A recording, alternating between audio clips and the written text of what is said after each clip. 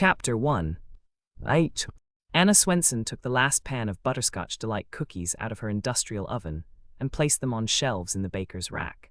She was almost through with the baking she did every morning for her customers at the Cookie Jar, her bakery and coffee shop. One glance at the clock on the kitchen wall told Hannah that she had plenty of time for a bracing cup of coffee from the kitchen pot before she had to bake the final batches of sweet treats she needed for the day. As she was pouring her coffee, the phone on the kitchen wall rang. Rather than wait for her partner, Lisa Herman Bieseman, or Lisa's Aunt Nancy, to answer it, Hannah decided to do it. "The Cookie Jar," she answered. "This is Hannah." Hannah, the man's voice on the other end of the line, sounded slightly breathless. "Did Earl come in for coffee this morning?" "Hold on, Mike, I'll check," Hannah said, recognizing the voice of her friend, Winnetka County Detective Mike Kingston. "Is something wrong?"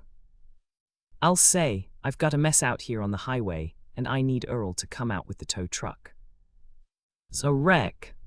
"More than one. Some idiot with a fishing boat jackknifed it coming out of the corner tavern. Somebody from Iowa was going too fast and hit him. Another driver rear-ended the guy from Iowa, and there's going to be more if Lonnie and I don't get this cleaned up fast." "Hold on, let me see if Earl's here." Hannah hurried to the swinging restaurant-style door that led from the kitchen to the coffee shop and pushed it open. Earl Flensburg and his wife Carrie were sitting at a table in the back having coffee and several of Hannah's freshly baked confections. She motioned to Earl, and when he came into the kitchen, she handed him the phone. "It's Mike, trouble on the highway." "What's going on?" Earl asked, taking the phone from Hannah. He listened for a moment and then he gave a little nod. "Okay, I got it," he said. "Carrie's here and we're coming." Earl handed the phone back to Hannah. "Mike wanted to know if Digger's here. When I said he was, Mike said to tell him he needs Digger too." Hannah shivered. The chill she felt had nothing to do with the temperature of the kitchen. Somebody died. Earl shook his head.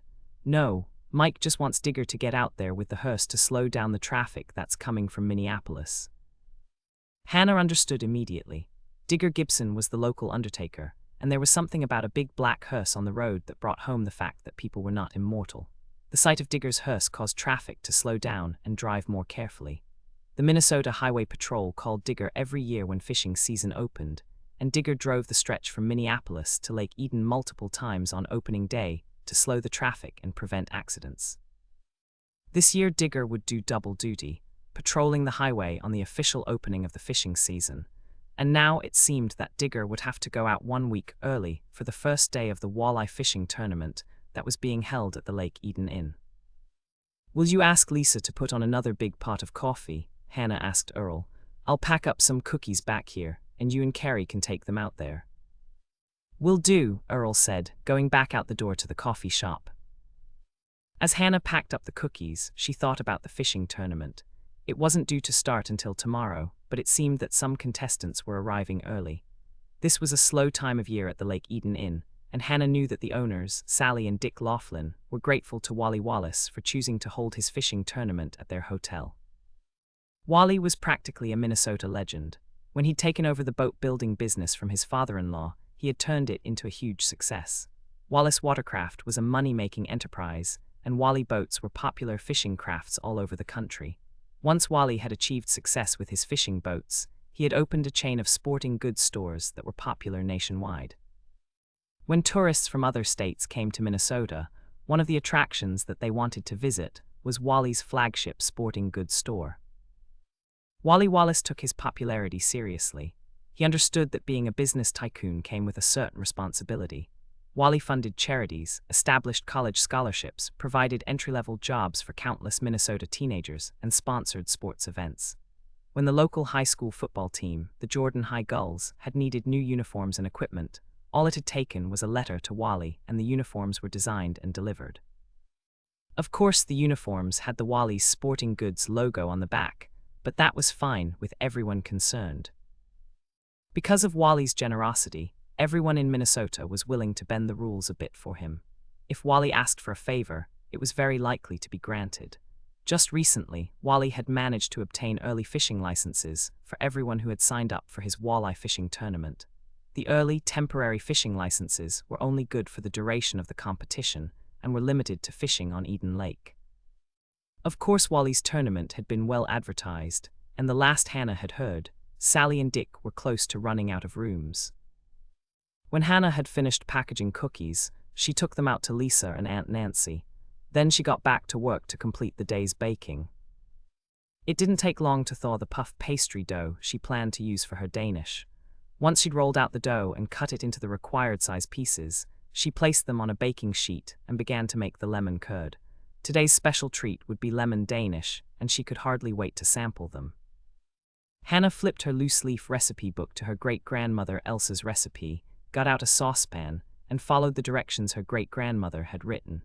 She would fill the Danish with lemon curd, and once they were baked, she'd drizzle a bit of powdered sugar frosting over the tops. The lemon curd turned out to be easy to make, and Hannah had just pulled it off the stovetop and was giving it a final stir when there was a knock on her back kitchen door. "Norman," she said aloud, smiling as she recognized the knock. She pulled open the door without bothering to look through the peephole that Mike and Lonnie had insisted on installing and said, "Come in and have a seat." "I can only stay for a couple of minutes," Norman said, hanging his jacket on a hook by the back door and walking to the workstation to take his favorite stool. "Do you have time for coffee?" "Just 1 cup. I need to pick up some cookies to take to Mike." "You have time then. I already sent the cookies out to Mike with Earl and Carrie." "Mike knew that, but he just called me to ask me to bring out more. Another 4 cars couldn't stop in time. It's turning into a big accident scene, Hannah." "Oh dear." Hannah poured a cup of coffee for Norman and walked over to the baker's rack to see what she could send with him. "Is anyone badly injured?" Mike said it wasn't that bad yet. He was just worried that the situation might escalate. "That's always a possibility." Hannah removed several trays of cookies and began to package them. "Does Mike want more coffee?" "He said it couldn't hurt. I'll go tell Lisa." "Okay." Hannah finished packaging the cookies for Mike and packed up a half-dozen for Norman. As she turned, she glanced out the kitchen window and began to frown. "What's wrong?" Norman asked, coming back in from the coffee shop. "It looks like rain outside." "I know. Let's just hope it blows over." That's exactly what Mike said. Rain is the last thing we need at the scene of an accident. Norman walked back to his stool at the workstation and picked up his coffee cup. "It's lonely in the mornings without you, Hannah. I guess I'm getting too used to having you stay with me." Warning bells went off in Hannah's head and she refrained from saying anything at all. It was cozy and comfortable staying with Norman, and she loved the fireplace in the master bedroom. Still, it was temporary and she missed living at her condo. Having Norman move to the guest bedroom made her feel guilty. If only the bad memories would fade for her, and for Moish, she could go back to her own place. "Did you feed the cats?" she asked, taking a plate of cookies to the workstation and setting them down on the stainless steel surface. "Of course I did. Moish wouldn't let me forget to feed him, and come to think about it, neither would Cuddles. I think she's learned a trick or two from Moish, because she's not happy unless she gets her breakfast on time." Hannah began to smile. Her cat, 23-pound Moish, demanded his breakfast and howled about it if he didn't get it soon enough. He also demanded his treats when they got home from work, his bedtime snack of fish-shaped, salmon-flavored kitty cookies, and his daily ration of tuna. "I think we've raised 2 spoiled cats." "I think you're right." Norman reached out for a cookie. "What are these, Hannah?" "Butterscotch Delight cookies. They're pretty with that drizzle of icing on top." Norman bit into his cookie and began to smile. "And they're really good. Do you mind if I take the rest of these with me, Hannah?" "I don't mind at all. Just save some for you and don't let Mike eat them all." "I won't. I'll go get the coffee from Lisa and head out to the highway then. Do you want me to pick you up from work tonight?" "Sure, come over when you're through for the day." "Dinner at home or out?" Hannah came close to frowning. That sounded a bit too domestic for her. She'd been staying at Norman's house for 3 weeks now, and perhaps it was time to make a change. "I could use a hamburger," Norman said. "How about one of Rose's patty melts?" "That sounds good to me," Hannah said quickly. "Thanks, Hannah. See you later then." Norman grabbed his jacket, put it on, and opened the back door. "I'll be here by 4. "That's good for me," Hannah told him. After Norman left, Hannah went back to her baking. The lemon curd had cooled enough for her to use it. She'd already spooned on the cream cheese mixture, and now it was time for the lemon curd. Once each Danish had its lemon curd in place, she folded over the corners of the puff pastry, brushed on the egg wash, and sprinkled sugar on top. It didn't take long at all to bake them, and less than a half hour later she was through baking. She should probably bake another couple of batches of cookies since she'd sent so many out to the accident scene, but she needed a cup of coffee first. Once she'd poured it, she walked back to the workstation, sat down on her favorite stool, and gave a long sigh. She hadn't slept well last night, and she was tired. Perhaps she'd rest her eyes for a moment, and then she'd decide which cookies to make next. Butterscotch Delight cookies. Do not preheat oven. This cookie dough must chill before baking. Ingredients: 8 ounces, 2 sticks ½ pound, salted butter, 2/3 cup white, granulated sugar, 2/3 cup brown sugar. Pack it down in the cup when you measure it. 1 teaspoon salt, 2 teaspoons vanilla extract, a ½ teaspoon baking soda, 1 teaspoon baking powder, 2 large eggs beaten. Just whip them up in a glass. With a fork. 3 cups all-purpose flour. Pack it down in the cup. When you measure it. 2 cups butterscotch chips. I used Nestlé. Directions: Hannah's 1 cent. Note, you can mix these cookies up by hand, but it's easiest with an electric mixer. Prepare your cookie sheets by spraying them with PAM or another non-stick cooking spray. Alternatively, you can line your cookie sheets with parchment paper. Melt the butter in a microwave-safe bowl on high for 1 minute. 60 seconds. Let the melted butter sit in the microwave for an additional minute. If it's not completely melted, microwave it in 20-second increments with 20-second standing times until it is melted. Set the melted butter on the kitchen counter to let it cool a bit. Put the white sugar in the bowl of an electric mixer. Sprinkle the brown sugar on top of the white sugar. Add the teaspoon of salt. Turn the mixer on low and mix until the sugars and salt are well blended. With the mixer still running on low speed, add the 2 teaspoons of vanilla extract, then mix it in. With the mixer still running on low speed, add the baking soda and the baking powder. Mix thoroughly. Add the eggs, mixing after each addition. Shut off the mixer and scrape down the inside of the mixing bowl. Turn the mixer back on low speed again and add the melted butter. Mix the melted butter in thoroughly. Measure out the flour and add it to your mixing bowl in half-cup increments, mixing thoroughly after each addition. Turn off the mixer, scrape down the sides of the bowl, and take the bowl out of the mixer. Use a mixing spoon to mix in the 2 cups of butterscotch chips. That's 1 12-ounce package. Give the cookie dough a final stir by hand. Cover the dough with a piece of plastic wrap and set it in the refrigerator to chill. Let the cookie dough chill for at least 45 minutes. Overnight is fine too. When you're ready to bake your cookies, preheat your oven to 375 degrees F, rack in the middle position. Leave your cookie dough in the refrigerator until your oven has come up to baking temperature. Take your cookie dough out of the refrigerator and use a spoon or a 2-teaspoon scooper to transfer balls of dough to your prepared cookie sheets, 12 cookies to a standard-sized cookie sheet. Bake your Butterscotch Delight cookies at 375 degrees F for 10 to 14 minutes. Mine took 12 minutes. When your cookies are done, take them out of the oven and place them on cold stovetop burners or wire racks. Let them cool on the cookie sheets for at least 3 minutes, and then remove them to wire racks to complete cooling. Yield: 2½ to 3 dozen soft, butterscotchy cookies that everyone will love. Hannah's 2 ND. Note, these cookies are good just the way they are, but if you want to decorate them a bit, mix up the powdered sugar drizzle recipe and drizzle a bit over each cookie. The powdered sugar drizzle recipe is given on the following page. Powdered sugar drizzle.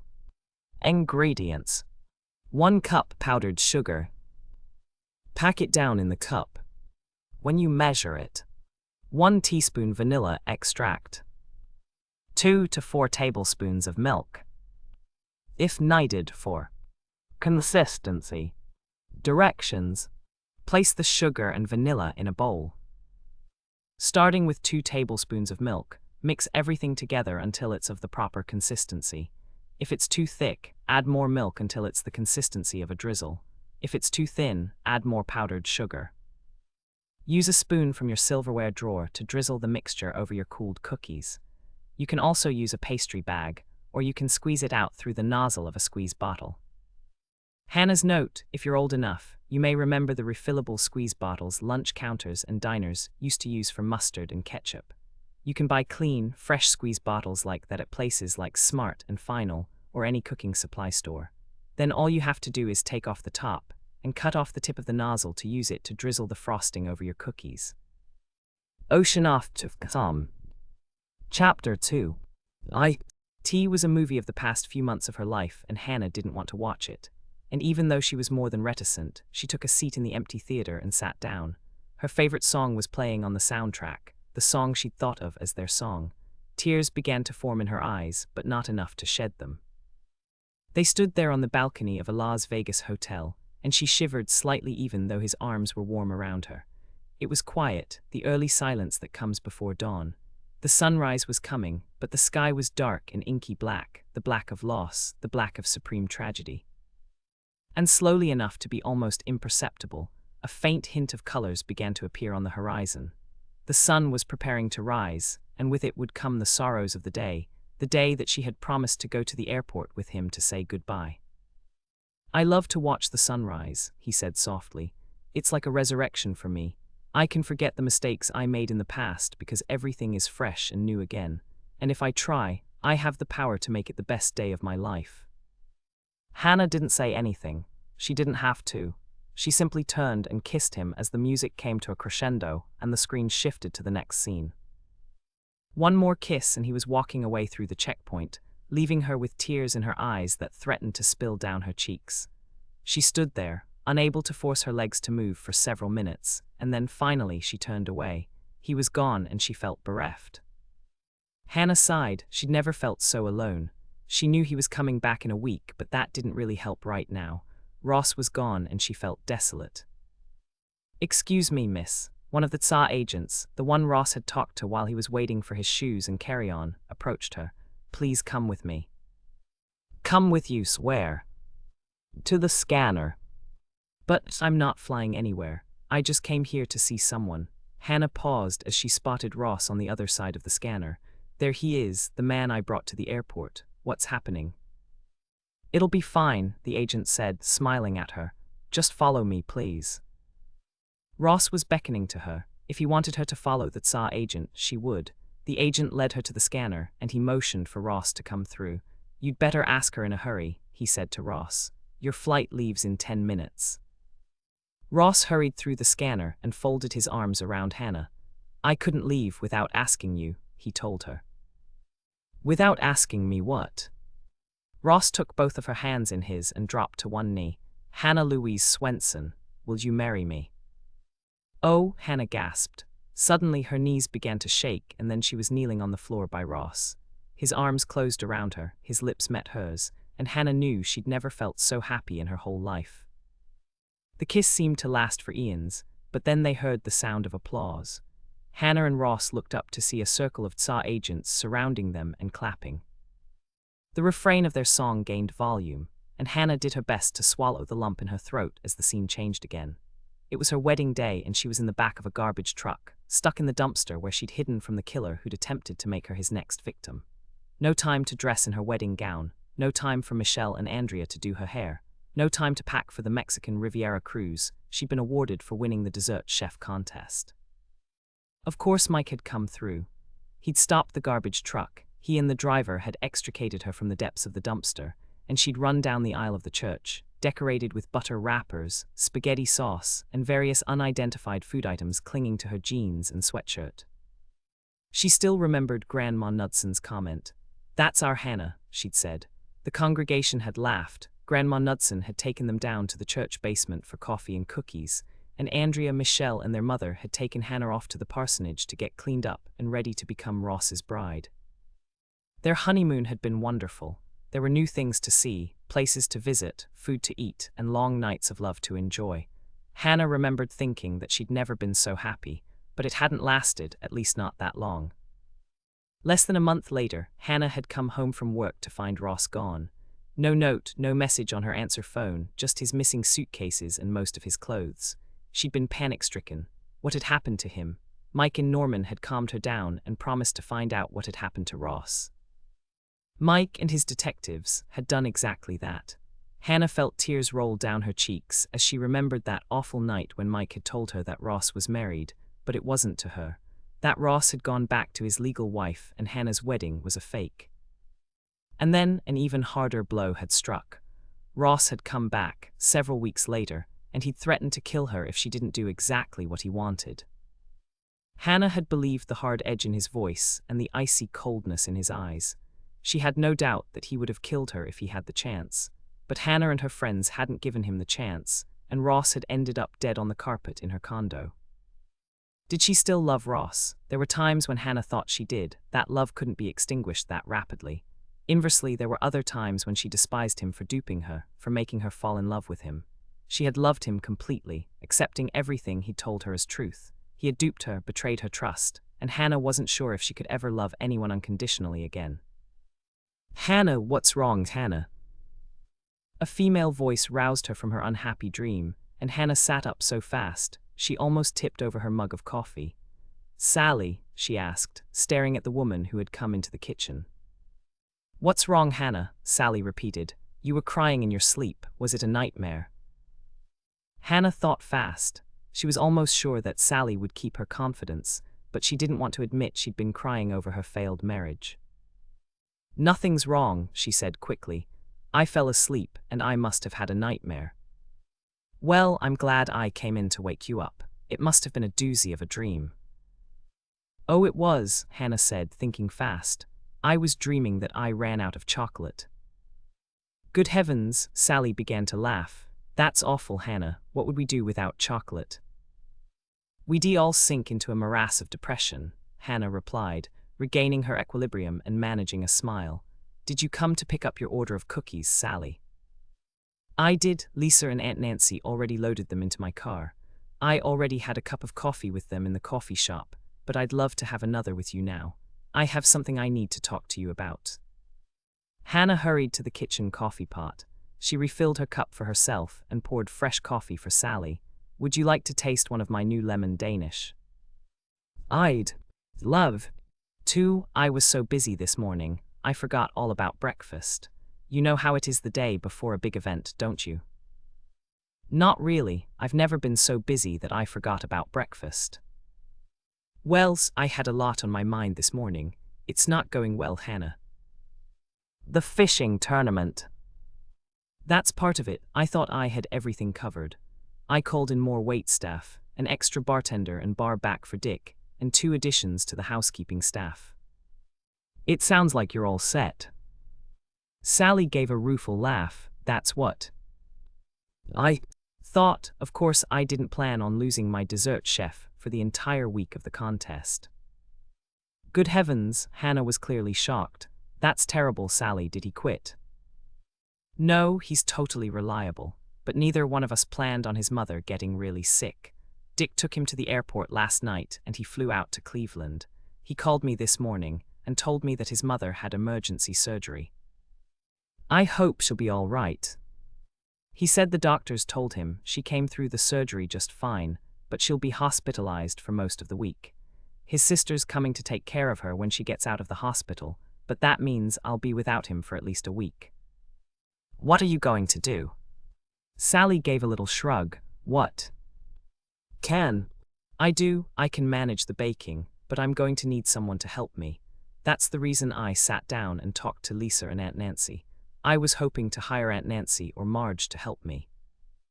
"That makes sense. We can get along just fine here. This is a slow time of year for us." "That's what Lisa told me, right before she said that they could handle everything here." Then you're going to try to hire Marge. Sally shook her head. Not unless there's no other choice. Marge is a great baker, but she's not used to my kitchen. Neither is Lisa or Aunt Nancy. I know, that's probably why they suggested that I hire you. Me, Hannah's eyebrows shot up in surprise, but I do the morning baking here. I know, but Aunt Nancy said she'd take over your job and Marge and Jack could help Lisa in the coffee shop. It's only for a half day, Hannah. You'd be free to go right after the noon buffet. Lisa said you don't need to come back here for the afternoon and that they could handle everything at the cookie jar. I know Norman's entered as a contestant. You could go out with him in his fishing boat in the afternoons. Sally stopped speaking and gave a little sigh. What do you say, Hannah? Will you help me out? Hannah took a moment to think about it. She could use a change of scenery. Maybe Andrea could come along to help her. She was certain that Andrea would like to meet Wally Wallace and Sonny Bowman, the star of Wally's televised fishing show. Andrea was becoming a big help in the kitchen, assembling ingredients for the recipes, using the industrial mixer, and taking baked goods out of the oven. Hannah, just let me consider it for a minute while I get a lemon Danish for us. Hannah walked over to the baker's rack, and a few seconds later she was back. Try my new Danish, Sally. I want to know if you like it. Sally took a bite of her Danish and smiled. It's wonderful, Hannah. I want you to bake these on the first morning if it's not too much work. Sally stopped speaking and she gave a little sigh. You will help me out, won't you, Hannah? I can't really handle this all by myself. Sally was clearly nervous about her answer, and Hannah took pity on her. Sally was a good friend, and she was really in a bind with her dessert chef gone for the entire week. Of course, I'll pay you for the week, Hannah, Sally told her. Yes, I'll do it if I can ask Andrea to help me. And no, you don't need to pay me. You can give Andrea a small salary if you want to, but I doubt she'll take it. And I owe you one, Sally. Sally looked puzzled. Why, you owe me for what? You helped me out when Connie Mack was killed in my kitchen at the cookie jar, and Mike roped it off with crime tape. But, No, Hannah interrupted her. I refuse to take a salary, but I want to enjoy your noon buffet with Andrea. That's payment enough for both of us. A huge smile spread over Sally's face. Obviously, she was very relieved. Both you and Andrea, what fun. For the first time since my dessert chef left, I'm feeling really happy. It took Hannah more than a split second, but then she had the perfect response. Then you'll actually give me your caramel pecan roll recipe. Sally laughed. You drive a hard bargain, Hannah, but of course I will. I was going to give it to you anyway. Thanks, Sally. Are you going to make them for your breakfast buffet? No, you are, but I'll help you make them on the first day. What's going to happen on the first day? Hannah asked. Wally wants the contestants to explore the lake and choose the spots they want to fish. Wally is going to welcome them and have them introduce themselves so everyone knows each other. And when he's through, Sonny is going to explain the rules and tell them when to weigh in. So the first day is just to acclimate them. Yes, and to tell them when meals will be served, and explain the tournament judging. It's a social day for the contestants to get them used to the venue and our Lake Eden Inn. Is there a special dinner that night? Yes, we're having walleye with drawn butter and a special dessert. And I'm in charge of the special dessert. You got it, Sally gave her a big smile. Think of something really phenomenal, Hannah. I have the feeling that most of these fishermen will be dessert hounds. Hannah thought for a moment and then she gave a nod. Okay, I've got several things in mind. Good, let me know when you decide and we'll print it on the menu. And I guess that means that you accepted my job offer. Yes, it'll be a change of scenery for me, and I can use that right now. This'll be even easier if you have an extra room you can give me so I can stay at the inn, Sally. Sally looked puzzled. Of course I do, but I thought you were happy staying at Norman's house. I am. Norman's been great about giving me his master suite and staying in the guest room. It's just that. Hannah's voice trailed off and she winced slightly. I think the people in Lake Eden are getting the wrong impression about our relationship. That's a very politic way of saying that you think everyone suspects you're sleeping with Norman. Yes, Hannah admitted, and it's beginning to really bother me. I don't like being the subject of Lake Eden gossip, and I can't go back to the condo without Moish. He's still afraid to go there. Yes, Norman and I tried to take the cats with us a couple of times, but he's deathly afraid to go up the steps. Hannah stopped and looked sad. I don't know if he'll ever want to go back home, Sally. But you do. Yes, I miss my own home. It's just that I can't bear to leave Moish behind. Hannah did her best to explain past the lump in her throat at the thought that Moish might not be able to come home with her. So Moish is happy at Norman's house. Yes, he adores cuddles, but I can't stay there forever, Sally. Well, frankly, I'm afraid I'll wear out my welcome, and I love my condo. I understand, you want to go home and you can't. Does Norman know that? Yes, and he says he understands how I feel. He told me he wants me to stay with him forever, but I can't do that, Sally. Did Norman offer to keep Moish with him? Hannah gave a nod. Of course he did, but he understands that I can't just leave Moish there. Did Norman offer any kind of a solution to your dilemma? Not yet. Norman thinks Moish might get over his fear eventually, but we tried to carry him up the stairs a couple of times, but it didn't work. The moment Moish gets close to my stairs, he begins to tremble and make little crying noises. He sounds so pathetic that I don't even want to think about what might happen if we actually took him up the stairs and forced him to go inside. Have you told Sue and Doc Hagaman about it? Yes, they think Moish will get over his fear if we just keep trying, but I'm not so sure. Sally took a sip of her coffee. How about you, Hannah? Are you upset when you climb up the stairs to your condo? Hannah swallowed past the lump in her throat. Yes, I keep remembering the sight of it's him on the floor. You really loved him, didn't you? It was more of a statement than a question, and Hannah gave a little sigh.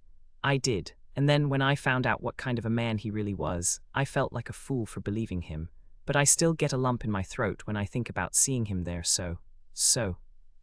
I know, we all make mistakes, Hannah, but sometimes an even bigger mistake is not trusting ourselves to love again. Lemon curd. A stovetop recipe. 3 whole eggs. 4 egg yolks. Save the whites in a mixing bowl and let them come up to room temperature. You'll need them for the meringue. A half cup water. 1/3 cup lemon juice. 1 cup white sugar. Granulated. A 1/4 cup cornstarch. 1 to 2 teaspoons grated lemon zest. 1 tablespoon butter. Hannah's note: using a double boiler makes this recipe foolproof, but if you're very careful and stir constantly so it doesn't scorch, you can make the lemon filling in a heavy saucepan directly on the stove over medium heat. Put water in the bottom of a double boiler and heat it until it simmers. Make sure you don't use too much water. It shouldn't touch the bottom of the double boiler top. Off the heat, beat the egg yolks with the whole eggs in the top of the double boiler. Add the 1/2 cup water and the lemon juice. Combine sugar and cornstarch in a small bowl and stir until completely blended. Add this to the egg mixture in the top of the double boiler and blend thoroughly. Place the top of the double boiler over the simmering water and cook, stirring frequently until the lemon curd thickens, 5 minutes or so. Lift the top of the double boiler and place it on a cold stovetop burner. Add the lemon zest and the butter, stir thoroughly. If you are using your lemon curd for a lemon meringue pie, you can pour it into a pre-baked pie shell while it is hot. Otherwise, let the lemon curd cool to room temperature. When your lemon curd is cool, you can use it in lemon Danish or miniature lemon cheesecakes. Lemon Danish. Do not preheat your oven yet. You must do some preparation first. Hannah's 1 cent. Note: frozen puff pastry dough is good for all sorts of things. When you buy it for this recipe, buy 2 packages. You'll only use 1 package in this recipe, but keep that second package in your freezer for later. Thaw it when you want to dress up leftovers by putting them inside little puff pastry packets and baking them, or make some turnovers from fresh fruit. Puff pastry can also be used for appetizers. The pastry. 1 17.5 ounce package frozen puff pastry dough. I used Pepperidge Farm, which contains 2 sheets of puff pastry. 1 large egg.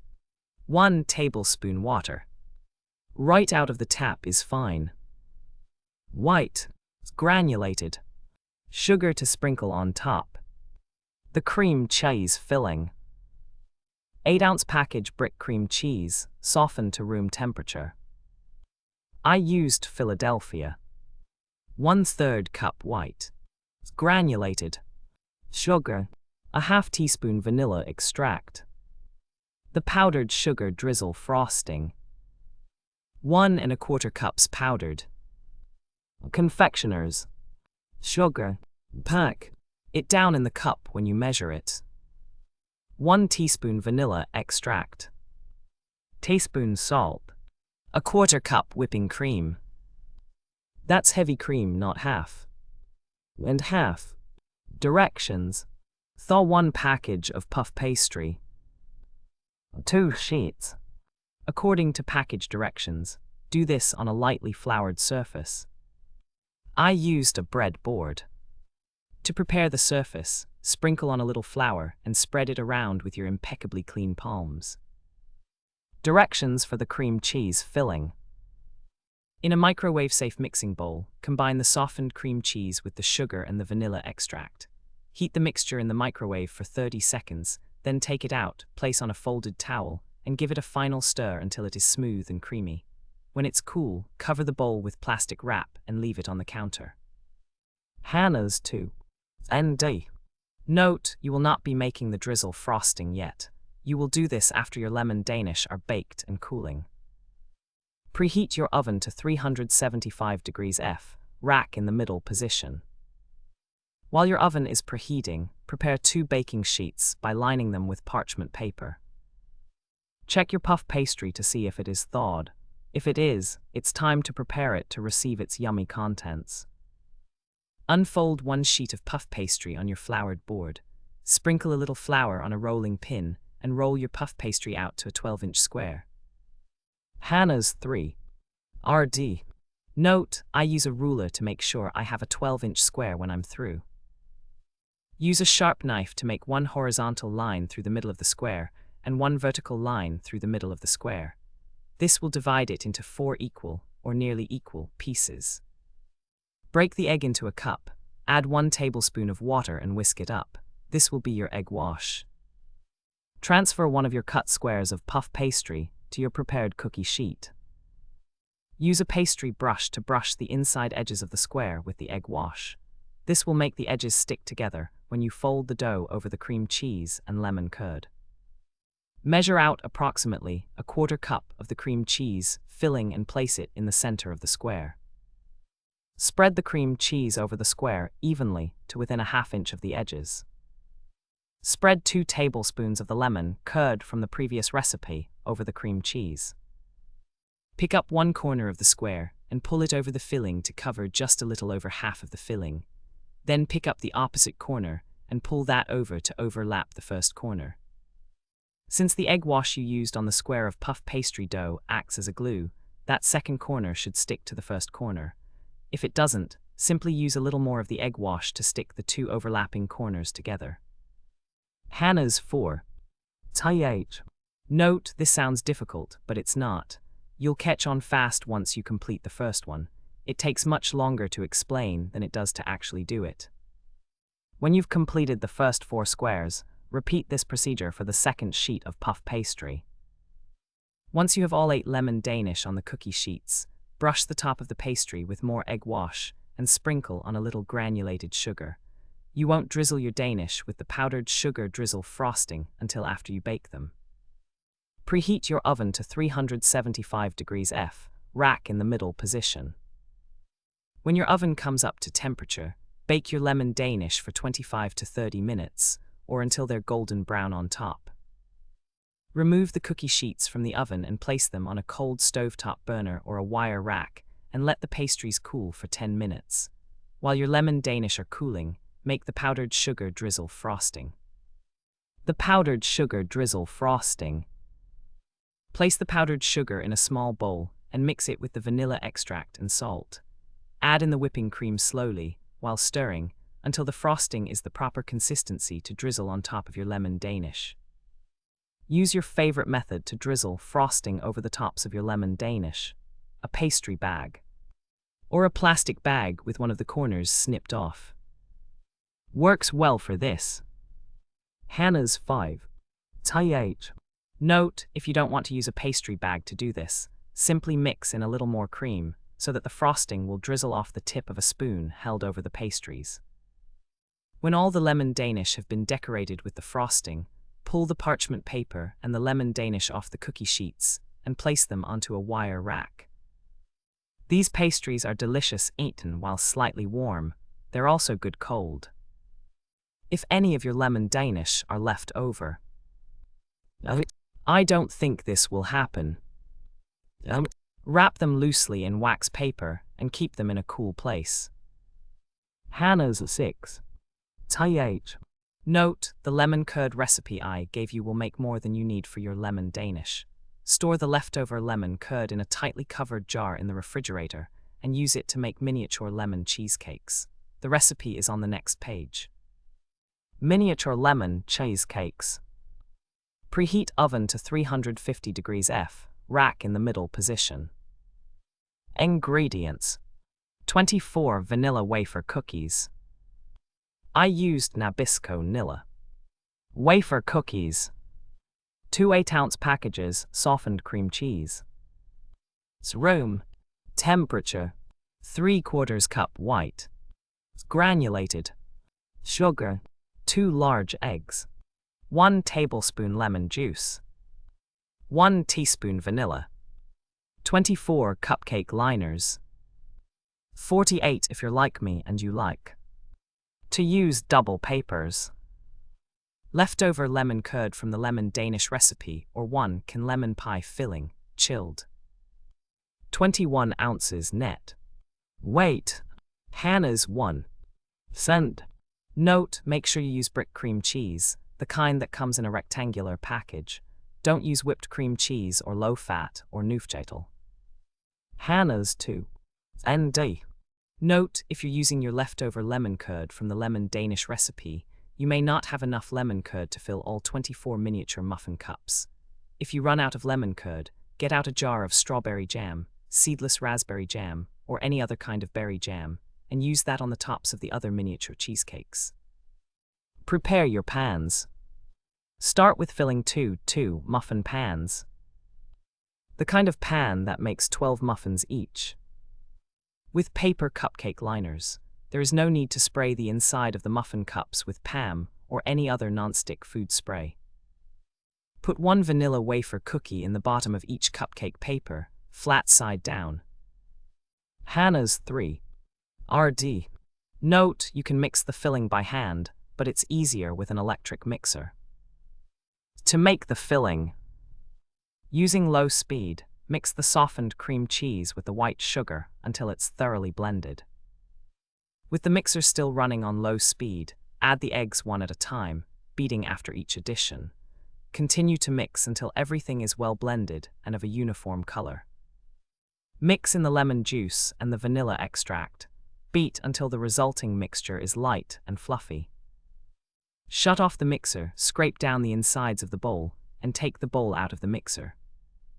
Spoon the cheesecake batter into the muffin tins, dividing it as equally as you can. When you're through, each cupcake paper should be between half and 2/3 full.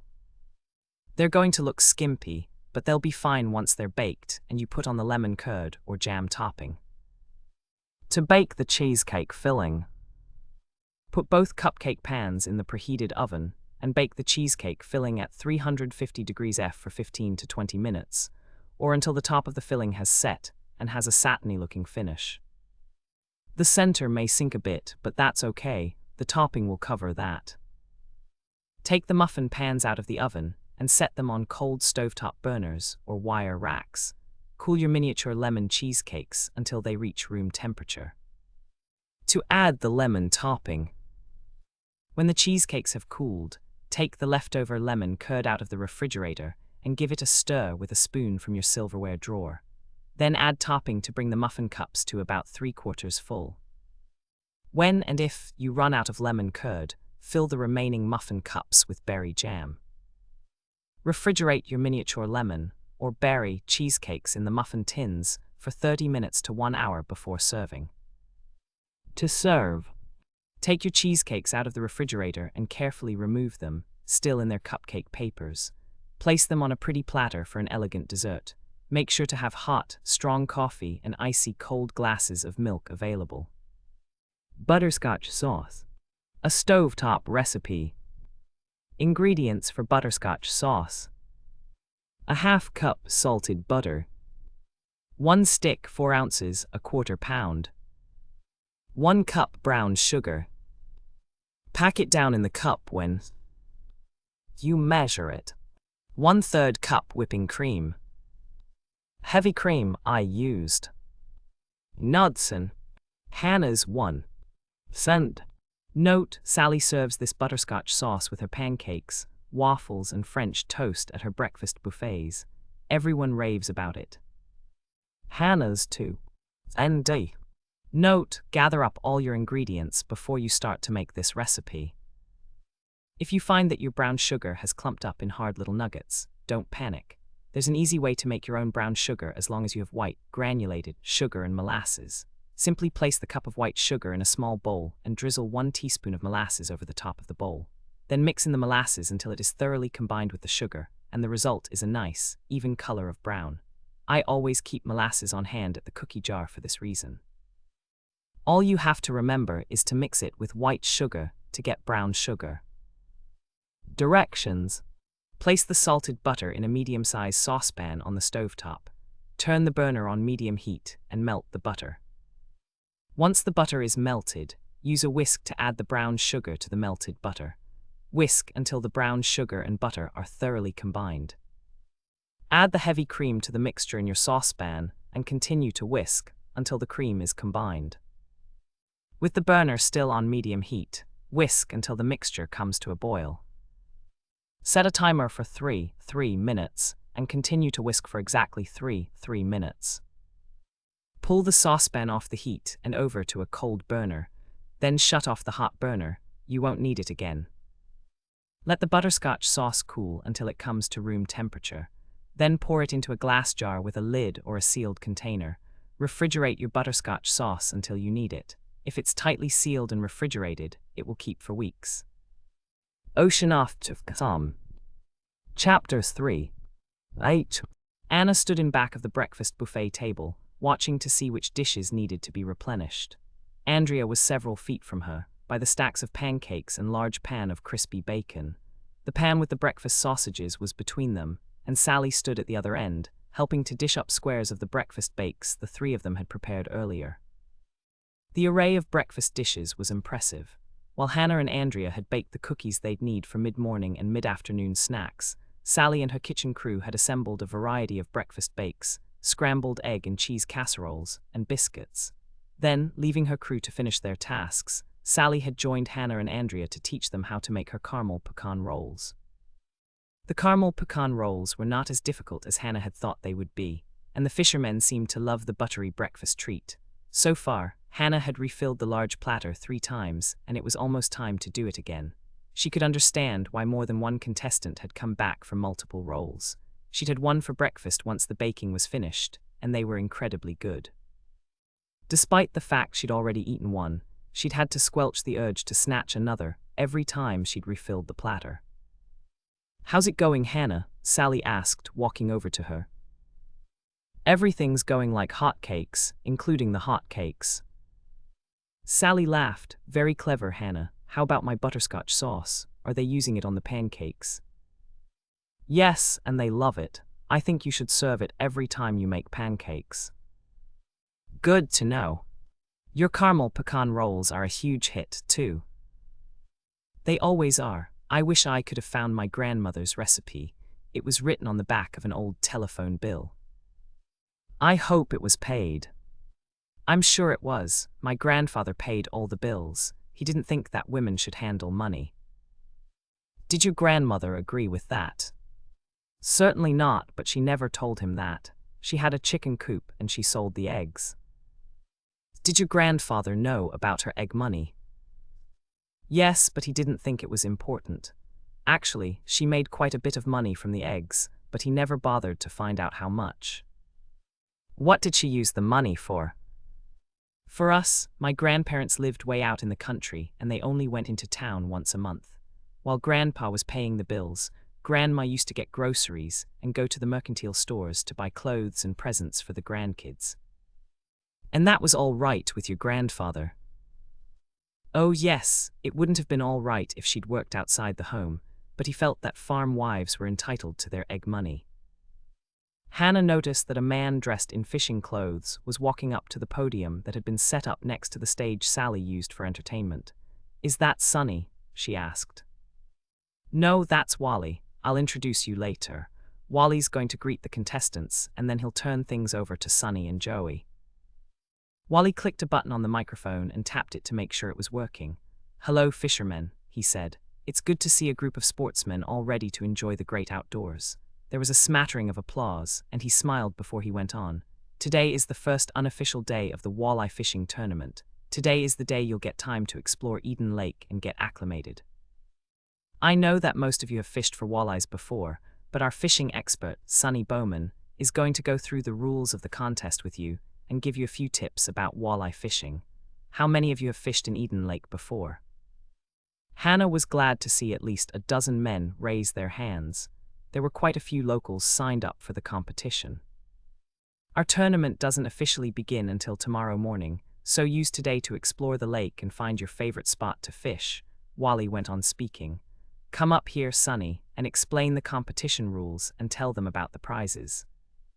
Hannah couldn't help but stare as Sonny Bowman walked up to the podium.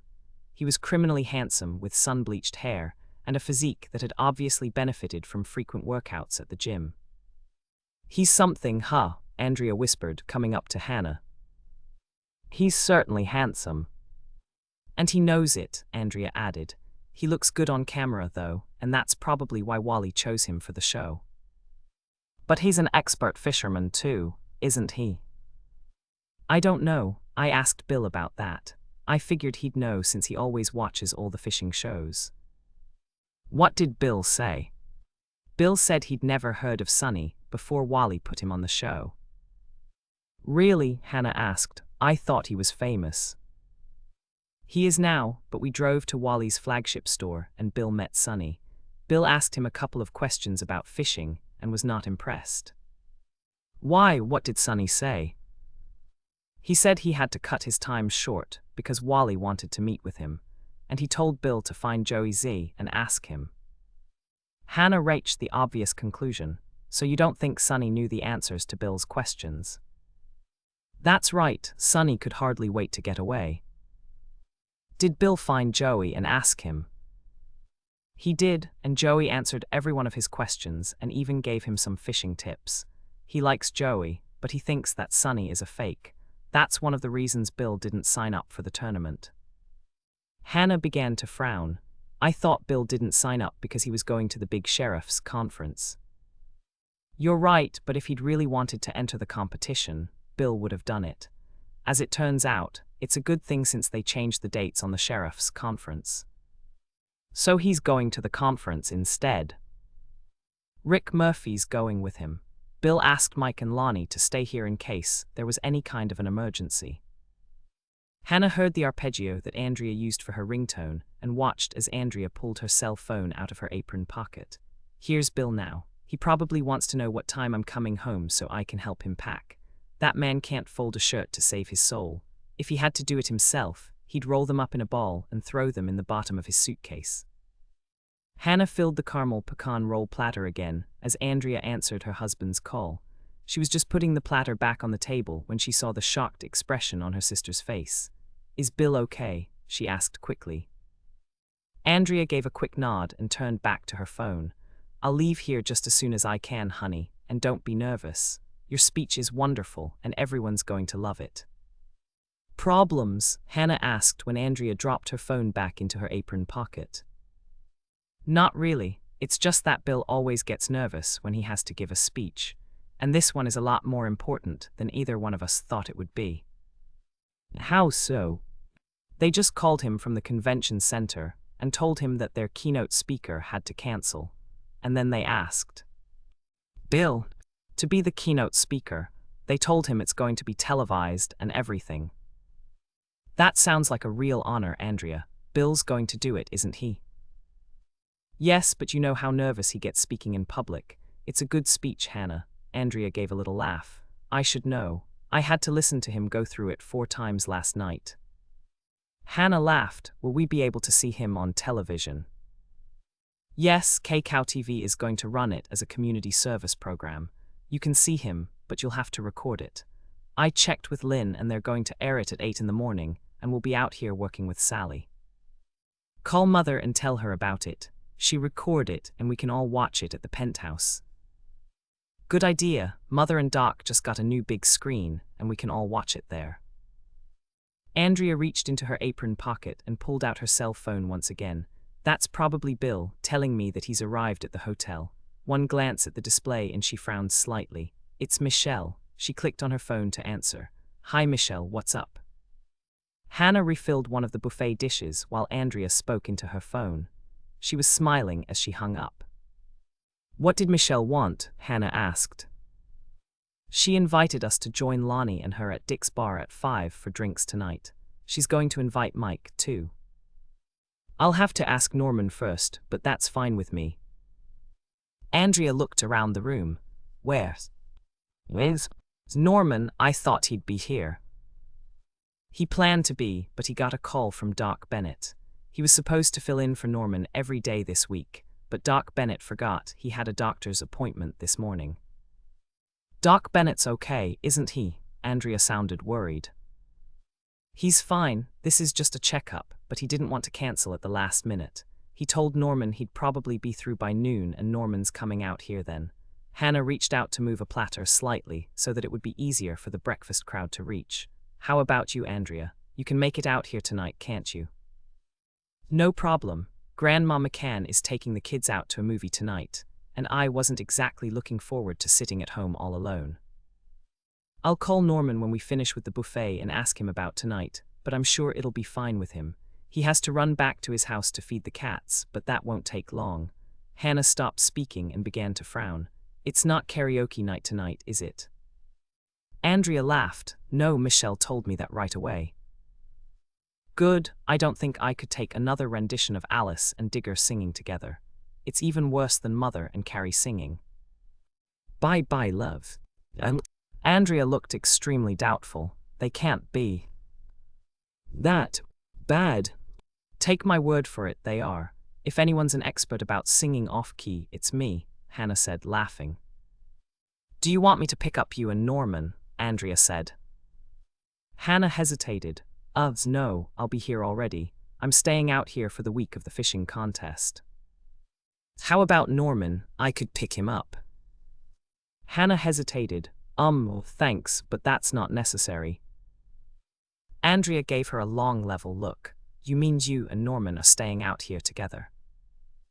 Not together, Hannah said quickly. Sally told me she'll probably have a room available for Norman if he wants it. But how about the cats? If both of you stay out here, you'll have to go back to Norman's house to feed them and everything, won't you? I don't think so. Mother said that she misses the cats and Doc's grown really fond of Moish. I'm going to ask Mother if she'll keep the cats for the week. Doc's been working long hours, and she told me that she was a little lonely. I'm just hoping that she can keep Moish and Cuddles for the week. That's a good idea, Hannah, and she'll probably agree. She told me that Stephanie Bascombe comes over every afternoon for tea, and they both love to watch the cats try to catch ladybugs in the garden.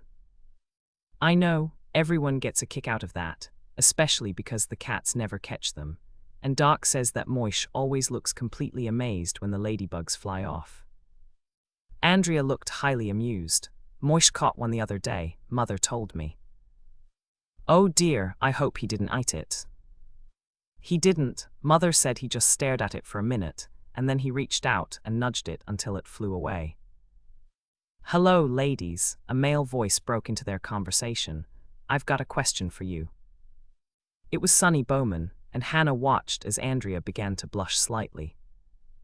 What can we do for you? Hannah asked him. I need some information. Which one of you made those caramel pecan rolls? Since Andrea looked totally flustered by the handsome fishing show star, Hannah answered. Both of us did, along with a little help from Sally. Do you like them? They're great. I've already had 3, and I'll probably have another one for dessert. Are you going to make them again tomorrow morning? We can if you want them, Andrea recovered enough to say. I do. Make 3 extra for me, will you? We'd be happy to, Hannah said quickly. She wasn't sure if Sally had planned to serve them again tomorrow, but she was almost certain that Sally would agree with a request from the fishing competition celebrity. Of course we will, Andrea chimed in. Package them up for me. I'm going to take some out on the boat with me after the buffet. Do you want a few more for Joey? Andrea asked him. No, he can get his own if he wants them. Besides, he's going out early to find the best spots. He'll pick me up after the breakfast buffet. So Joey's not coming to the breakfast buffet? Hannah asked, drawing the obvious conclusion. No, he can wait until noon to eat. Joey needs to lose a little weight anyway. I don't want anybody fat in the boat with me. Without another word, Sonny turned and walked toward a table where 2 attractive ladies were sitting alone. He pulled out a chair between the 2 and sat down, giving the women his famous smile. He's a conceited you-know-what, isn't he? Andrea said, and it wasn't a question. It's just too bad he's so good-looking. He didn't even thank us when we said we'd make a package of rolls for him, and when we asked if he wanted a package for Joey, he looked positively amazed that we'd even suggested it. I noticed that, Hannah said, not going into detail but already deciding that she'd make an extra package of caramel pecan rolls and leave them outside Joey's room. You said you watched his fishing show. Yes, Bill likes it because he always goes to a different lake in Minnesota. He says it's good advertisement for our state. That's probably true. Has he gone to Eden Lake before? I don't think so, and I've watched every episode with Bill. We always record it and watch it together. I didn't realize that you liked fishing that much. I don't. I watch because it's something I can do with Bill. It's time that we get to spend together. If I didn't watch, he'd probably turn on the TV in his office and watch it there. Hannah was impressed. Her sister was doing her best to be a good wife. You ought to watch it sometime, Andrea told her. It's just a crime the way Sonny treats Joey. I think they just chose Sonny because he looks really good on television. You're probably right. I'm sure it all has to do with demographics. Fishing shows are primarily a guy thing, but women will watch it for Sonny. She glanced over at the table where Sonny was sitting with the 2 women. You're right. Andrea was obviously impressed with Hannah's insight. I encourage Bill to come home in time to watch the fishing show. Now that you mention it, a lot of wives probably do the same thing, and that means Sonny's show does better in the ratings. Exactly right, Hannah said, turning to greet Sally, who was coming over to their buffet station. Hi Sally, how is it going? Great, but I'm keeping an eye on Sonny's table, Sally said. Just look at those 2 women. They are practically salivating over him. We noticed, Andrea answered her. Well, their husbands just walked in, and both of them looked a little upset that their wives hadn't saved enough chairs for them. I wonder if I should go there and add another couple of chairs.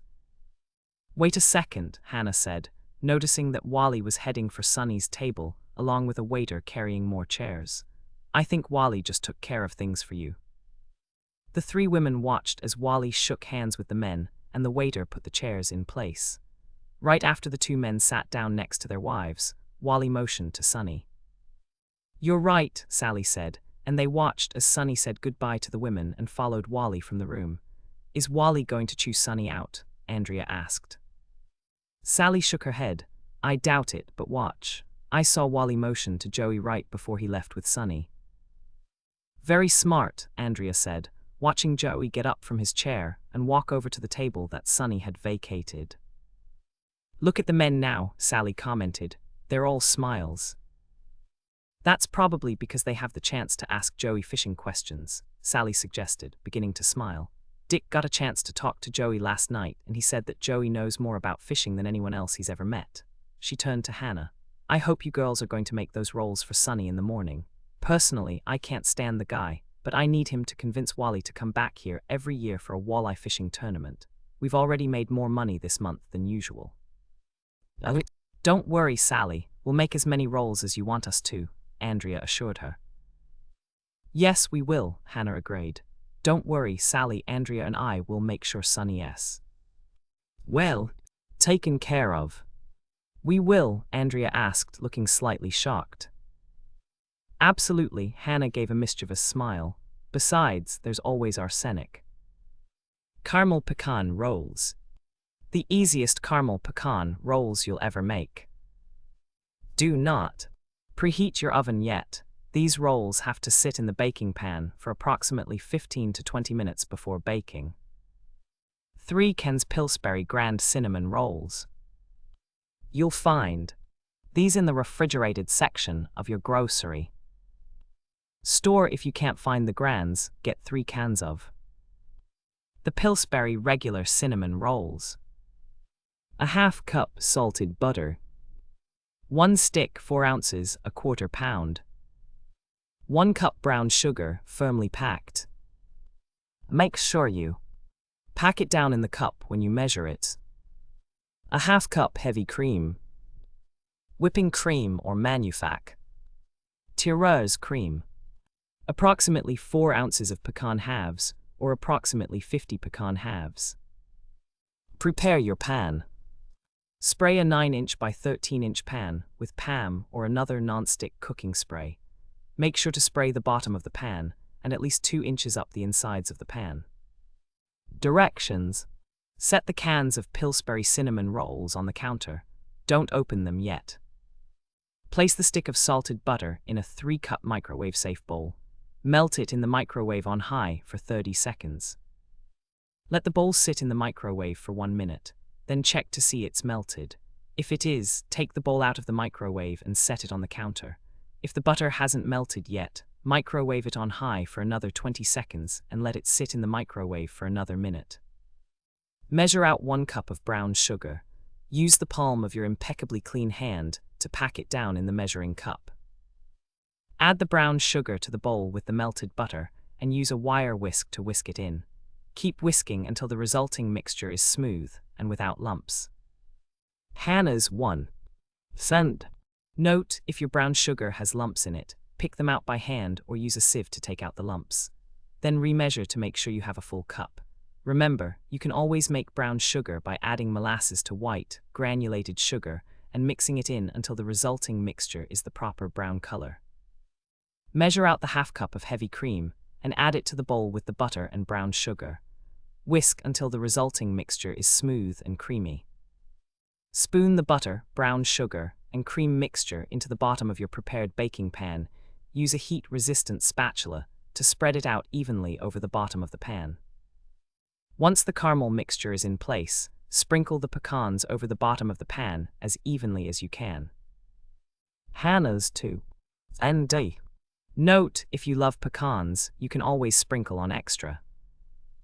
Open the packages of Pillsbury Grand Cinnamon Rolls. Place 3 unbaked rolls across the top of your baking pan. Place another 3 unbaked rolls in a row under the first roll. Place another 3 unbaked rolls under the second row of rolls. Place another 3 unbaked rolls under the third row of rolls, which should bring you to the bottom of your baking pan. Hannah's 3 RD. Note, you now have a choice. You will have 3 Pillsbury Grand Cinnamon Rolls left over.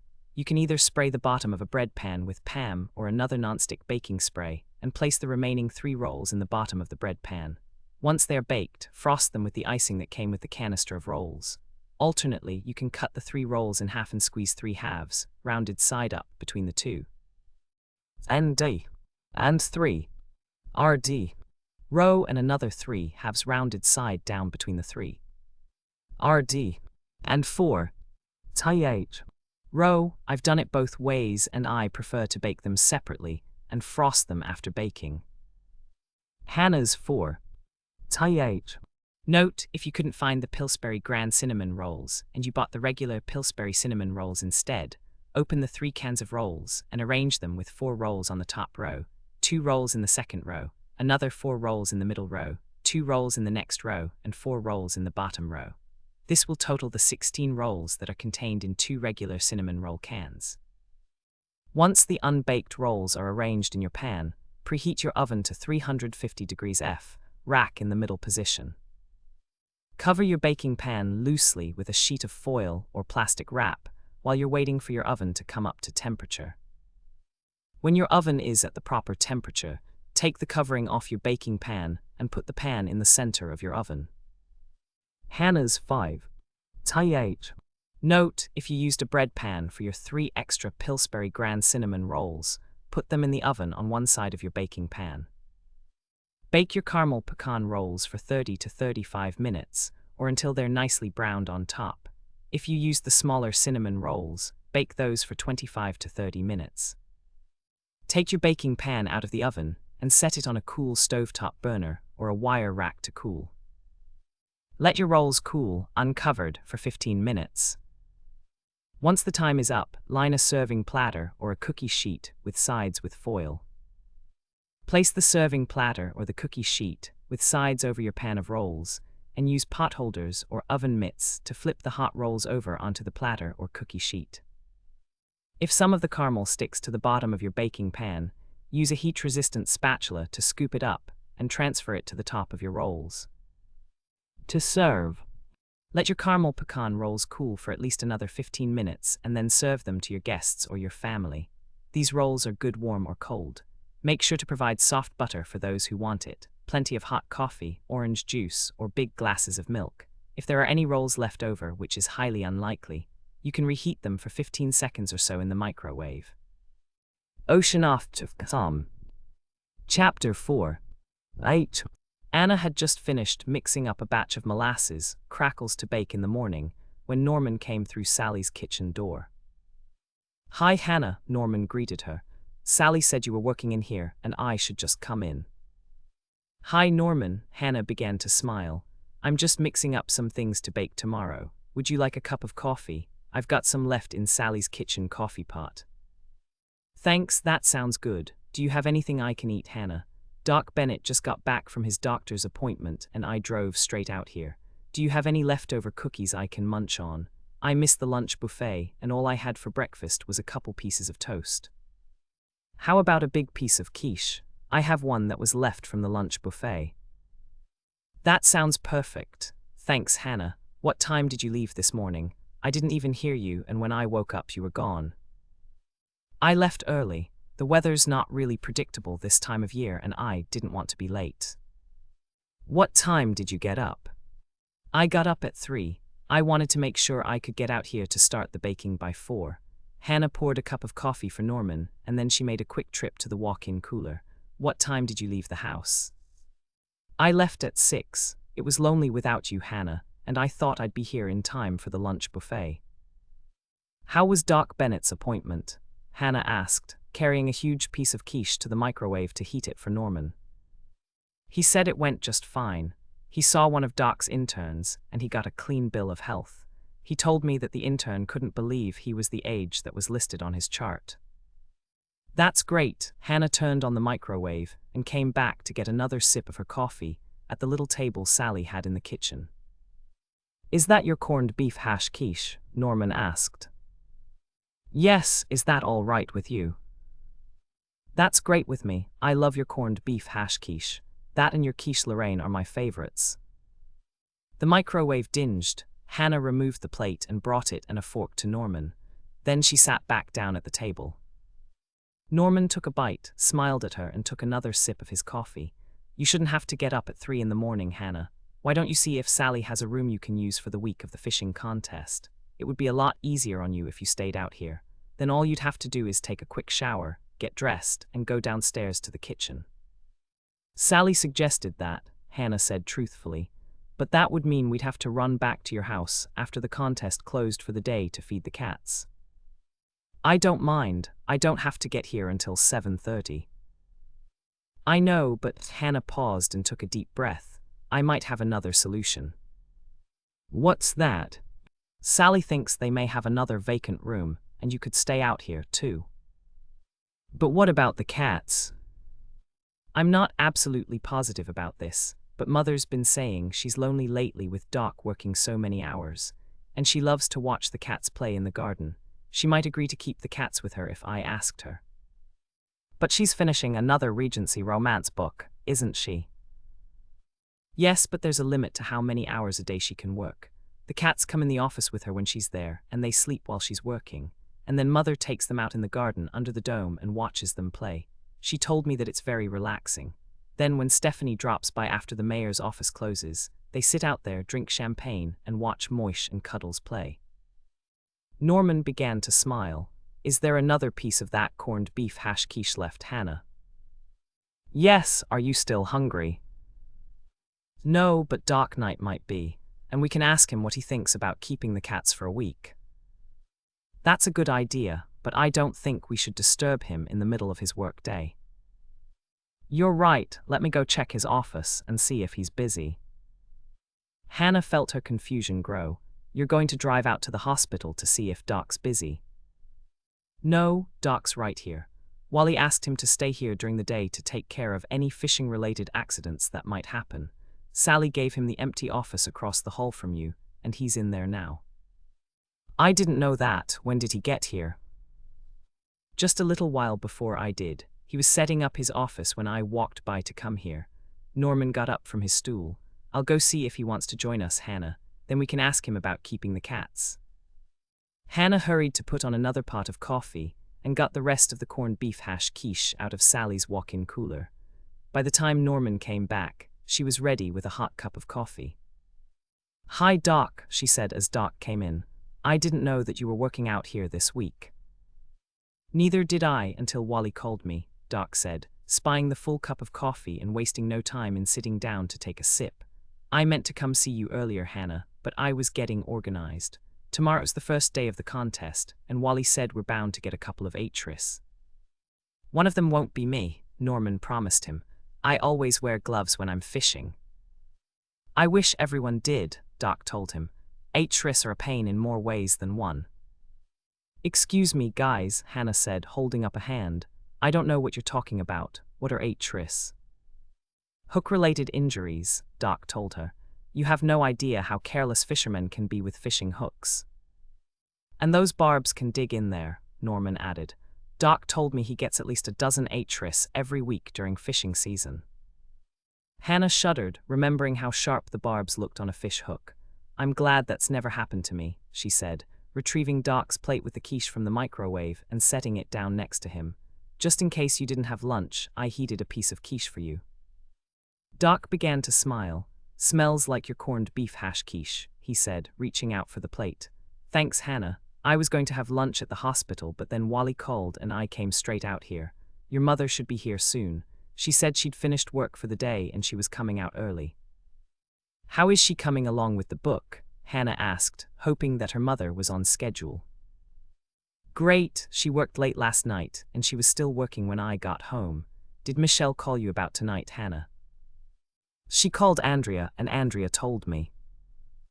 Good, Doc turned to Norman. You're coming, aren't you, Norman? Coming to what? Norman asked. Sorry, Doc, Hannah said quickly. I haven't had the chance to ask him yet. She turned to Norman. Michelle wants all of us to meet up in Dick's bar tonight. Dick's has a couple of new appetizers for us to try. I'm in, Norman said quickly. Hannah's going to stay out here and we'll run back to my place to feed the cats first, but I always enjoy Dick's appetizers. I talked to Dick earlier, Doc said quickly, a huge smile spreading across his face. Dick said they were making Scotch eggs tonight just for me. It was Hannah's turn to look confused. I thought Scotch eggs were deep fried. They are, usually, Doc told her. Dick found a recipe for Scotch eggs that are baked in the oven, and he wants to try it tonight. Sally said he made it for her a couple of nights ago, and it was phenomenal. Hannah smiled. If Sally said it was phenomenal, it must be. I saw Sally on the way in here, and she mentioned the Scotch eggs, Norman said. She said she's going to help him behind the bar tonight, and she's making her recipe for special Brisson cheese-filled mushrooms. No dinner for me, Hannah declared, resisting the urge to lick her lips. I love all of Sally's appetizers. What time can you leave to go feed the cats? Norman asked Hannah. I'm through now, Hannah told him, glancing over at Sally's baker's rack. I don't have to do anything else until we do the caramel pecan rolls tomorrow morning. Good, why don't you get settled in your room and then we can go back to my house, feed the cats and play with them a little, and come back in time to stake out a big table in the bar for all of us, Norman suggested. Sounds good to me, Hannah agreed. What time is Mother going to get here, Doc? Any minute now. Stephanie isn't coming by today because she's got a late city council meeting. When Dolores gets here, we can ask her about the cats, Norman said just as the door opened and Dolores walked in. Hi, Sally said you were all in here. She turned to Hannah. You were talking about the cats when I came in. They're all right, aren't they? They're fine, Mother, but I'm out here this week. Sally's pastry chef had a family emergency and I'm taking his place, Hannah hurried to explain. Sally offered to let me stay out here, but Norman and I need to find someone to keep the cats for the week.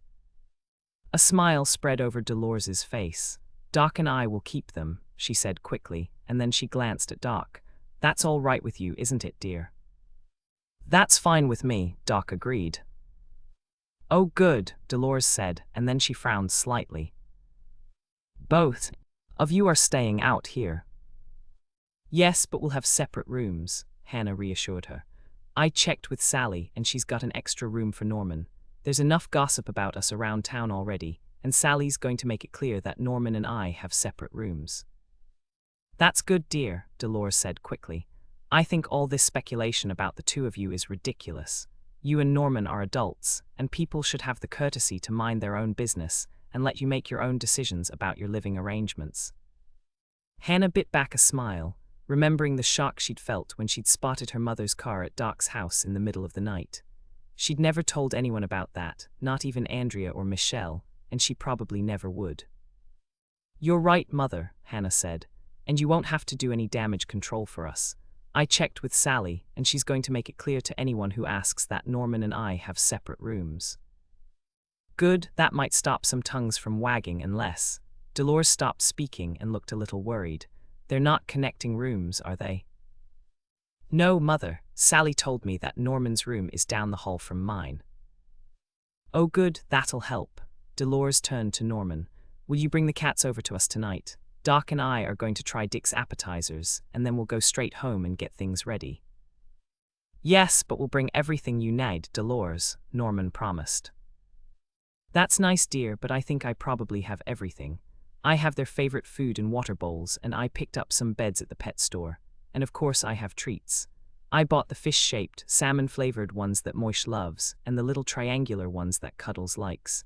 And I have cat food, the same kind you feed them at home. Norman smiled. That was good of you, Dolores. Thank you, but that's not all. The cats really like to stay in the office with me when I work, and I bought one set of kitty beds for there, and another set for our bedroom.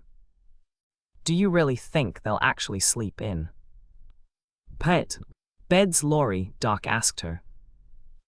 Dolores laughed. Of course not, but the pet store had a 2 for sale, and I thought it was worth a try.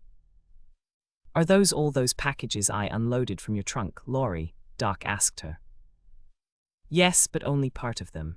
I remembered how Moish always crowds you off your pillow, so I bought 2 more goose-down pillows at Costmart, one for Moish and one for Cuddles. But Cuddles never tries to get my pillow, Doc reminded her. I know, but it's not fair to get one for Moish and leave Cuddles out in the cold. It could hurt her feelings. Hannah exchanged amused glances with Norman. What else did you buy, Mother?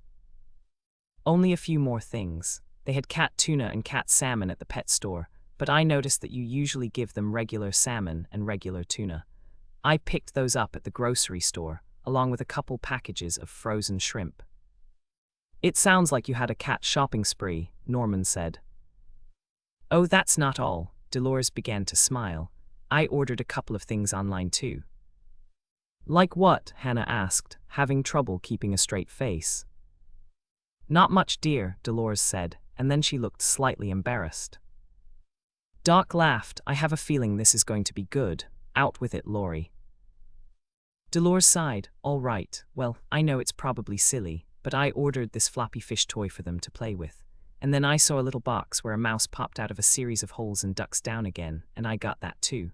They'll probably ignore those, but they came yesterday and they look very cute, and I can hardly wait to try everything out.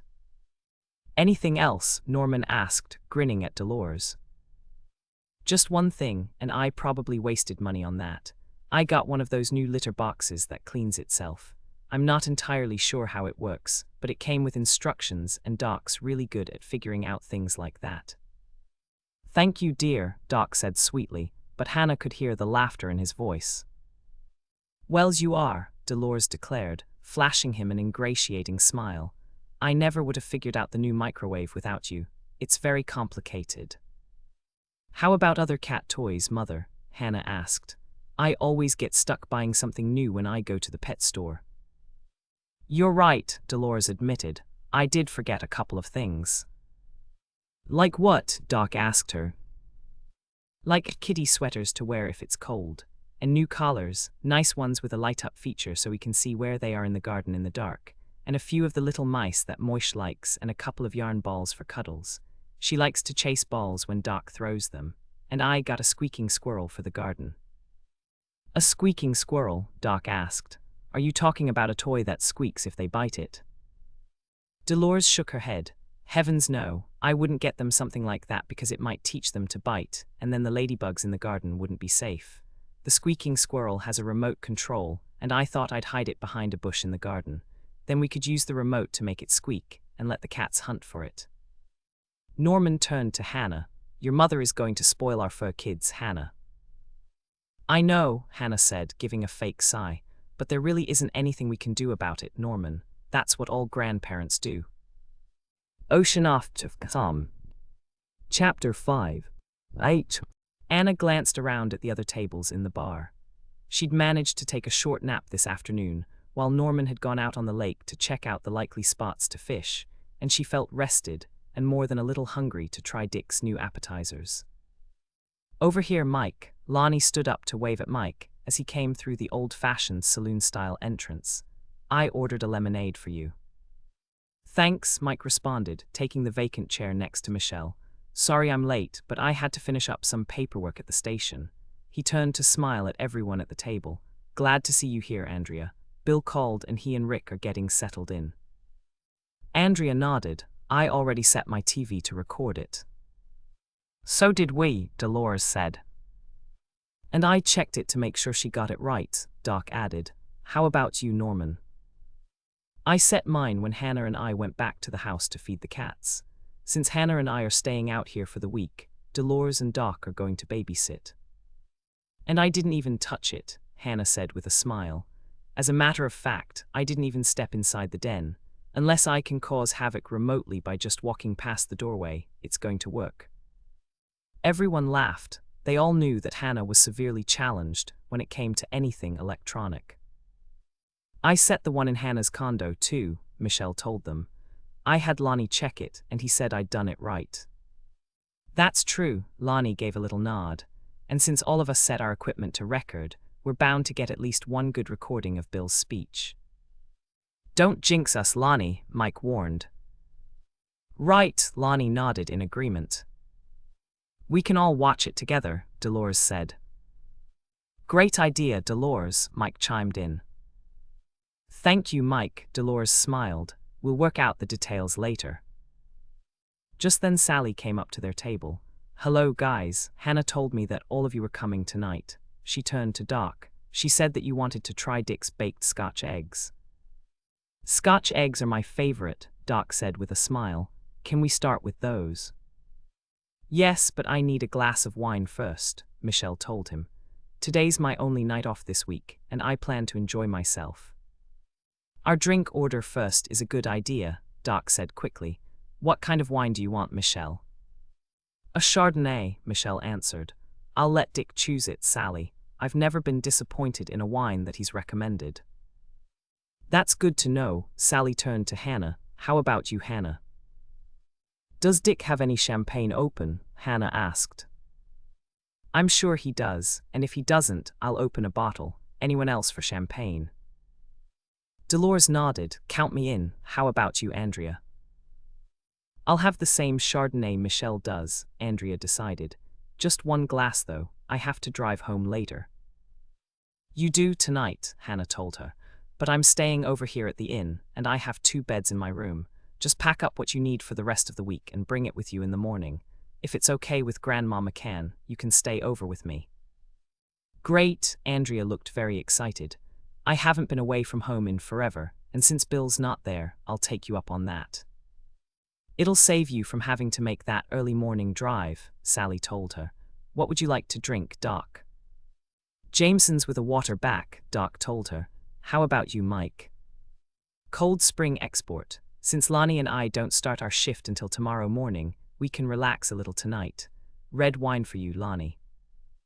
Lonnie nodded. I'll have Cabernet, whatever Dick recommends. He knows what he's doing when it comes to choosing wine. Sally looked pleased.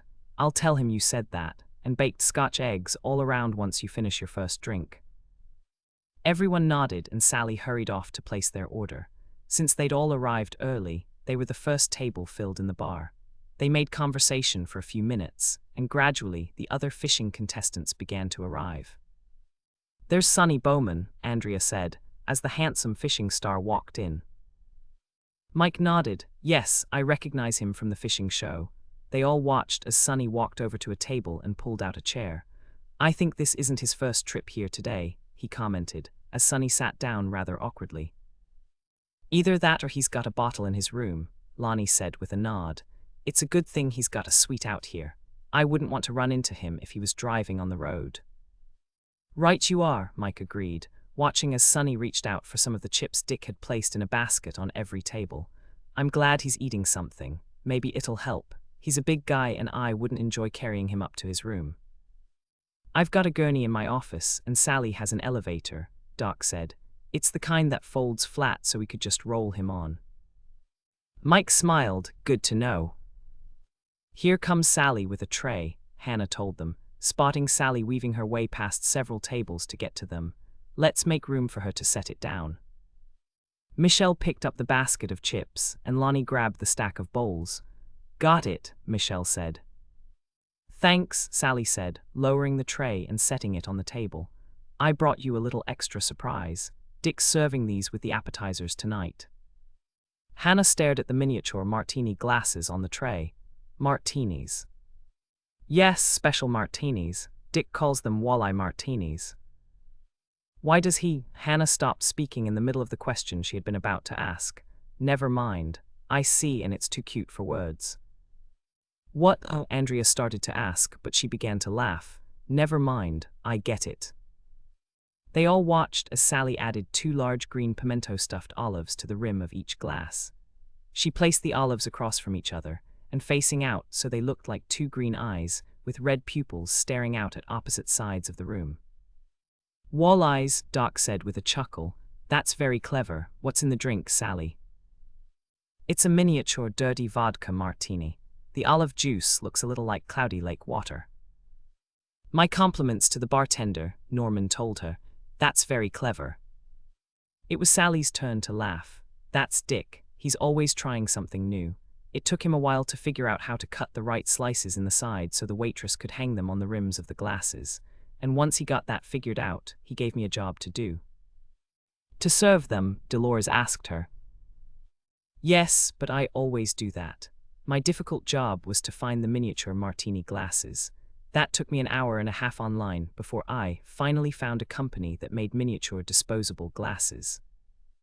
Doc gave a little nod, and Dick wanted them to be miniature because vodka martinis are all liquor, and he didn't want any of the competitors to get too drunk. Exactly right, Sally said, smiling at Doc. Enjoy your walleye martinis, and I'll go get your first appetizer. Our first appetizer, Dolores looked puzzled. But we only ordered one, didn't we? Yes, but there's a new appetizer that I'm trying out in the bar tonight. If everyone likes it, I may add it to the dinner menu in the restaurant. What is it? Hannah asked. Special boursin cheese-filled mushrooms. I love filled mushrooms, Michelle told her. Good, have you ever had them with a French cheese called boursin? Michelle shook her head and Sally went on to explain. It's a kind of cream cheese, and I use the type that's flavored with garlic and herbs. That sounds heavenly, Andrea commented. Maybe it's a good thing Bill's in Chicago if we're going to have something with garlic. We made a pact when we were first married. A pact? Doc was clearly puzzled. Yes, neither one of us could have garlic unless the other one did. What happened if you broke the rule? Lonnie asked her. The one who ate garlic had to sleep alone in the guest room. How often did that happen? Michelle wanted to know. Never. The bed in the guest room was a couch you had to pull out, and it was hideously uncomfortable. Sally laughed, picked up her tray, and hurried off to get their special Boursin cheese-filled mushrooms. Oh, Hannah said, after a glance at Sunny's table. Guess who just arrived at Sunny's table? Don't tell me they're back, Andrea said, looking over at the table and giving a little sigh. Those two wives are just asking for trouble. Why, they're just sitting there, Dolores said, observing the guests who just arrived at the Fishing Stars table. They're sitting there without their husbands again, Hannah explained. They did the same thing this morning and their husbands looked extremely unhappy when they got downstairs to the breakfast buffet. Well, at least they're not. Andrea stopped speaking and gave another groan. Dick, just put on the music. I hope Sunny doesn't ask one of them to dance. Mike laughed. Hoping a buck might buy you a cup of coffee, Andrea. Sunny just motioned to the blonde, and she's getting up from her chair. It might be okay, Doc told them. I've been watching Sunny, and he just polished off all 3 walleye martinis at the table, plus a full-sized martini to boot. He drank all of them, Hannah asked. Yes, it didn't take him long. He's probably too inebriated to get out of his. I'm wrong, he's up. They watched as Sunny led the blonde to the small dance floor and grabbed her around the waist. I think he's using her for balance, Lonnie conjectured. Let's hope that's all he's doing, Norman said, glancing toward the doorway. 2 guys are coming in right now with Joey, and they don't look very happy. It's the husbands, Andrea confirmed. Joey and Wally took care of it when there was trouble at the breakfast buffet this morning. I hope Joey Z can calm them down again. Joey's got it, Hannah told her, watching as Joey steered the 2 men over to the table where one of the wives was still sitting. Doc gave a little nod. I saw Joey handle several problems this afternoon. I get the feeling that he's used to doing damage control when it comes to situations with Sunny. Everyone watched as Joey pulled out chairs for the 2 husbands and went to the dance floor to escort the blonde wife back to the table. Sunny looks completely puzzled, Michelle commented. Dolores gave a slight laugh. You're right, dear. I don't think he has any idea what happened to his dance partner. Maybe that's a good thing, Andrea said, giving a little smile. And it would be an even better thing if he forgot where his table was and went back up to his room, Hannah added. It doesn't look like that's going to happen, Lonnie said, watching as Sunny headed in their direction. Do you think he forgot where his table was? Maybe, Mike said, unless… Nope, he's headed this way, Mike corrected himself. I wonder if he thinks that Andrea is the woman he was dancing with. Me, Andrea looked completely shocked, but I don't look anything like her. You've got blonde hair, and he's so drunk he probably doesn't remember. What? She looked like. Whatever are you going to do, dear? Dolores asked, looking slightly amused. I don't know. Andrea appeared terribly conflicted. I don't want to alienate him. I know Sally and Dick are hoping that the fishing tournament will become a yearly event, but she turned to Hannah. Do I have to actually dance with him? Yes, but not for long, Michelle jumped in. As soon as you take a turn around the dance floor with him, I'm going to cut in. Thank you, Michelle. Andrea looked very relieved, but then you'll be stuck with him. No, she won't, Hannah said quickly. We'll let Michelle dance with him for a minute, and then I'll cut in. And once you take your turn with him, I'll cut in, Dolores spoke up. And once I do what I'm going to do, you men can pick him up and take him to his room. What are you going to do, Laurie? Doc asked her. I'm going to trip him. It won't be hard because he's already practically falling on his face. You go get your fancy gurney. This won't take long at all. Doc chuckled. You are something else, Laurie. You should have known that when you married me, Dolores told him. There's no way I'm going to let my girls dance with a drunk for long. Believe me, Doc, Sunny will never know what happened in the morning. Now get going. This won't take long at all, and you're going to need that gurney. They all watched as Sunny weaved his way over to their table, Come on, babe, dance with me, I'm a big star, you know. I've heard, Andrea said, doing her best to be pleasant. Are you sure you want to dance? We ordered appetizers and they should be here soon. I'm sure, I love to dance, Sunny said, grabbing Andrea by the arm and practically pulling her off her chair. Let's go, the night's young and I want to hold you. His night's almost over, Michelle said, as Andrea let Sunny push her across the room to the dance floor. Play something slow, Sunny shouted at Dick. This one's even cuter than she was before. Andrea made a face, and Hannah had all she could do not to laugh. Once around and that's it, she reminded Michelle. Andrea doesn't look very patient, and you know what a temper she's got. Michelle nodded. You bet I do, don't worry, Hannah. Hannah watched as Andrea tried her best to keep a little space between herself and Sunny. And to think Andrea told me she thought Sunny was handsome this morning. He looks pretty gross now, Michelle said, pushing back her chair. I'd better go rescue Andrea before she cold-cocks him. She's been working out at the gym, and I want to get to her before she decides she's had enough. They all saw Andrea shoot Michelle a grateful glance as she stepped onto the dance floor. Michelle smiled at her sister and gave Andrea the okay sign. I'm cutting in, Michelle said, grabbing Sunny's arm and pulling him away from Andrea. What was going on? Sunny asked, giving Michelle a blank look. You've got me now, they heard Michelle say. Let me teach you how to dance, big boy. Whoa, Sunny began to laugh. I got a tough girl now, a regular little. Don't say it, Michelle interrupted him. I wouldn't want to have to wash your mouth out with soap. Hoo-ha, Sunny said with a laugh. I like 'em mean, babe. Dance, Michelle ordered, pulling him around the floor. Somebody said you were a star, is that right? Thaw's right, fishin' star. Michelle managed to step away slightly as Sunny attempted to pull her closer. No handling the merchandise, she said. You pick it up, you have to buy it and you don't have that much money. Where did she get that line? Lonnie asked, and Hannah could tell he was trying not to look shocked. It's from a play she was in at college, Hannah told him. What play was that? Lonnie asked, but he still looked a bit rattled by this new side of Michelle. It was a one-act play and Mother and I drove down to Macalester to see it. She directed it and she also played the lead. I don't remember the exact title, but I think it had something to do with beach blankets. Mother and I were a bit shocked, and Michelle thought that was hilarious. I'm back, Andrea said, gasping for air as she flopped into her chair. That was awful. I think I need a drink. Finish mine, Hannah said, shoving her miniature martini glass over to Andrea. Thanks, Hannah watched as Andrea downed the rest of the martini in one gulp. He's really awful, she said. I hope Michelle will be all right. She will be if Hannah gets out there, Dolores responded.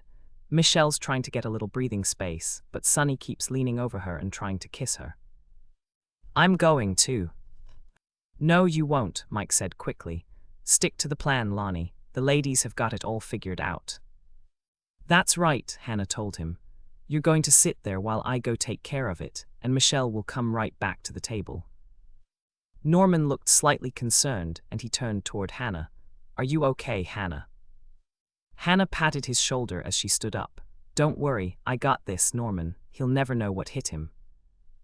Lonnie didn't look convinced, but he stayed seated as Hannah headed for the dance floor. There were several other couples out on the dance floor, and Hannah skirted them to get to Michelle and Sunny. My turn, she said, grabbing Sunny by the shoulders and turning him around to face her. Not same, he mumbled, almost falling as she picked up his arm and released Michelle from his grasp. Back to the table, she hissed to her sister. Lonnie's getting anxious.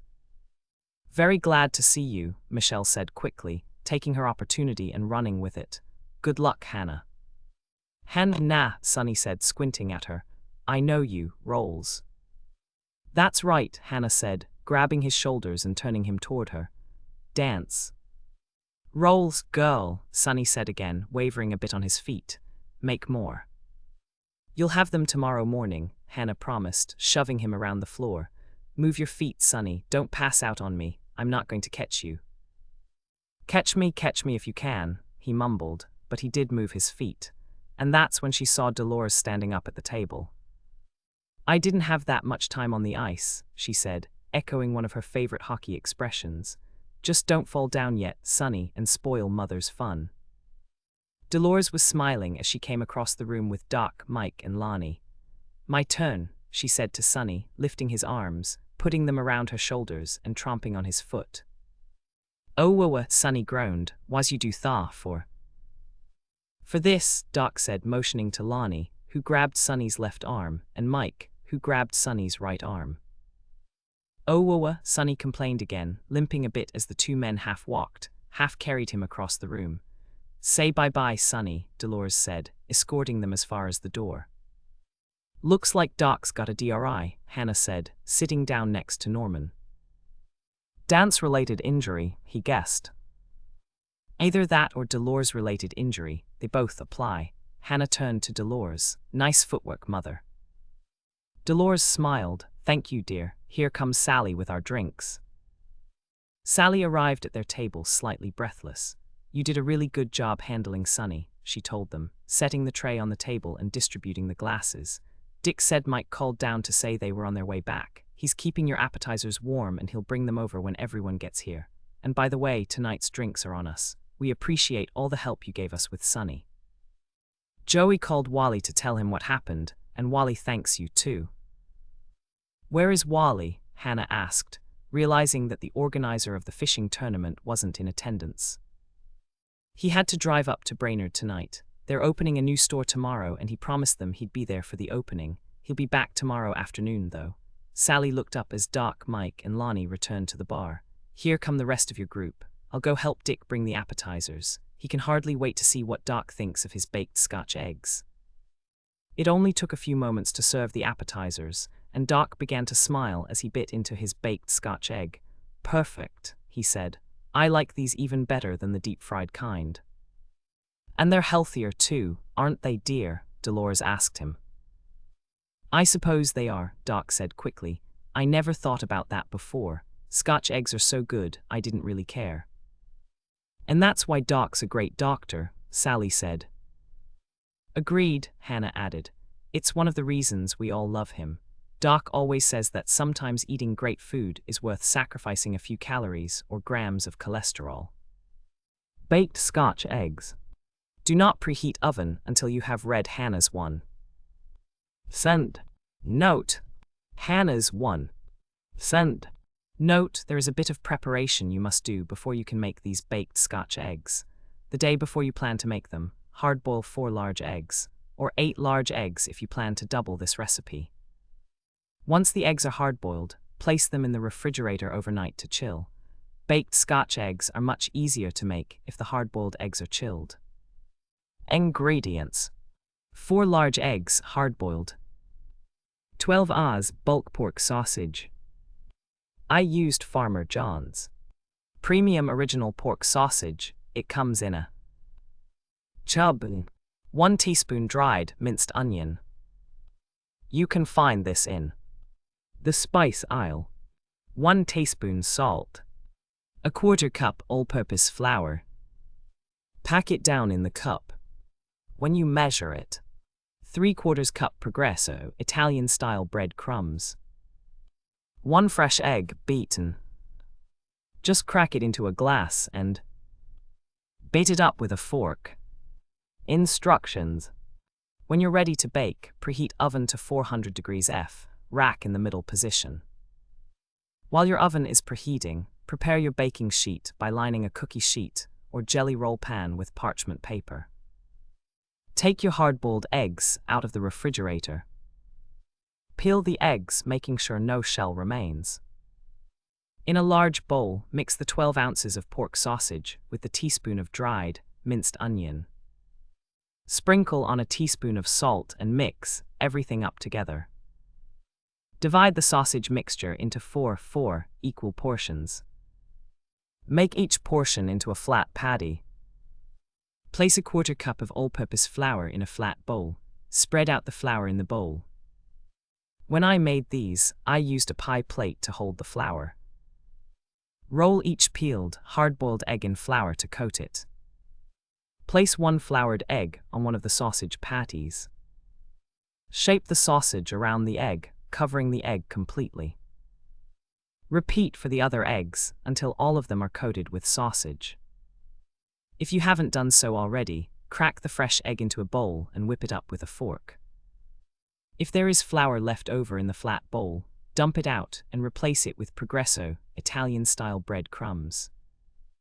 Dip each sausage-coated egg into the beaten egg mixture, coating the outside with beaten egg. Quickly roll the resulting creation in the breadcrumbs, making sure it is coated completely. Place the finished hard-boiled egg on the parchment-lined baking sheet. Repeat with the other eggs, leaving an inch or two between the eggs. Bake your eggs at 400 degrees F for 35 to 40 minutes, or until the sausage has been cooked. Remove the baking sheet from the oven, and let your baked Scotch eggs cool on the baking sheet for at least 10 minutes before serving them to your guests. Hannah's 2. ND. Note, if you have trouble dipping the sausage-coated eggs in the egg wash, you can brush the egg wash on the outside of the sausage. Be sure to coat the eggs with the wash completely. Hannah's 3. RD. Note, rather than rolling the eggs in the breadcrumbs, you can place the egg in the flat bowl with the breadcrumbs and sprinkle them over the whole surface. Yield. 4 delicious treats or appetizers that everyone will enjoy. Special Boursin cheese-filled mushrooms. Preheat oven to 350 degrees F, rack in the middle position. Ingredients: 20 large fresh mushrooms, get a few extra, just in case. 5-ounce container of Boursin cheese. I like to use the kind that comes mixed with herbs. 1/4 cup bread crumbs. I used Progresso, Italian style. Teaspoon salt. Directions: start by preparing your baking sheet. Line a baking sheet. I prefer a jelly roll pan because it has sides. With parchment paper.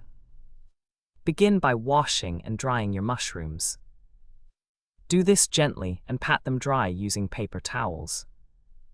If your mushrooms have stems, twist and then pull them out. Throw away the stems. You won't need them for this recipe. Place your mushrooms on your baking sheet. Get out a microwave-safe bowl that will hold at least 1.5 cups.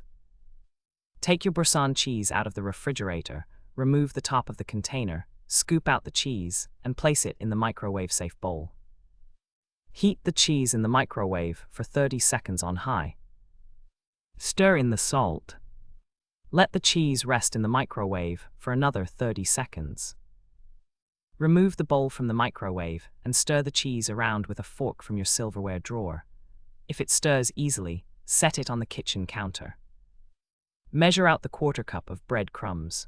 If the kind you bought doesn't contain seasonings, add a few Italian seasonings to the crumbs. Hannah's 1. Send.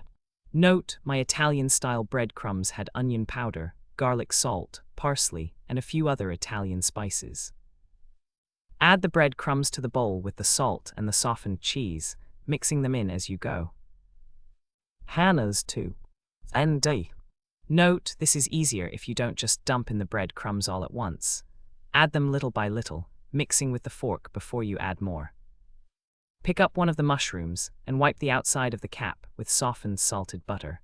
This is easy to do if you use a square of folded cheesecloth to dip into the butter and wipe it on the outside of the mushroom cap. Do this with all of your mushrooms before you begin to fill them with the cheese mixture. Choose a small spoon from your silverware drawer to scoop out a spoonful of the cheese mixture and fill the cavity of the mushroom caps. Hannah's 3. RD. Note, fill your mushrooms all the way to the top of the cavity, but don't mound them too much on top. You don't want your delicious filling to melt over the sides of the mushrooms. Hannah's make-ahead tip. If you like, you can do all this in the morning before you want to serve your special Boursin cheese-filled mushrooms. If you fill all of the mushrooms ahead of time, cover the baking sheet securely with plastic wrap and place it in the refrigerator. You can get them out when your company arrives. Let them warm up 15 minutes on the kitchen counter, and then bake them. Bake your mushrooms at 350 degrees F for 15 minutes. Then take them out of the oven and let them cool on a cold stovetop burner or a wire rack. Do not serve these immediately. They must cool for at least 10 to 15 minutes before you serve them. To serve, place each mushroom on a salted cracker, salt side down, and arrange them on a pretty platter. It's best if you prepare to make a double batch and have more ready to go in the refrigerator. Believe me, your guests will gobble them up and beg you for more. Yield! At least 20 large special Boursin cheese-filled mushrooms that everyone will enjoy as an appetizer. They are especially good with dry white or red wine. Ocean off to come. Chapter 6. 8. Anna groaned when the alarm clock rang at 4 the next morning. It was time to get up, and she felt as though she'd just gone to bed. After Andrea had gone home to pack her overnight bag, and Norman had taken the cats and their things to Dolores and Doc's penthouse, the three of them had stayed up late in the lobby talking. Reluctantly, Hannah got out of bed, put on her robe, and was just trying to decide if she was awake enough to take a shower without drowning when she heard a soft knock on the door. Puzzled, she went to answer it and found one of Sally's kitchen workers standing outside with a tray. "I hope I didn't wake you," the woman said, handing the tray to Hannah. "Sally said to bring up coffee. She's in the kitchen starting the rolls, and she said to tell you that she started breakfast for you too." Hannah hoped she didn't look quite as shocked as she felt. "Sally's up already." "Yes, Sally always gets up at 3:30. There's a lot of prep work to be done in the kitchen, and she likes to help." "But does Sally ever sleep?" "Oh yes, she takes a 2-hour nap every afternoon right after the lunch buffet." "Sounds like Sally gets about as much sleep as you do," Andrea said, climbing out of bed so that she could pour herself a cup of coffee. "Shall I pour one for you, Hannah?" "Not yet, I'm awake now, so I'll take a quick shower and get dressed first." "I love room service," Andrea said, sitting down on the side of her bed and sipping coffee. "It's coffee you don't have to make and food you don't have to cook. What could be better than that?" "Not a whole lot," Hannah replied, heading off to the shower. Taking a shower didn't take long. Hannah stepped out of the spacious shower enclosure 10 minutes later, wrapped in a large bath sheet. She reminded herself to go to Cosmart to pick up the kind of bath sheets that Sally used as she toweled off. Then she wrapped herself in the old-fashioned chenille robe she picked up at Lake Eden's thrift store, helping hands, and walked back out into the bedroom. "Your turn," she said to Andrea. "The shower's set on hot, and it's hot enough to cook shrimp in a couple of minutes, so reduce the temperature if you don't like it very hot and almost scalding." "Will do," Andrea said.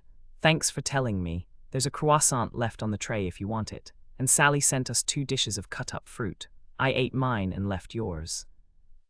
"Thanks," Hannah said, heading to the closet to choose the long-sleeved billboard t-shirt she wanted for the day. She pulled a forest green one with the words, "The Cookie Jar," emblazed across the chest in red and spread it out on her bed. Then she dressed quickly, slipped on a forest green sweater, and went to pour her first cup of what many people of Scandinavian descent called Swedish plasma in Lake Eden, Minnesota. The coffee she poured was hot and strong, and Hannah drank it greedily. As she sipped, she decided that she agreed with Andrea. Room service was one of the joys of staying in a hotel on vacation, and even though this wasn't exactly a vacation, there were times, like now, when she almost felt like it was. One glance at the pastry basket told her that Andrea had eaten her croissant and one of the muffins that had probably been there. She picked up the second muffin, slathered it with butter, and smiled as she tasted it. The butter was salted and the muffin was delicious. It took her a moment to recognize the flavor of the fruit inside, and she began to smile as she realized that it was rhubarb. Rhubarb was a favorite fruit in Minnesota. Almost everyone Hannah knew who owned a house had rhubarb growing somewhere in their yard. Because it was so plentiful and people didn't have to go to the grocery store to buy it, it was used in a multitude of bakery goods. There were rhubarb muffins, rhubarb pie, rhubarb cookies, rhubarb cakes, and rhubarb cookie bars.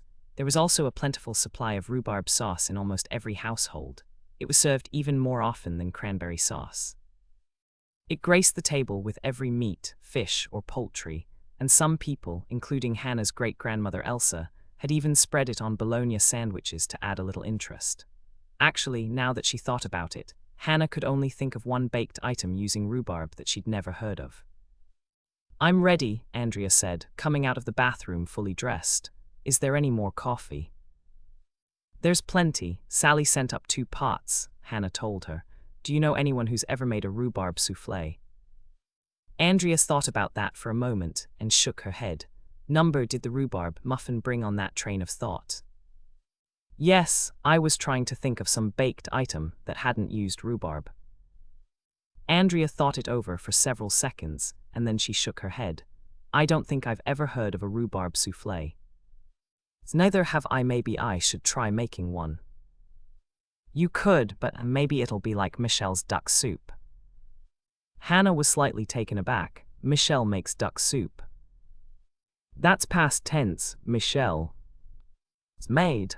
Duck soup, Andrea corrected her. Only once, and everyone agreed that she should never make it again. What was wrong with it? It was dreadful. She tried it while you were away at college and invited Bill and I over for dinner. That was before Tracy was born. Did she make it like turkey soup? Yes, she told us she used a turkey soup recipe and just substituted the duck. It was awful, Hannah. But why? I'm not sure. Bill and I liked duck, and so did Dad and Mother. I'm not exactly sure why we didn't like the soup, but none of us could eat more than a spoonful before we had to go pick up pizza.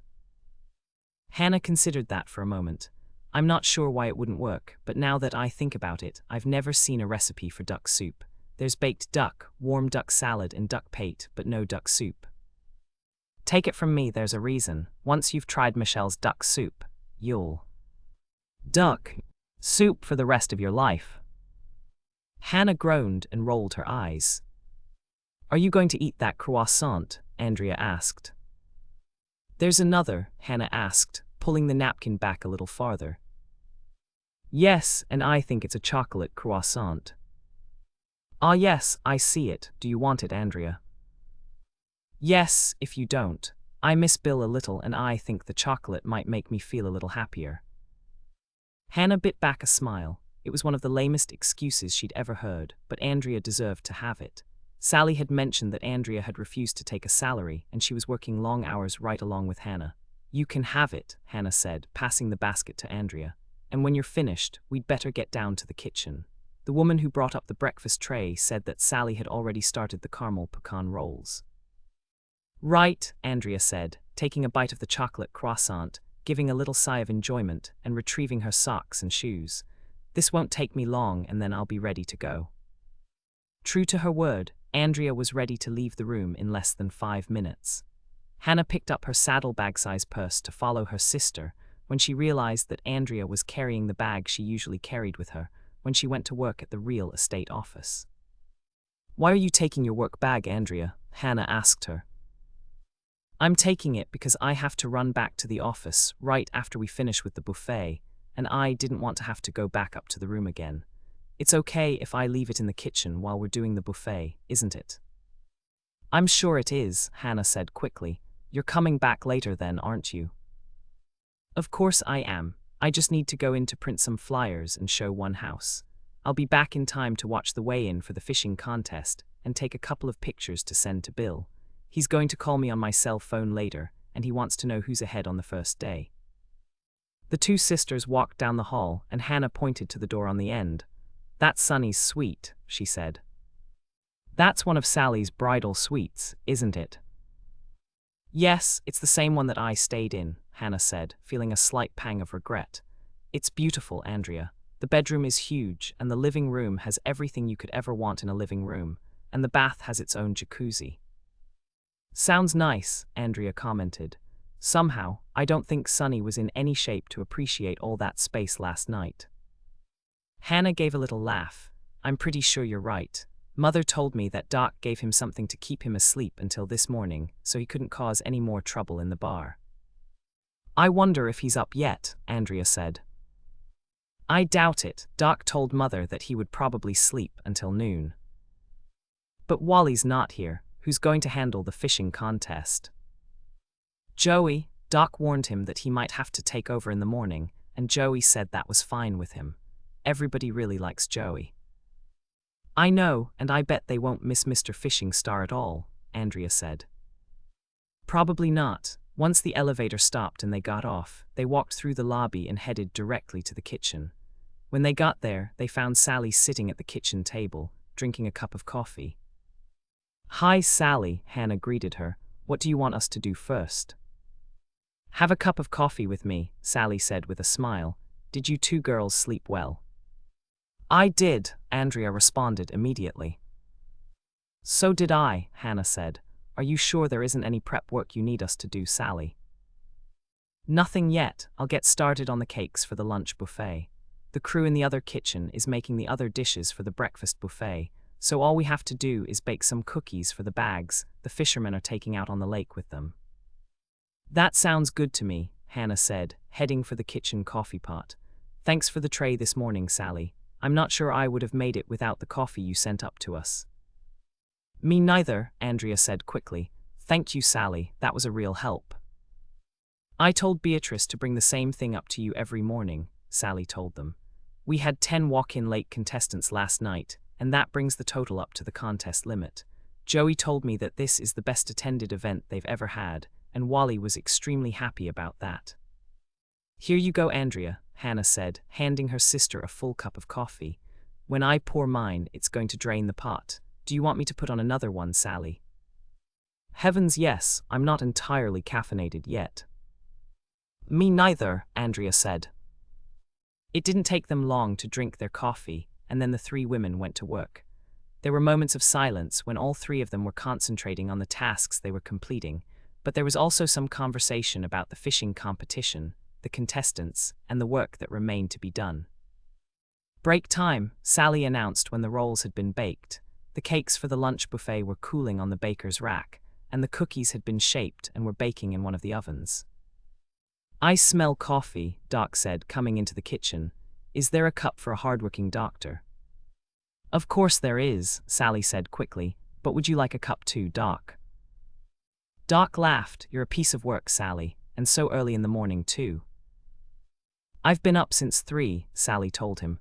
How about you? Not me. Laurie wanted to talk last night, and we were up late. She was still sleeping when I left the penthouse, and I didn't want to wake her by rummaging around in the kitchen. I'll get you a cup, Doc, Hannah offered, hurrying to the coffee pot to pour him a cup. You take it black, don't you? Yes, but not this morning. I need a little carb jolt. Is that doctor's advice? Andrea asked him.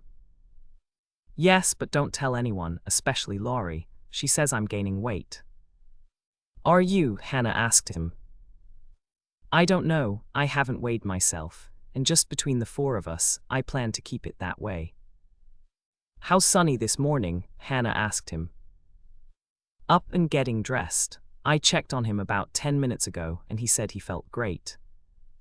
Did you ask him if he remembered anything about last night? Andrea wanted to know. Doc shook his head. I didn't think that would be a good idea. It might be best if he doesn't remember. Did he mention it at all? Sally asked. No, he just said he felt fine and he was going to wake up Joey, and they were going to go out on the lake before the breakfast buffet. Then he won't be at the buffet, Hannah drew the obvious conclusion. It didn't sound like it. Doc took a sip of his coffee and then he gave a deep sigh. I probably shouldn't say this because it's conjecture on my part. I don't have any real proof, but I have the feeling that what happened last night was not a first for Sunny. I bet he's done this sort of thing before other fishing tournaments. That wouldn't surprise me a bit, Sally said. As a matter of fact, Dick said the same thing to me last night. Dick thinks Sunny may be a functional alcoholic. What's a functional alcoholic? Andrea asked her. I thought most alcoholics weren't functional at all. Functional alcoholism is interesting, Doc told them. I've done some research on it. Most people don't even realize they're dealing with someone with a drinking problem. When I was in medical school, I rented an apartment with 3 other guys, and our neighbor next door was a functional alcoholic. He held down a job during the week and didn't drink a drop of alcohol. Then, when he got off work on Friday, he started binge drinking, and he didn't stop until 6 o'clock in the evening on Sunday. The 4 of us watched him rapidly fill up the garbage bin with alcohol bottles, but when he went to work on Monday morning, he was stone cold sober. Hannah gave a little shiver. That's an awful way to live, she commented. Yes, but it worked for him. I talked to him one Friday when he got home from work, and I asked him about it. He told me he'd been doing it for years, and he never drank during the week because he had such a responsible job. What did he do? Andrea asked. He worked at a munitions factory in Minneapolis. That's frightening. Sally sounded nervous about what she'd just learned. Are you absolutely sure he never drank at work? No, Doc shook his head. All I have is my own opinion, but I believed him when he said he never touched alcohol during the week. I did manage to check his work record, and he'd been working at the same place for 27 years and there wasn't a single employee complaint in his file. I also found out he'd been promoted several times, and he was a shift supervisor in charge of hundreds of workers. That convinced me that he was telling the truth. That's still pretty frightening, Andrea said. What if one of those workers had made a mistake when they were making bullets or whatever they made? They could have blown up and killed people. That's true, Doc said. I often wondered what happened to him after we left our apartment for one in a better area. Then one day, I saw a photo of workers who had retired from that munitions factory, and he was in the front row. That makes me feel a little better, Sally told him. It made me feel better too, Doc admitted. Since they retired him with honors, I guess he must have managed to get through his whole work career without any alcohol-related mishaps.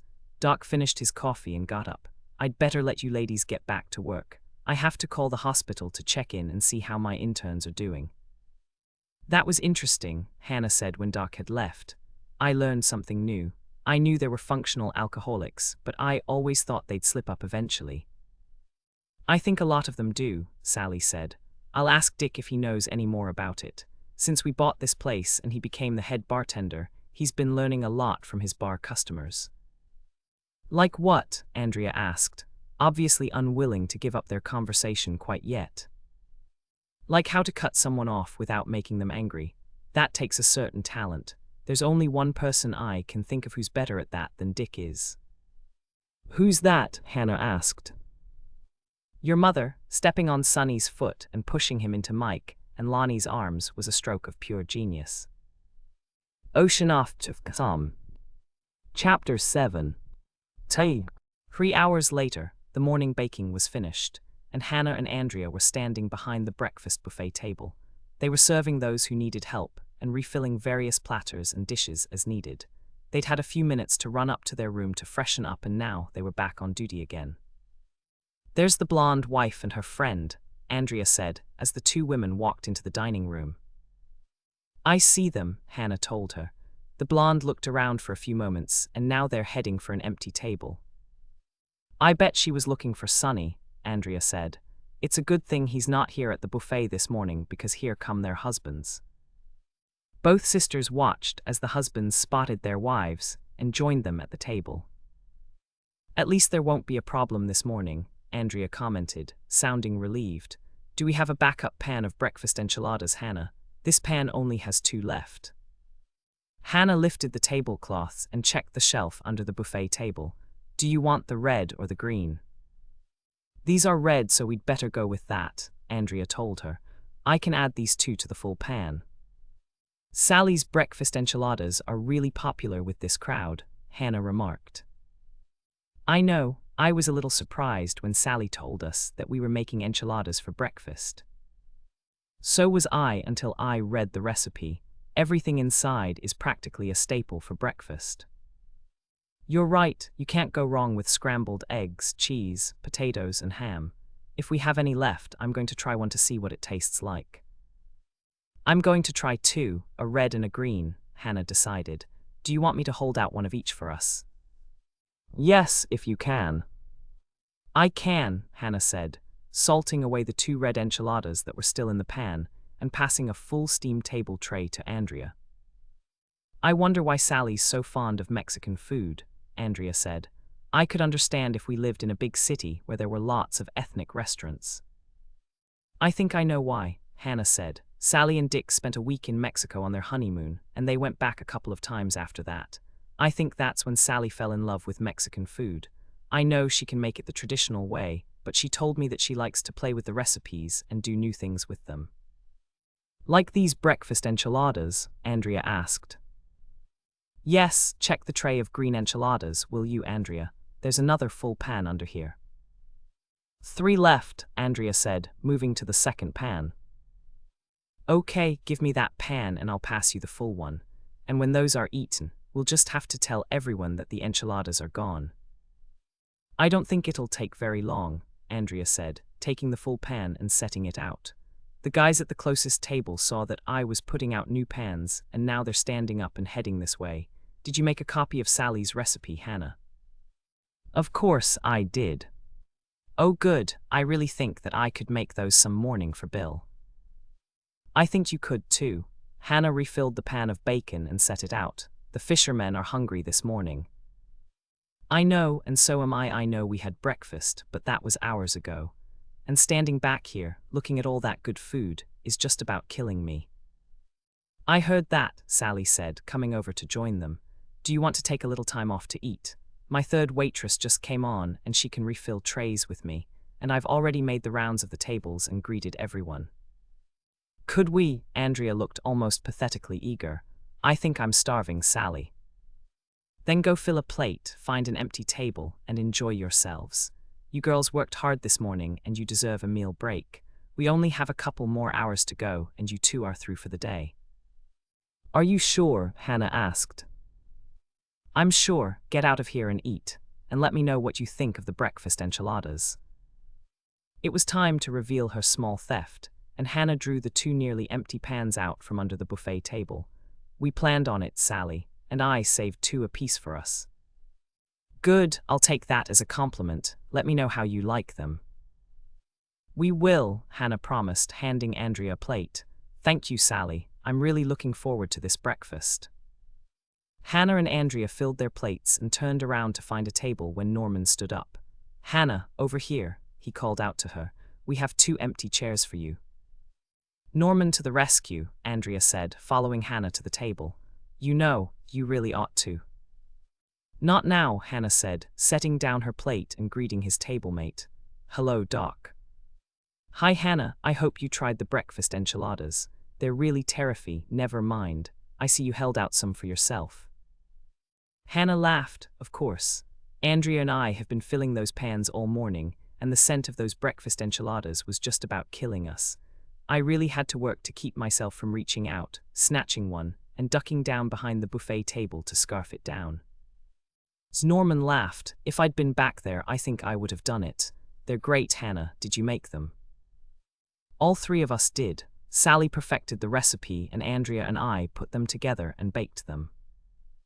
Well, you did a great job, Doc praised them. Tell Sally to put them on the breakfast buffet again, and I'll roust Laurie out of bed and bring her out here. I know she'd love them. You're probably right, Hannah agreed, forking her first bite of the breakfast enchilada. Would you ladies like coffee? One of the waitresses asked, coming up to the table. Hannah replied, still chewing.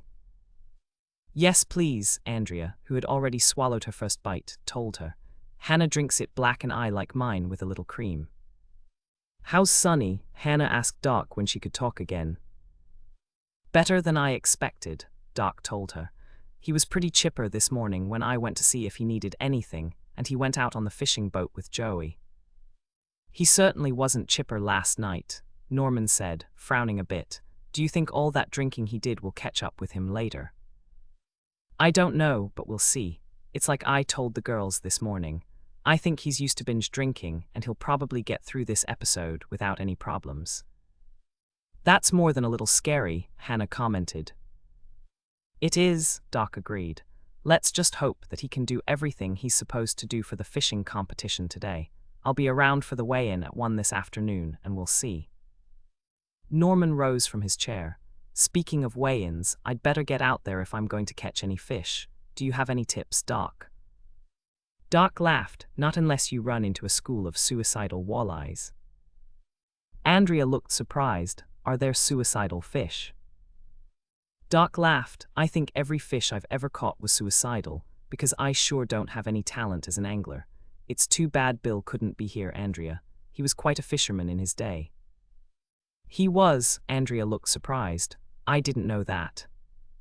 Just ask him and he'll tell you about the big one he caught that somehow managed to get away. He's told me that story before, and every time he tells it, the fish gets bigger and bigger. Norman, Hannah, and Andrea laughed. Doc was pulling their legs and it was funny. How about you, Doc? Andrea asked. Did you ever catch any really big fish? Hundreds, just buy me a shot of Scotch whiskey and I'll tell you all about it. And now, you two had better get back to work, and Norman had better get out on the lake to see if he can win this tournament. Do you think you stand a chance? Andrea asked Norman as they stood up to leave the table. About as much as a snowball in Hades, Norman replied, grinning at her. I've never been a great fisherman, but I really enjoy being out on the lake, and that's why I'm here. He turned to Hannah. Do you want to go out on the lake with me when you get off work this afternoon? I do, Hannah said quickly, making up her mind immediately. But how about your afternoon nap? Andrea asked, looking slightly worried. I'll forego it today, Hannah told her. I've never seen a suicidal fish before, and I want to be there to save its life and throw it back into Eden Lake. Hannah yawned as she changed into jeans and a sweatshirt. It was a warm day, but it was always a bit chilly on the water. She pulled her hair back in a makeshift ponytail, picked up a cloth hat with a brim, and hurried down the stairs to meet Norman.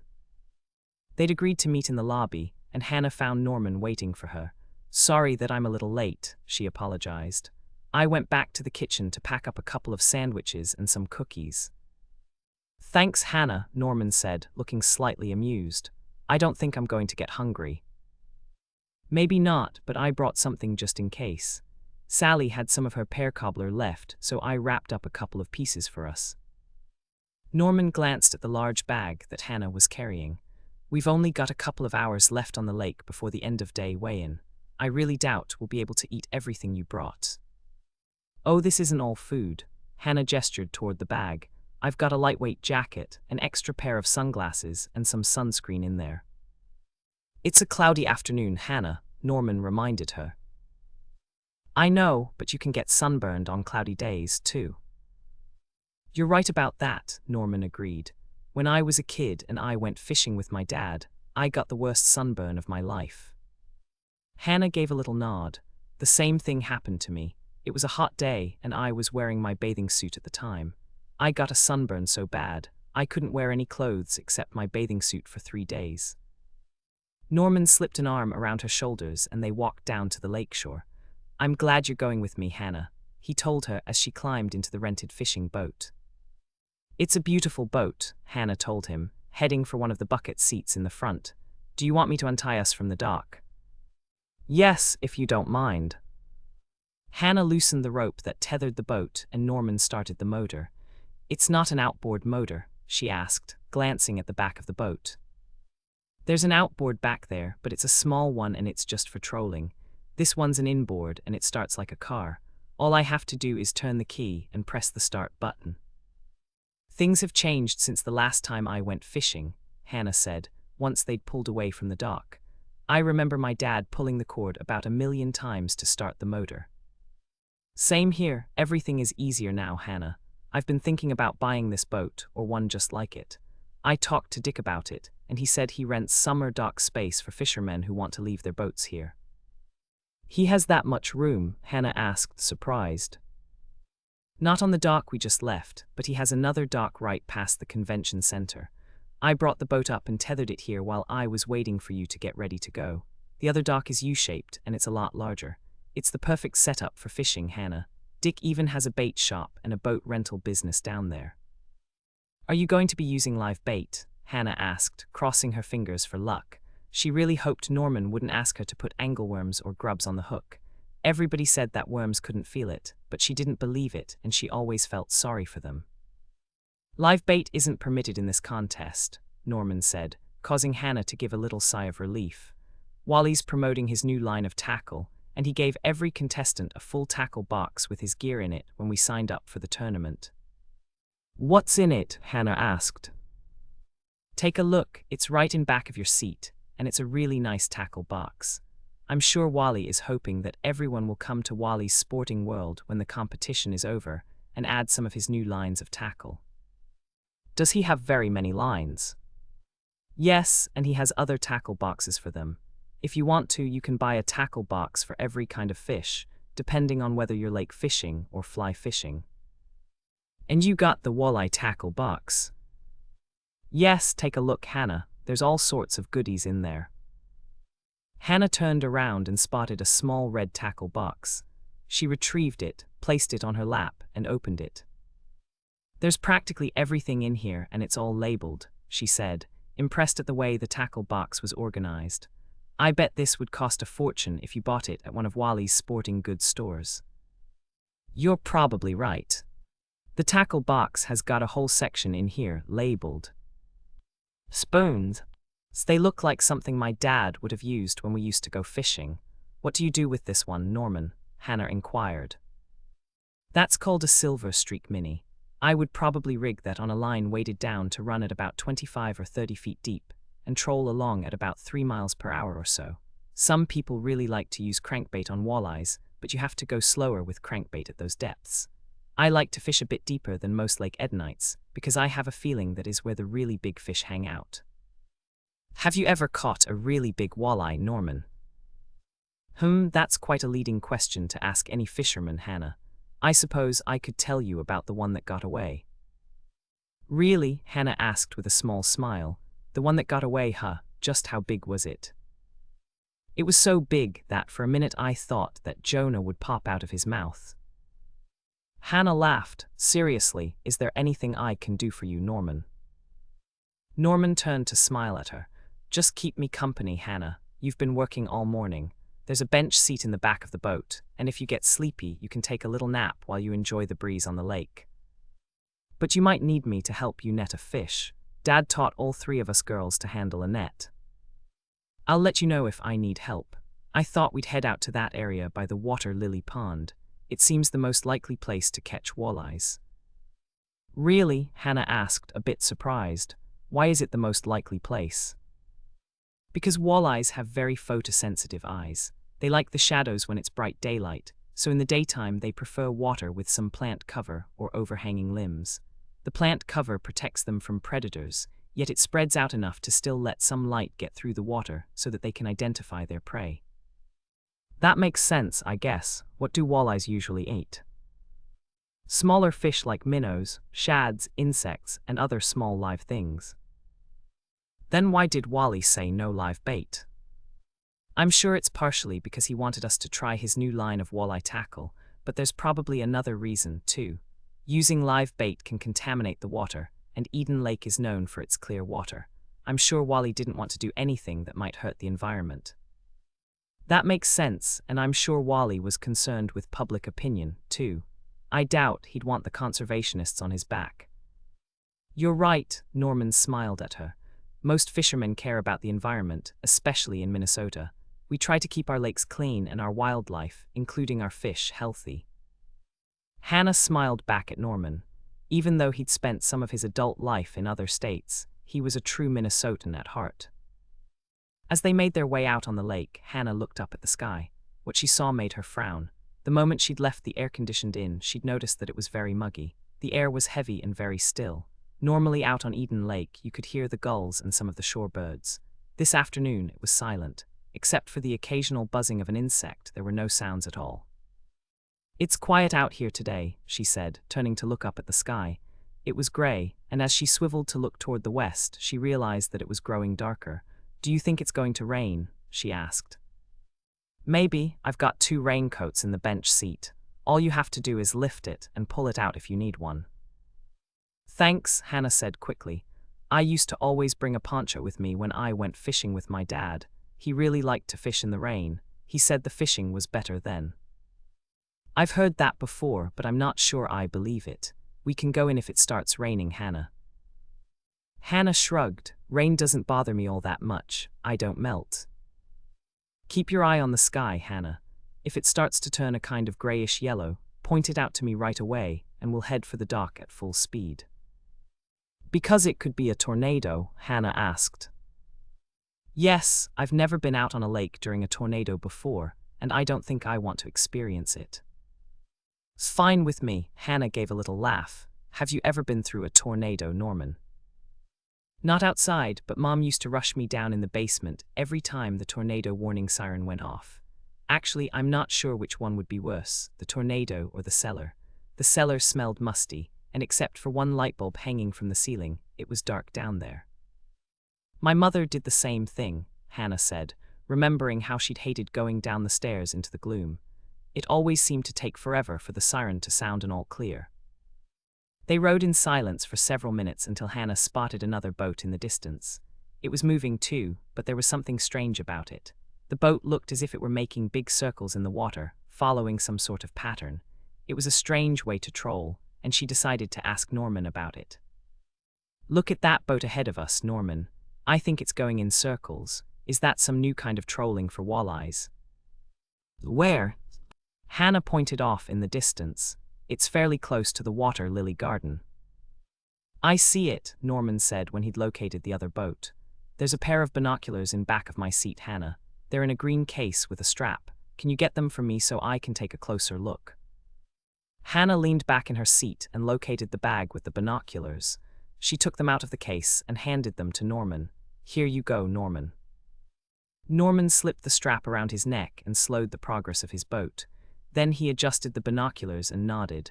"Okay, I can see it better now, it looks like. Hold on a second, I'm going to adjust the magnification." "Is there something wrong?" Hannah asked as Norman made a distressed sound. "I think so. I'll have to get a little closer to see for sure, but it looks like someone's bent over the wheel, and that's why the boat is going in circles." Hannah took the binoculars when Norman handed them to her and watched as he drove toward the other boat. "Hand me the binoculars again, Hannah. I don't want to disturb one of the other contestants if there's nothing wrong." They had gotten close enough so that Hannah could see the other boat clearly now. Norman was right. There was someone draped over the wheel, and that's why the boat was circling. "Should we go closer?" she asked.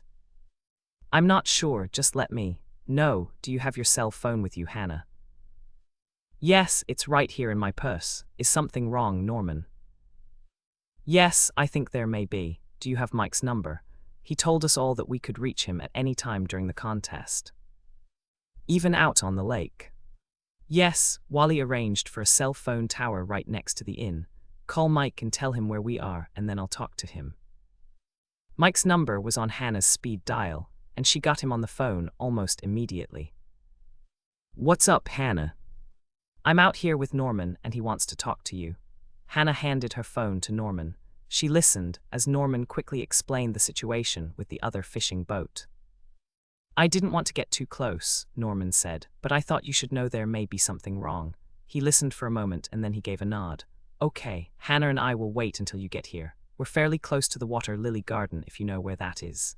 He listened again and then he said, "Thanks, Mike. It's probably nothing, but we'll see you in a few."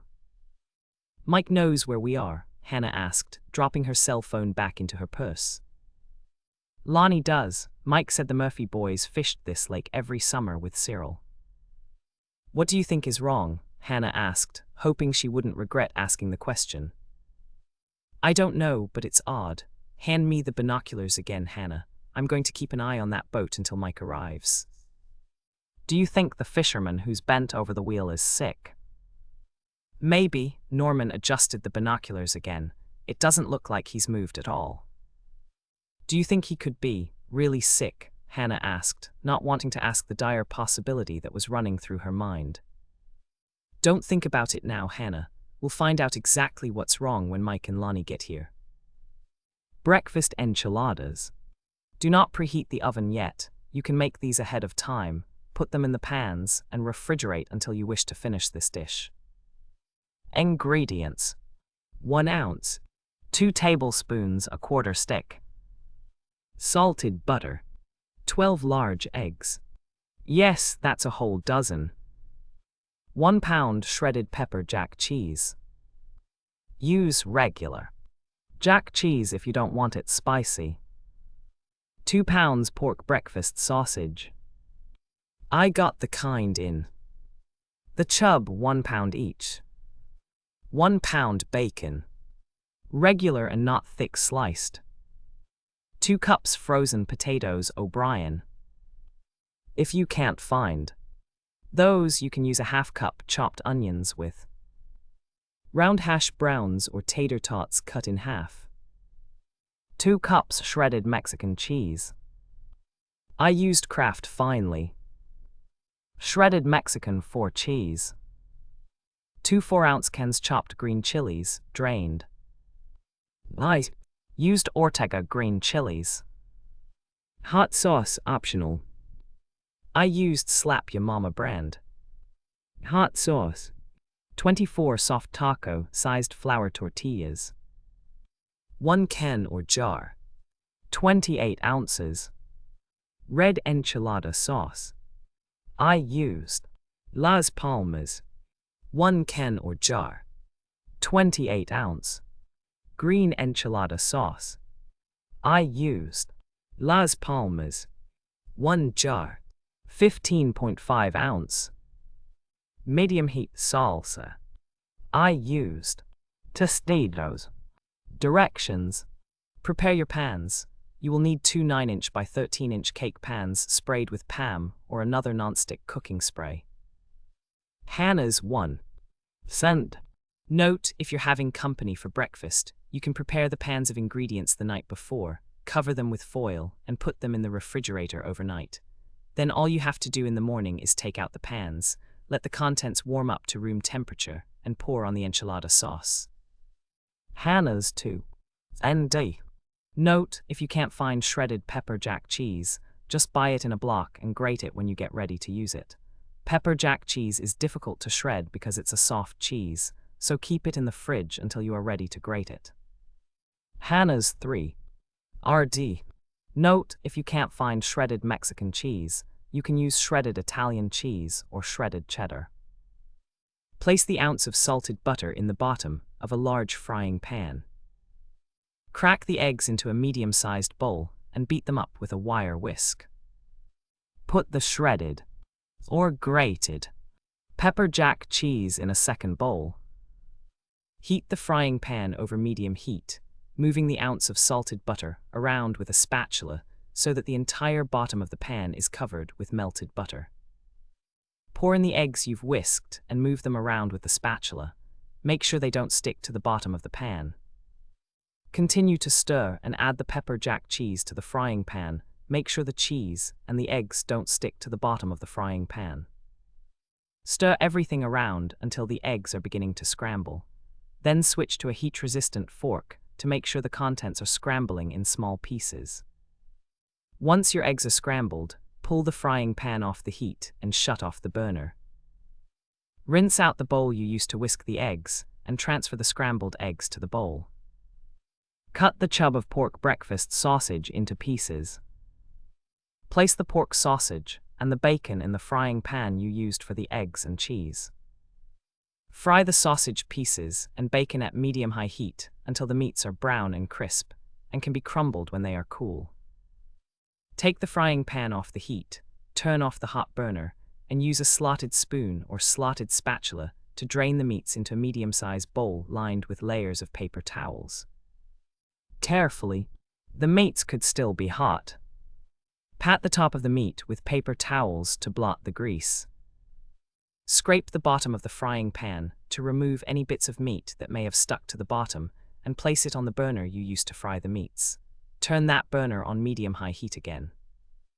Add the potatoes O'Brien, or your substitute potatoes, to the frying pan and fry them until they're brown and crisp. Pull the frying pan off the heat and transfer the potatoes to another medium-sized bowl. Open the can of chopped green chilies and use the strainer again to drain them. Mine didn't need draining. This may depend on which brand of chopped green chilies you use. Stir the chopped green chilies into the bowl with the potatoes O'Brien. When the pieces of meat are cool enough to crumble, remove the paper towels from the bowl and use your impeccably clean fingers to crumble up the sausage and bacon. After your meats are crumbled, stir in half of the shredded Mexican cheese. You now have 3 bowls on your counter. There's the scrambled egg bowl, the meat and cheese bowl, and the potato bowl. Eye the contents of the 3 bowls and get out a bowl that is large enough to hold all 3. Then add the contents of the scrambled egg bowl, the meat and cheese bowl, and the potato and green chili bowl. Use your impeccably clean fingers to mix everything up together in the large bowl. Once you've mixed everything together thoroughly, use a spoon from your silverware drawer to taste a sample of the mixture. If you think it needs to be spicier, add a few drops of Slap Ya Mama hot sauce and mix that in. Check for seasoning and add salt and pepper if needed. If you add anything at this point, make sure that you mix it in thoroughly. Hannah's 4. TH. Note, rather than make things too spicy, make sure you have an extra bottle of Slap Ya Mama hot sauce to put on the table. That way, people can choose the level of spicy that they prefer. It's time to assemble your breakfast enchiladas. Take the flour tortillas out of the package and make sure that you have at least 24 tortillas. Spread out a sheet of plastic wrap on your counter. It should be about 12 inches long when you tear it off the roll. Center a flour tortilla on the sheet of plastic wrap. Place 1/3 cup of your filling in the center of the flour tortilla. Check to make sure you have some of the scrambled egg mixture, the meat and shredded cheese mixture, and the potato and green chili mixture. Spread 1 tablespoon salsa over the top of the filling. Pull the bottom edge of your tortilla over the filling and up to meet the top edge. This will roll the filling into the proper place. Fold one side of the tortilla over the filling to the middle. Fold the opposite side of the tortilla over the filling to the middle of the tortilla. The sides may overlap a bit, and that's the way it should be. Starting from the bottom, roll the enchilada up tightly, creating a cylinder that will not leak when you transfer it to the baking pan. Repeat until you have used all the filling. This should be approximately 24 enchiladas. Open both cans or bottles of enchilada sauce. Pour a little red enchilada sauce in one baking pan and use a spatula to spread it around the bottom of the pan. Pour a little green enchilada sauce in the other baking pan and use a spatula to spread that around to cover the bottom of the pan. Place your unbaked enchiladas in the baking pans. You will be placing approximately 12 enchiladas in each baking pan. As you place your enchiladas in the baking pans, make sure you leave at least a ½ inch of space between each roll. If you pack them in too tightly, you will not be able to separate them easily when you serve them to your guests. Hannah's 5. TH. Note, if you don't want to bake both pans, you may cover one with foil, put it in a freezer bag, and freeze it until you want to use it. When you have finished rolling and placing your enchiladas in the baking pans, pour the rest of the red enchilada sauce over the pan with red sauce in the bottom. Then pour the rest of the green enchilada sauce over the pan with the green sauce in the bottom. Sprinkle the rest of your Mexican shredded cheese evenly over the top of both pans. When you have used up all the enchilada sauce, you're ready to bake your creation. Preheat your oven to 375 F, one rack in just above the center position and the other rack just below the center position. Make sure your cake pans fit on the racks before you begin to preheat the oven. When your oven has come up to temperature, bake your pans of enchiladas at 375 degrees F for 20 to 25 minutes, or until the enchilada sauce is hot and bubbly. Take your pans of enchiladas out of the oven and let them cool on cold stovetop burners or on wire racks. Wait at least 5 minutes before serving your enchiladas. Then, if you wish, put a bowl of sour cream and another bowl of extra shredded Mexican cheese on the table. Make sure you have a bottle of Slap Ya Mama hot sauce. Especially if you invite Mike. Yield. This recipe serves from 8 to 12 people, depending on their appetites. Hannah's 6. TH. Note, if you have any enchiladas left over, simply cover the pan with aluminum foil and stick it in the refrigerator. If you have overnight guests, it shouldn't surprise you if you find you don't have many left in the morning. Ocean. Chapter 8. Yes. Oh, where's this boat you called me about? Mike asked when Lonnie got close enough to talk to Hannah and Norman. Up there, Norman pointed at the boat in the distance.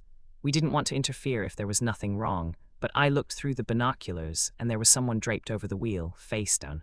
Maybe he's sleeping, but I thought it was odd enough for me to call you. Is there anyone else in the boat? It didn't look like it to me. Okay, I'll take a look. Mike got out his binoculars and studied the boat for a minute. You're right, Norman, there could be something wrong. The only way to tell is to get a lot closer. He turned to Lonnie. If the guy's passed out or something, I may have to get into his boat. Can you match his speed? I can try, but it'll be tricky, Lonnie told him. I think I can help, Norman offered.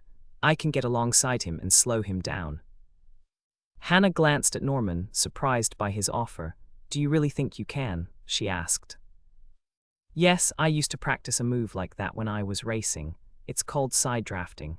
You match the other driver's speed and move up next to him, match speeds, then slow so your teammate can slingshot by them. It's not that easy, but I know how to do it." "In a boat?" Lonnie asked. "Why not?" Mike asked him. Norman gave a little shrug. "It can't hurt to try." Mike glanced at Lonnie and he nodded. "It's worth a try," Lonnie told him.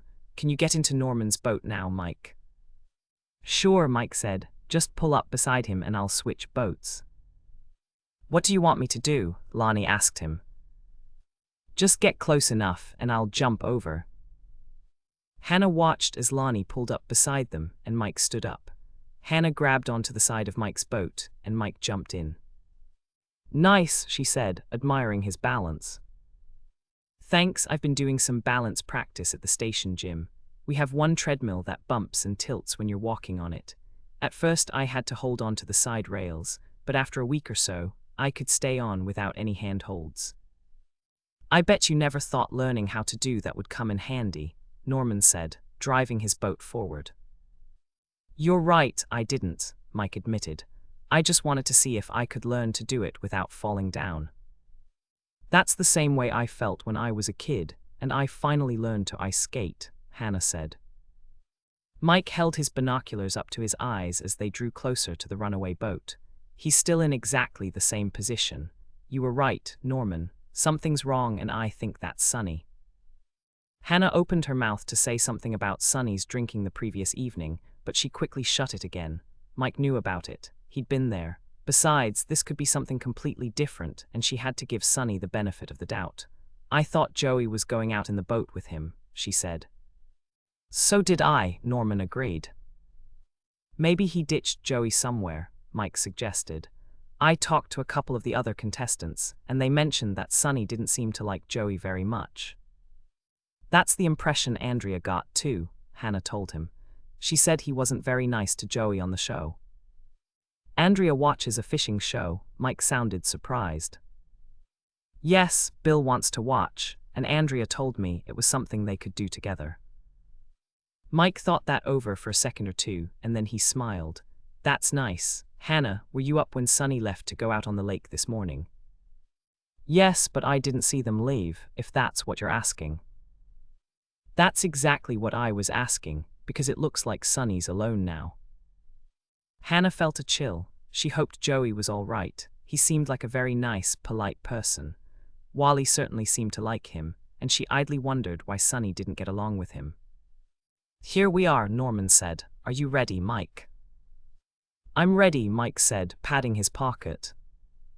"Be careful," Hannah warned, and then she wished she hadn't.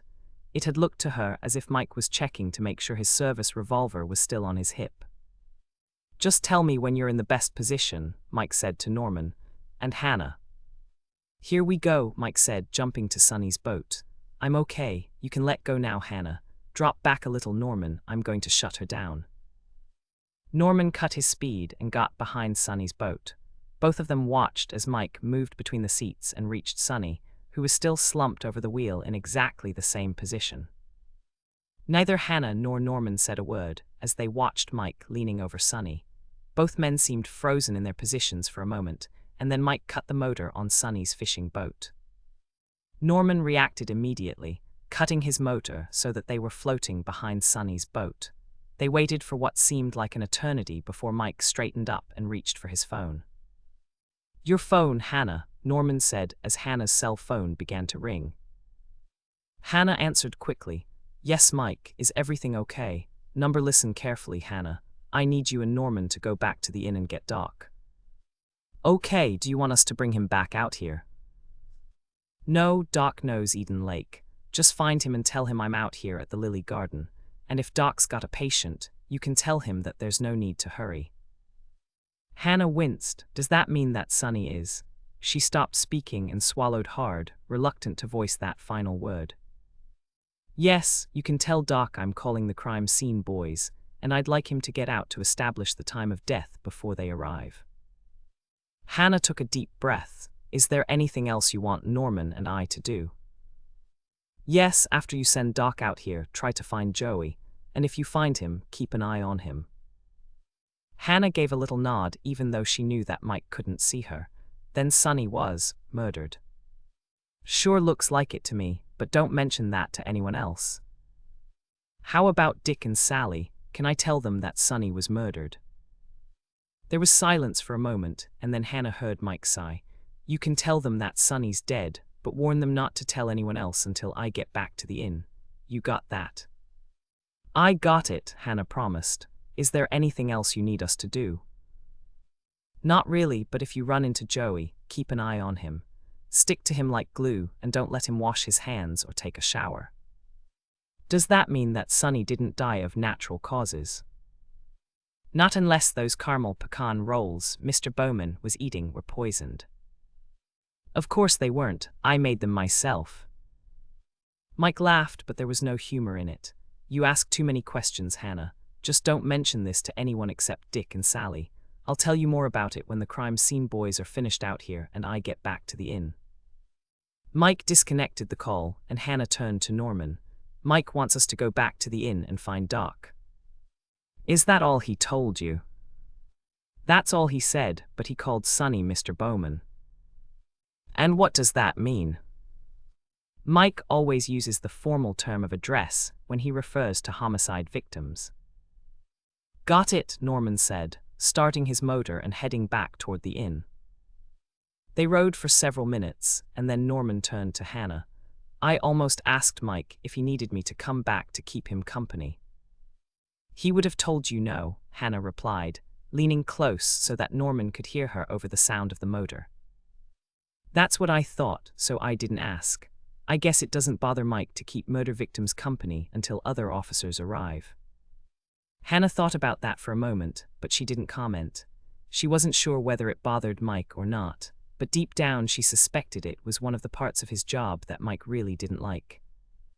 Ocean off to Tom. Chapter 9. So, NCE they got to the inn. Hannah and Norman went straight to Doc's office to tell him what had happened.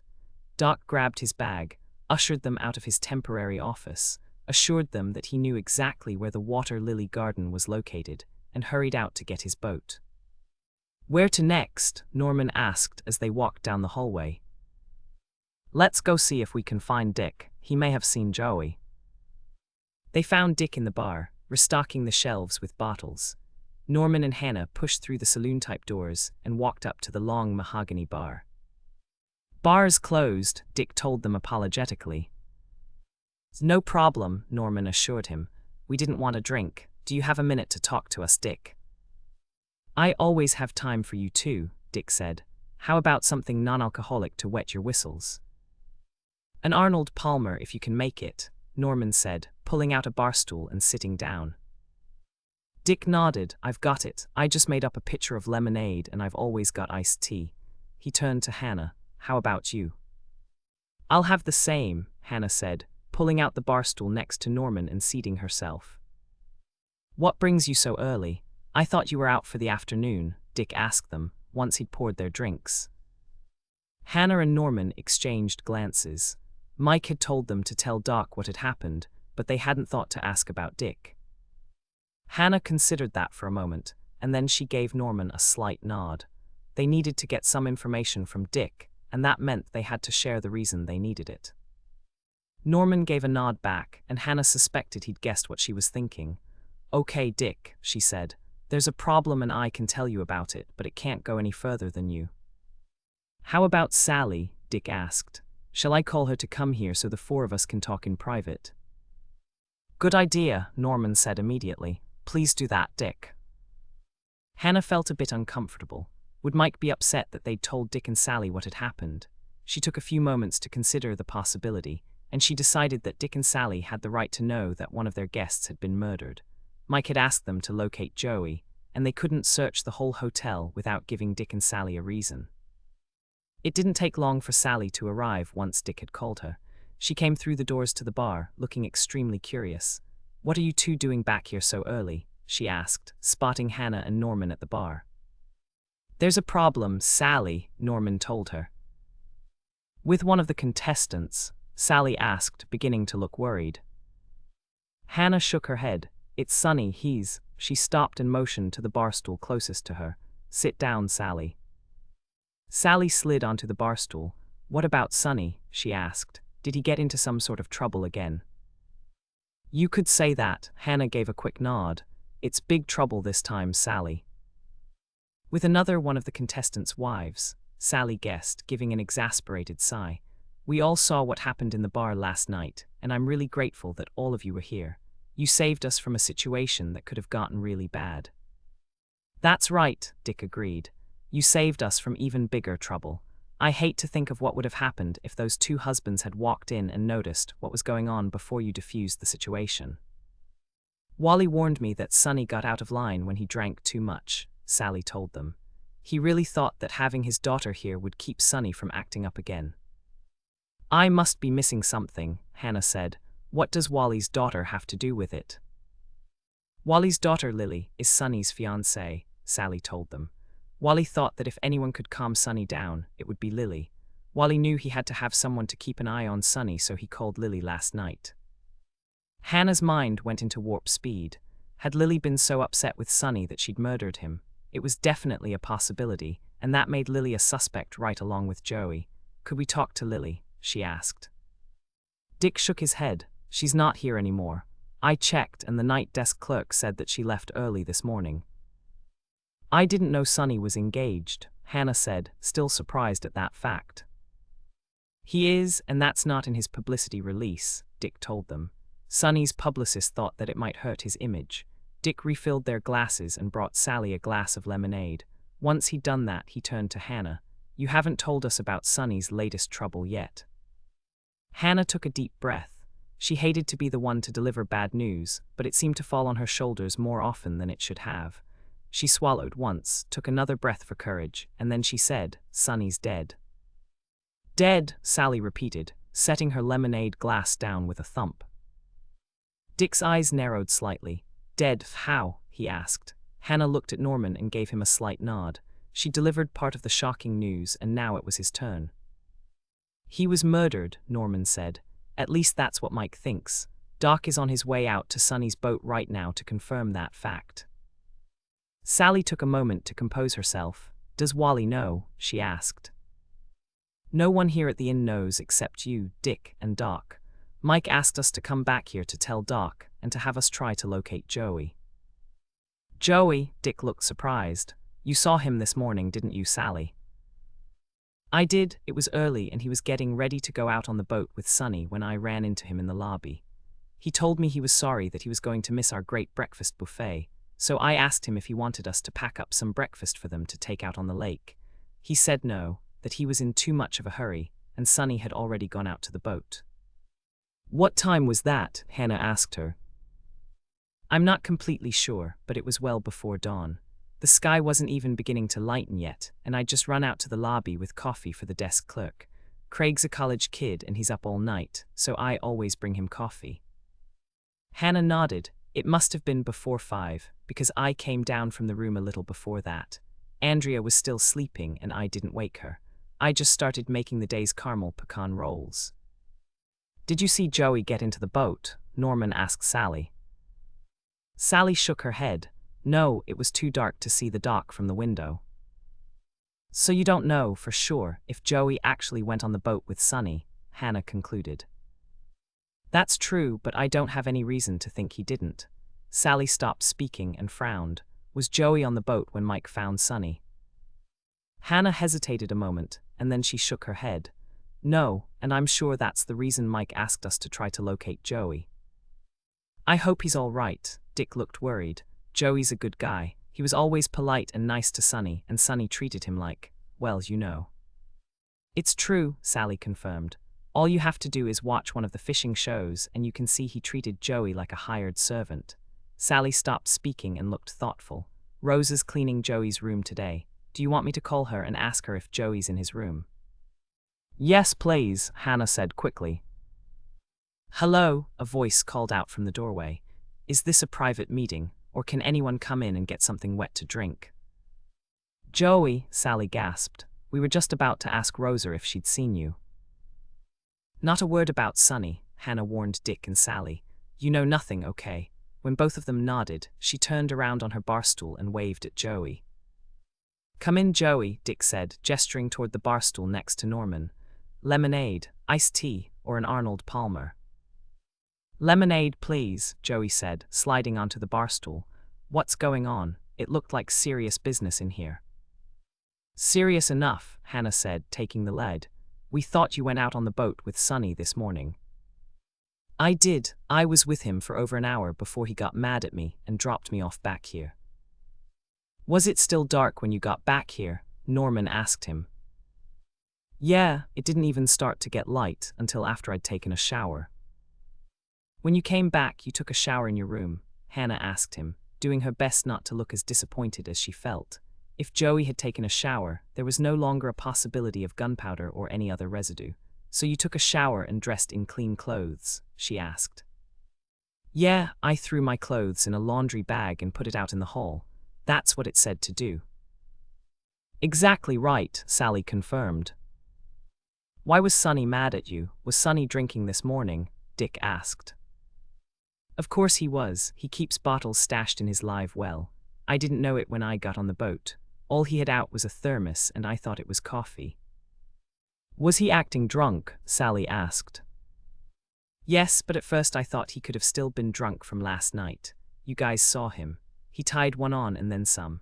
I don't know whether he kept on drinking all night or started drinking when he woke up this morning. All I know is that he was a bit shaky when we went out on the lake this morning. Did Sonny mention that Lily was here last night? Hannah asked him. No, Joey looked very surprised. Is she still here? No, Dick answered. The desk clerk said she checked out early this morning. That makes sense. Lily was probably disgusted by the fact he fell off the wagon again. That's happened before, Hannah asked. At least twice that I know of. This is the third alcohol treatment program he's been in, and we all thought he was doing okay. So you didn't realize that he was still drunk when you got in the boat with him? Hannah asked. Joey shook his head. Sonny was good at hiding it. I knew he'd been completely blotto last night in the bar, but I thought he'd be sober this morning. If I'd known he was buzzed, I wouldn't have let him handle the boat. Maybe I was still sleepy or just not observant enough, but I didn't catch on to what was happening until Sonny spilled his thermos all over me and I smelled it. So what was in the thermos? Dick asked. Smelled like bourbon or some sort of whiskey. That's why I had to peel off my clothes and take a shower the minute I walked into the room. I could hardly wait to get out of those clothes. You must be hungry, Joey, Sally said, changing the subject. We missed you at the breakfast buffet. I missed you too, Joey replied, smiling widely, and I especially missed all that delicious food. My stomach's growling like crazy. Is there any way I can get something to eat, Sally? Why don't you take Joey to the kitchen, Dick? Sally suggested. I'm sure you can find someone to rustle up something for Joey to eat. Sure, Dick said, coming out from behind the bar and motioning to Joey. If everyone there is busy, I'll make Joey one of my famous Reuben omelets. A Reuben omelet? Joey looked interested. Is that like a Reuben sandwich? Yes, except there's no bread. It's corned beef, sauerkraut, and Swiss cheese. That sounds good to me, Joey said, sliding off his bar stool to follow Dick. My dad used to make Reuben sandwiches every time Mom had one of her meetings. Hannah waited until Joey and Dick had left, and then she turned to Sally. Will you call Rosa and ask her to get Joey's laundry bag? Mike's going to need the clothes Joey wore on the boat, and you'd better tell her not to clean Joey's room. Mike may want to send his crime scene people up there to check it out for any trace evidence. Sally pulled out her cell phone and did what Hannah had asked, but she looked worried after she'd put away her phone. You don't think Joey killed Sonny, do you? Not really, but everyone's a suspect at this point.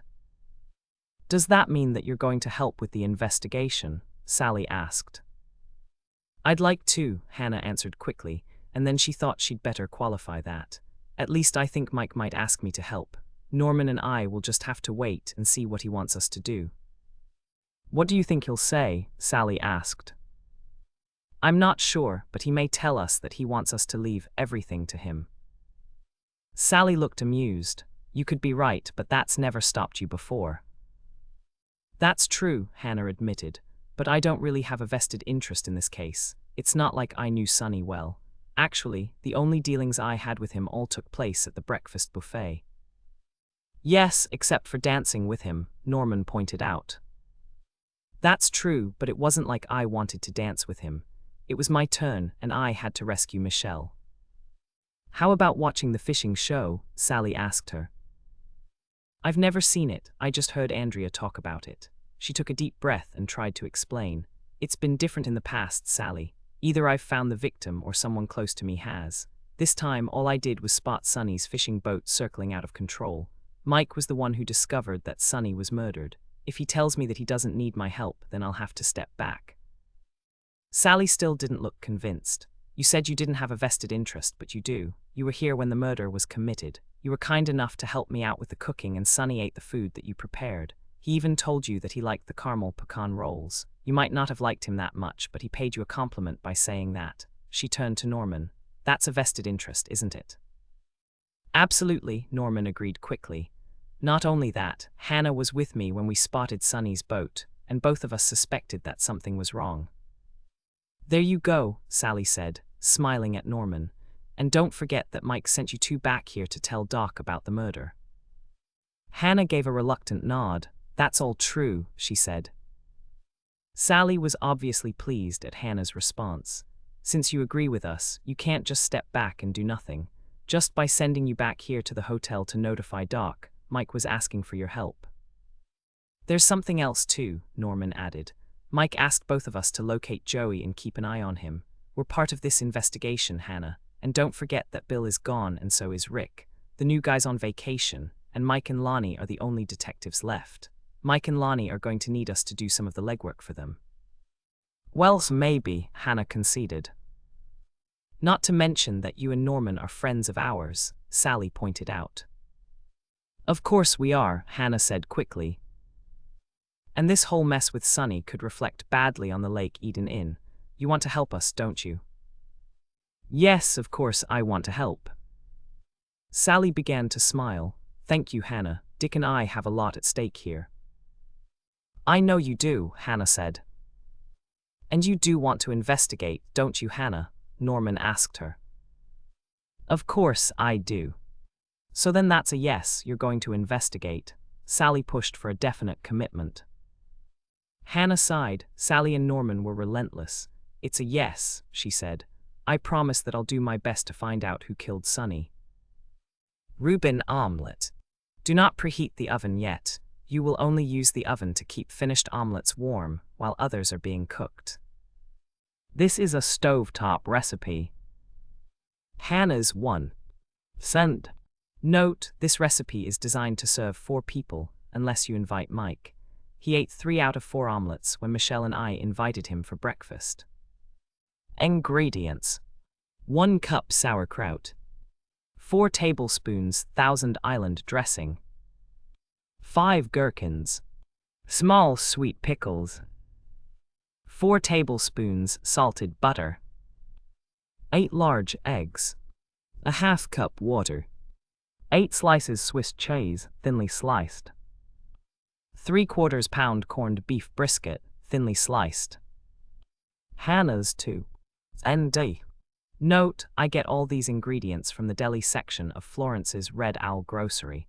She slices the corned beef and the Swiss cheese for me. Hannah's 3 rd. Note, gherkins are small sweet pickles. If you can't find them in your grocery store or deli, you can substitute 2 tablespoons of sweet pickle relish. Prepare your pan. If you have an omelette pan, you'll use that. If you don't, you can use any frying pan that is large enough to hold 2 large eggs with room to maneuver a spatula to flip one side of the omelette over the other. You will use this frying pan for all 4 omelettes. Do not spray the inside of your pan with any nonstick cooking spray or grease it in any way. You will be heating it up and then adding salted butter. You will also need a serving platter that can hold 4 omelettes and can be placed in an oven to warm. Hannah's 4 th. Note, Michelle, Andrea, and I have large crockery serving platters that Mother gave us for Christmas one year. She bought one for herself too. I'm sure that she was hoping we'd fill them with something to serve at her house.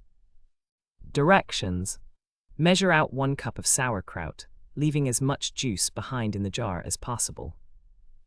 Drain the cup of sauerkraut in a strainer over a bowl, reserving the juice to pour back into the jar with the sauerkraut left in the jar. Pat the sauerkraut dry with several layers of paper towels. Hannah's 5th note: I sometimes line my strainer with a large coffee filter. It's surprising how dry the sauerkraut gets when it's on top of the coffee filter. Place the 4 tablespoons. That's cup. Thousand Island dressing in a small bowl on the counter. Use a sharp knife to chop the gherkins into very small pieces. Add the minced gherkins to the bowl with the Thousand Island dressing and stir them in. Choose a larger bowl, one that will hold all 8 eggs and a half cup of water. Break the eggs into the bowl and whisk them together. Add the half cup of water and continue to whisk until the mixture is light and fluffy. Turn one of your stovetop burners on medium heat. When your pan is hot, add the tablespoon of butter and swish it around until the bottom and sides of the pan are coated with butter. Turn the burner up to medium-high heat. Give the egg mixture a quick whisk and then pour a quarter of it into the heated frying pan. Using a wide heat-resistant spatula, lift the edges of the eggs around the outside of the pan and tilt the pan to let the uncooked portion flow underneath. While the top of the eggs are still moist and look creamy, add 2 slices of cheese to 1/2 of your omelette and add 1/4 of the corned beef brisket on top. Hannah's 6. TH. Note: don't forget that you're making an omelette, and you will fold 1/2 of the eggs in the pan over on the other half to finish your creation. Once the meat is in place, top it with 1/4 of the sauerkraut. Use the wide spatula to flip the bare side of the omelette over to cover the side with the Swiss cheese, corned beef brisket, and sauerkraut. Slide the wide spatula under your omelette to loosen it and immediately remove it from the frying pan. Transfer your omelette to a serving platter and place it in your barely warm oven.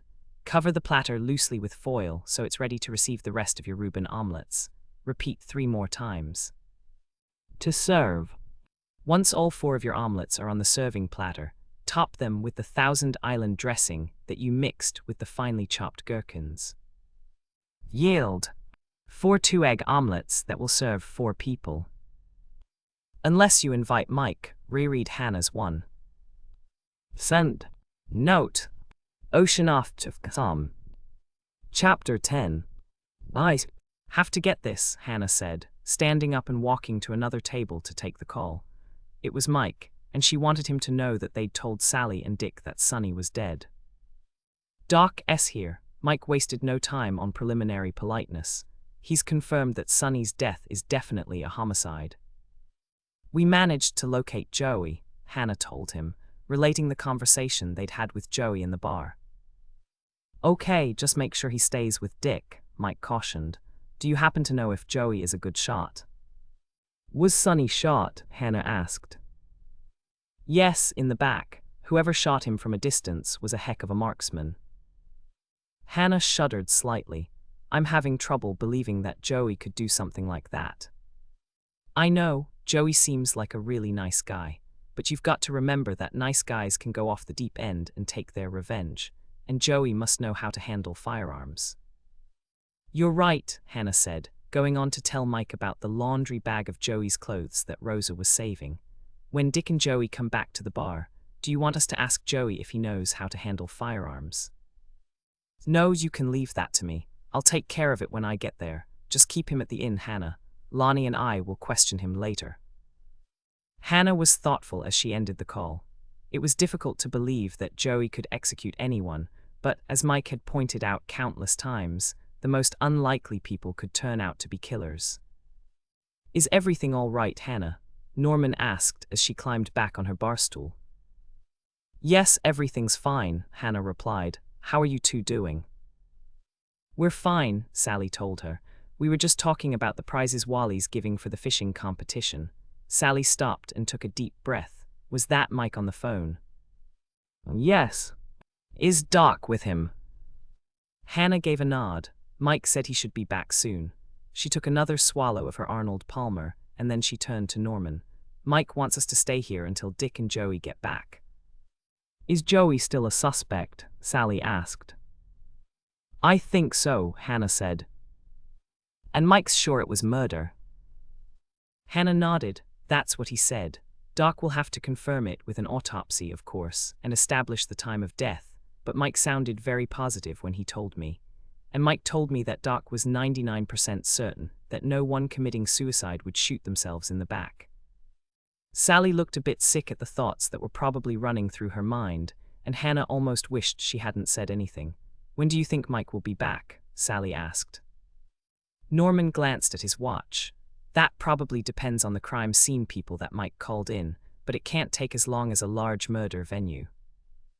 True, Hannah agreed. A fishing boat isn't that big. Sally gave a little smile. No, but Wally's fishing boats are a lot bigger than the ones Dick rents. They're equipped with everything you could ever want in a fishing boat.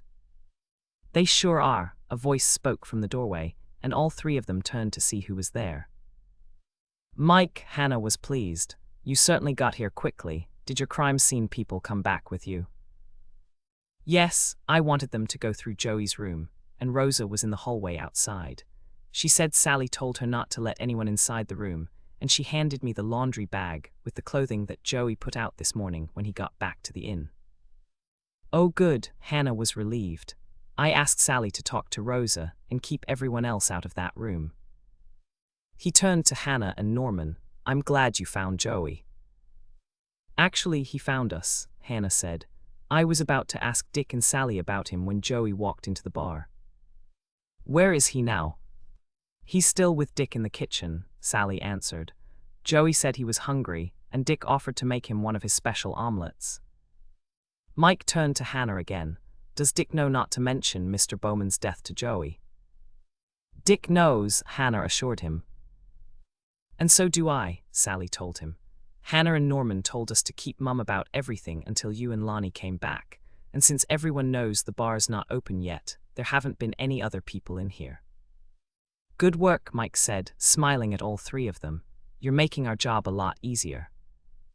Would you and Lonnie like something to drink, Mike? Sally asked him. Yes, but nothing alcoholic. Doc will be here in a minute, and he'll probably want something too.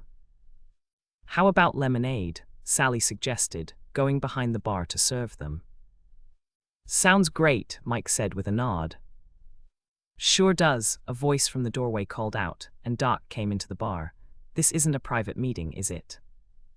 Yes, and you're in it, Mike replied. Right here, Doc. He patted the stool beside him.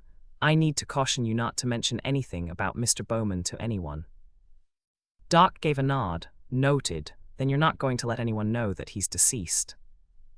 It's not tonight, and maybe not tomorrow morning either. Sally looked surprised. Why is that, Mike? Because I'm going to hang out in the bar tonight with Lonnie and pick up any information about Mr. Bowman that we can. You need to know what the other competitors thought of Sonny, Norman asked. Yes, we'll be looking for any long-term or new grudges, any motives any of the other fishermen or their wives may have had for wanting him dead, and anything else that might apply in some way to the case. I can help with that, and so can Dolores, Doc offered.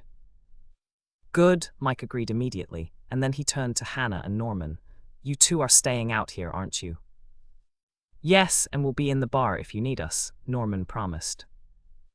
I do. How about Andrea? Hannah asked him. She's staying out here, sharing my room with me. Andrea could be really helpful, Mike said. Bill always says that she could charm the birds right out of their trees. I'll be there too, Sally told him. I'm helping Dick in the bar this week. It's going to be crazy busy. One more thing, Hannah said quickly when Mike pushed back his bar stool. What are you going to tell everyone when Sonny doesn't show up at the bar tonight? That's where you and Dick come in, Mike told Sally.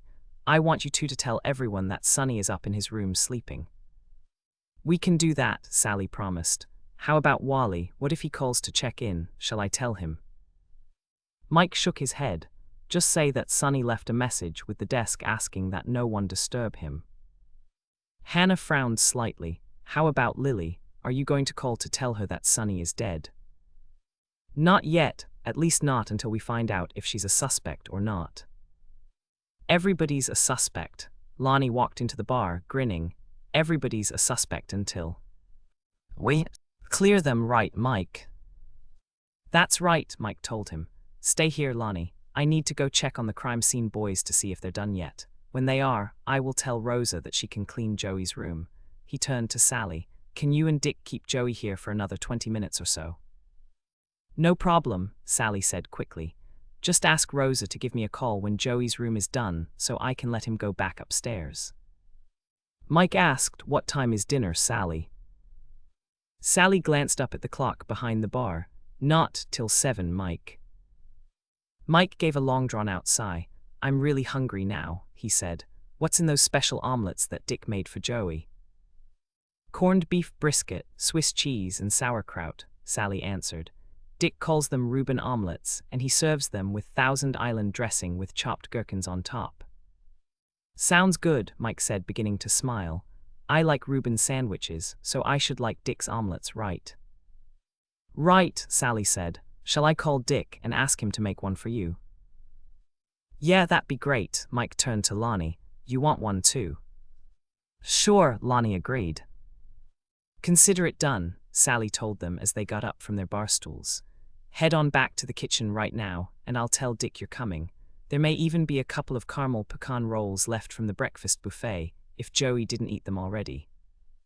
Once Mike and Lonnie had left, Doc turned to Sally. Better tell Dick to make more than 2 omelets, he warned her. If Mike wasn't here for the breakfast buffet, he'll probably eat at least 3. Ocean off to Tom. Chapter 11. Here was a knock on the door, and Hannah opened it. Andrea, she said, as her sister rushed into their room. I just ran into Mike in the hallway, and you should have called me right away, Andrea said, and she looked as shocked as she obviously felt. I can't believe he's dead. Believe me, he is, Hannah assured her, and you can't tell anyone about it. I understand, but Andrea gave a little shiver. Why can't I tell Bill when he calls me tonight? He's the sheriff, and he ought to know that there's been a murder. That's not wise, Andrea. Do you really want him to come home early and miss the opportunity to give his televised keynote speech? Andrea thought about that for a moment. You're right, she said. I just hope Bill isn't mad that we kept him in the dark about the murder. I don't think he will be, Hannah said quickly. After all, Bill chose Mike to fill in as acting sheriff while Bill was gone.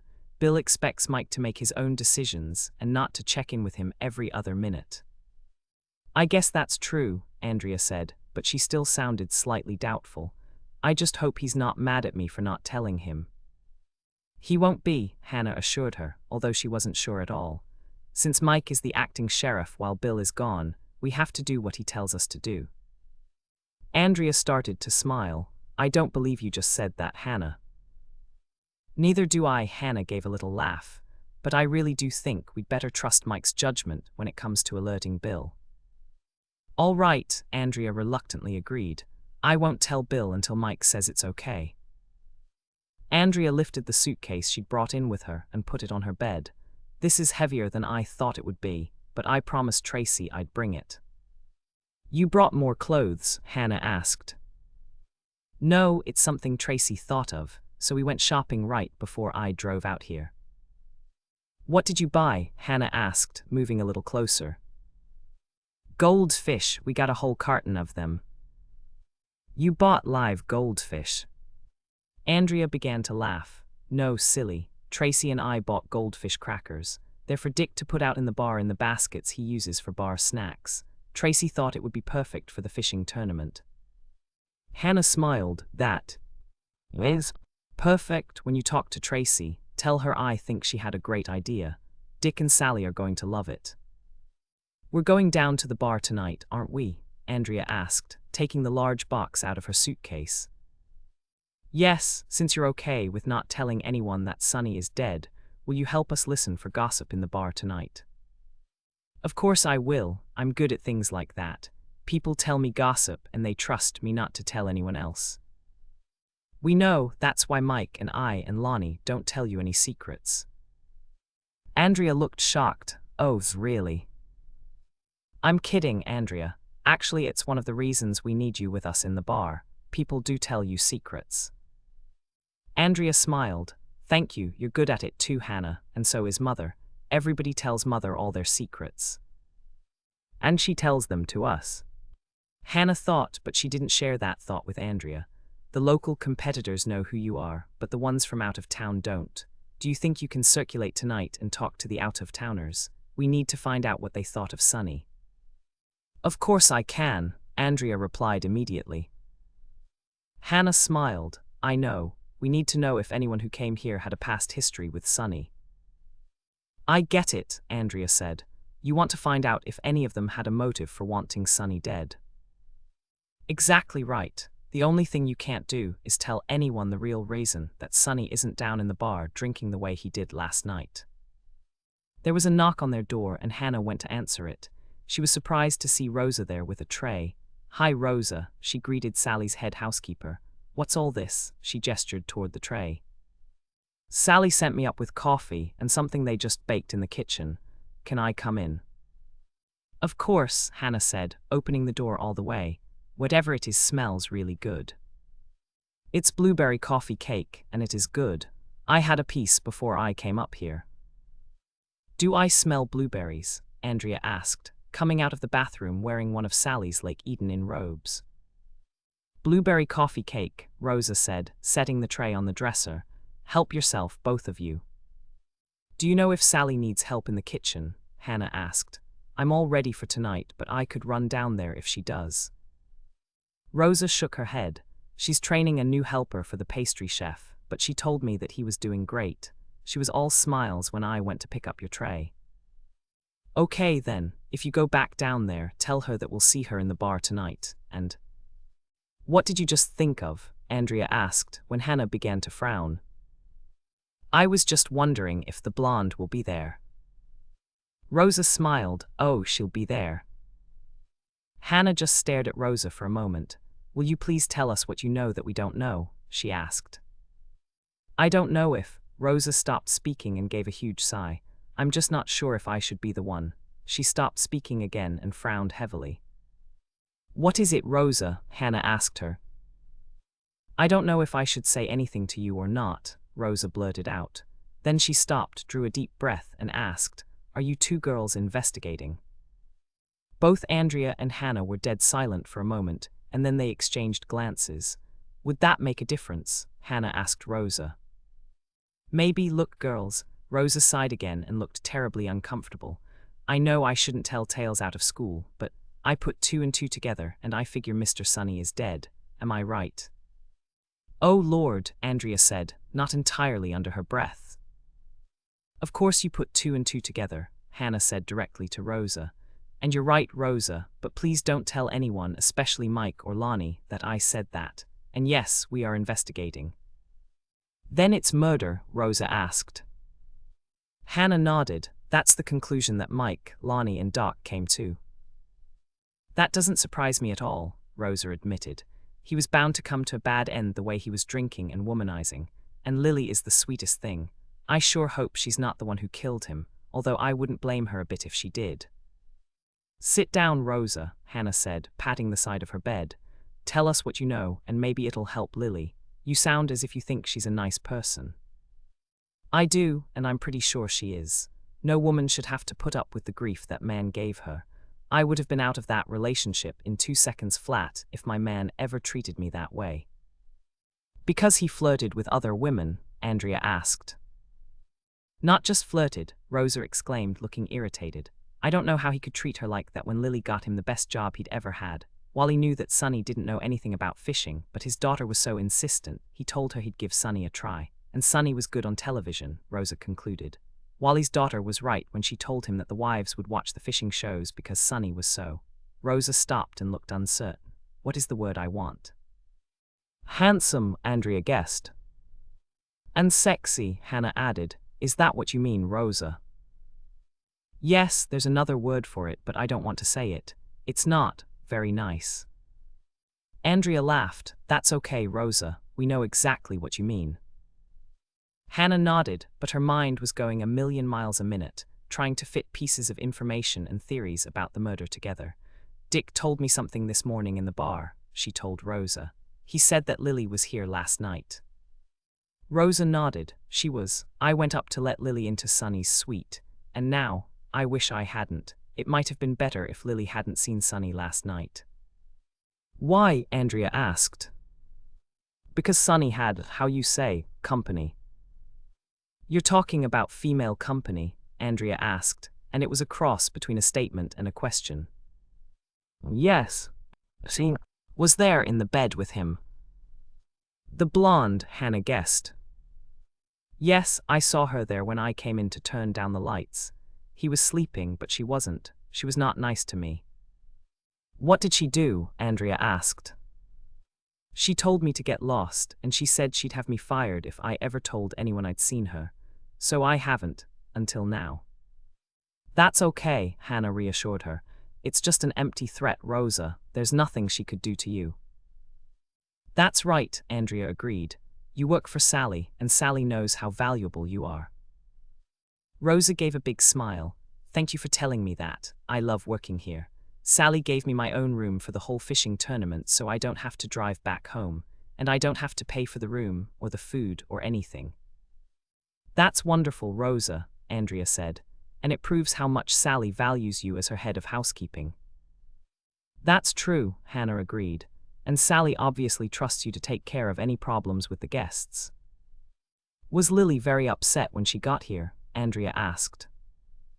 Oh yes, I was in the lobby when she came in and asked for the key to Sunny's suite. The desk clerk wasn't sure what he should do, so I told him to give her a key. And he did? Hannah asked. Yes, but I knew there'd be trouble, so I went upstairs with her. How did you know? Hannah asked. I was in the hallway when that woman knocked on the door, and I saw how fast Sunny opened it and pulled her inside. Hannah and Andrea exchanged glances. What Rosa had told them gave Lily a plausible reason for murder. Did you go in with Lily? Hannah asked the housekeeper. No, I just walked her to the door and waited to make sure that she could get in. And I was worried because I didn't know if that woman was still there. What time was this? Andrea asked, and Hannah felt like applauding. Andrea was establishing a timeline, something she'd forgotten to do. It was after midnight. I know because I stop working at midnight and go down to the kitchen to get the tray that Sally always leaves out for me. Then I go to my room, eat the snack that she leaves for me, and go to bed. Is that what you did last night? Andrea asked. No, I was too worried to leave. I was afraid there could be trouble. What did you do? Andrea asked. I stayed in the hallway behind the door to the housekeeper's closet to keep my eye on things, just in case. Rosa began to frown. You don't think I was wrong to stay there and watch, do you? Absolutely not, Hannah said quickly. That sounds entirely reasonable. I think so too, Andrea agreed. Rosa gave a sigh of relief. I was curious, she admitted. I wanted to know what would happen. I thought maybe I could help Lily in some way. You like Lily? Hannah drew the obvious conclusion. Yes, very much. I'm glad you stayed in the hallway, Rosa, Andrea said. Rosa looked grateful for Andrea's words. I wasn't spying on them. It's just that I was afraid that something bad was going to happen. And did something bad happen? Hannah asked. Rosa nodded. Oh yes, it was very bad for that woman. Hannah exchanged a warning glance with Andrea. It was time to let Rosa tell them what had happened in her own way. Please tell us, Rosa, Hannah encouraged her. There is a clock in the housekeeper's closet, and I looked at the time when I opened the door. It was 20 past midnight. Hannah watched as Andrea pulled out the small notebook that her sister had begun to carry in the outside pocket of her purse. Andrea's notebook had an attached pen, and Andrea held it at the ready. I didn't want to stay in the closet all night watching the hallway, and I was just thinking about leaving when the door to Sunny's suite opened and someone without any clothes came out. What? Hannah gasped. That's right, Rosa gave a little smile. I didn't ask, but I think Lily found. It's that woman in Sunny's bed and chased her right out of the suite without a stitch of clothes on. Do you know what time that was? Hannah asked. Yes, I was getting ready to leave because it was almost 12:30 and I needed to get some sleep. Hannah and Andrea exchanged glances again. Neither one knew exactly what to say. She deserved it, Rosa said, giving a little laugh. She deserved to be locked out in the hallway with no clothes. Yes, she did, Hannah agreed. Good for Lily for kicking her out, Andrea added. I'd do exactly the same thing if I ever walked in and found another woman in my husband's bed. The thought of her standing in the hallway without her clothes at midnight made all three of them begin to laugh. I grabbed one of the robes we put in the rooms. It was funny, but I didn't want. It's that woman. To be out in the hallway naked, something like that could give the inn a bad name, Rosa told them. I guess it could, Hannah managed to say, although she was still fighting to keep from chuckling. Did you take the robe to her? Rosa nodded. Yes, and I told her to hold out her arms so I could put it on her. She was shaking, and I think she was really scared. I'm not even sure she knew exactly where she was. Was she drunk too? Andrea asked. No, not drunk. It was like she just woke up and she didn't really know where she was. Once I got the robe on her, I asked her if she had her room key. And of course she didn't, Hannah said. That's right, so I grabbed her arm and marched her to the room she was supposed to be sharing with her husband, Rosa continued. I had the passkey with me, and I was all ready to let her go back inside when I thought of something that scared me a little. What was that? Hannah asked her. I asked her if her husband would be mad at her for leaving in the middle of the night. What did she say? Andrea asked. She said he wouldn't even wake up because she'd given him a sleeping pill. So I let her into the room, shut the door, and waited a couple of minutes to make sure that everything was all right. Was it? Hannah asked. Yes, then I went to the kitchen, picked up the tray that Sally had left for me, took it to my room, and went to bed. Did you see Lily this morning? Hannah asked. No, I didn't wake up until 9, and the desk clerk said she'd left by then. I'm not sure what time, but he's at the desk now, if you want to ask him. Hannah nodded at Andrea, who jotted it down in her notebook. Thank you for telling us all this, Rosa.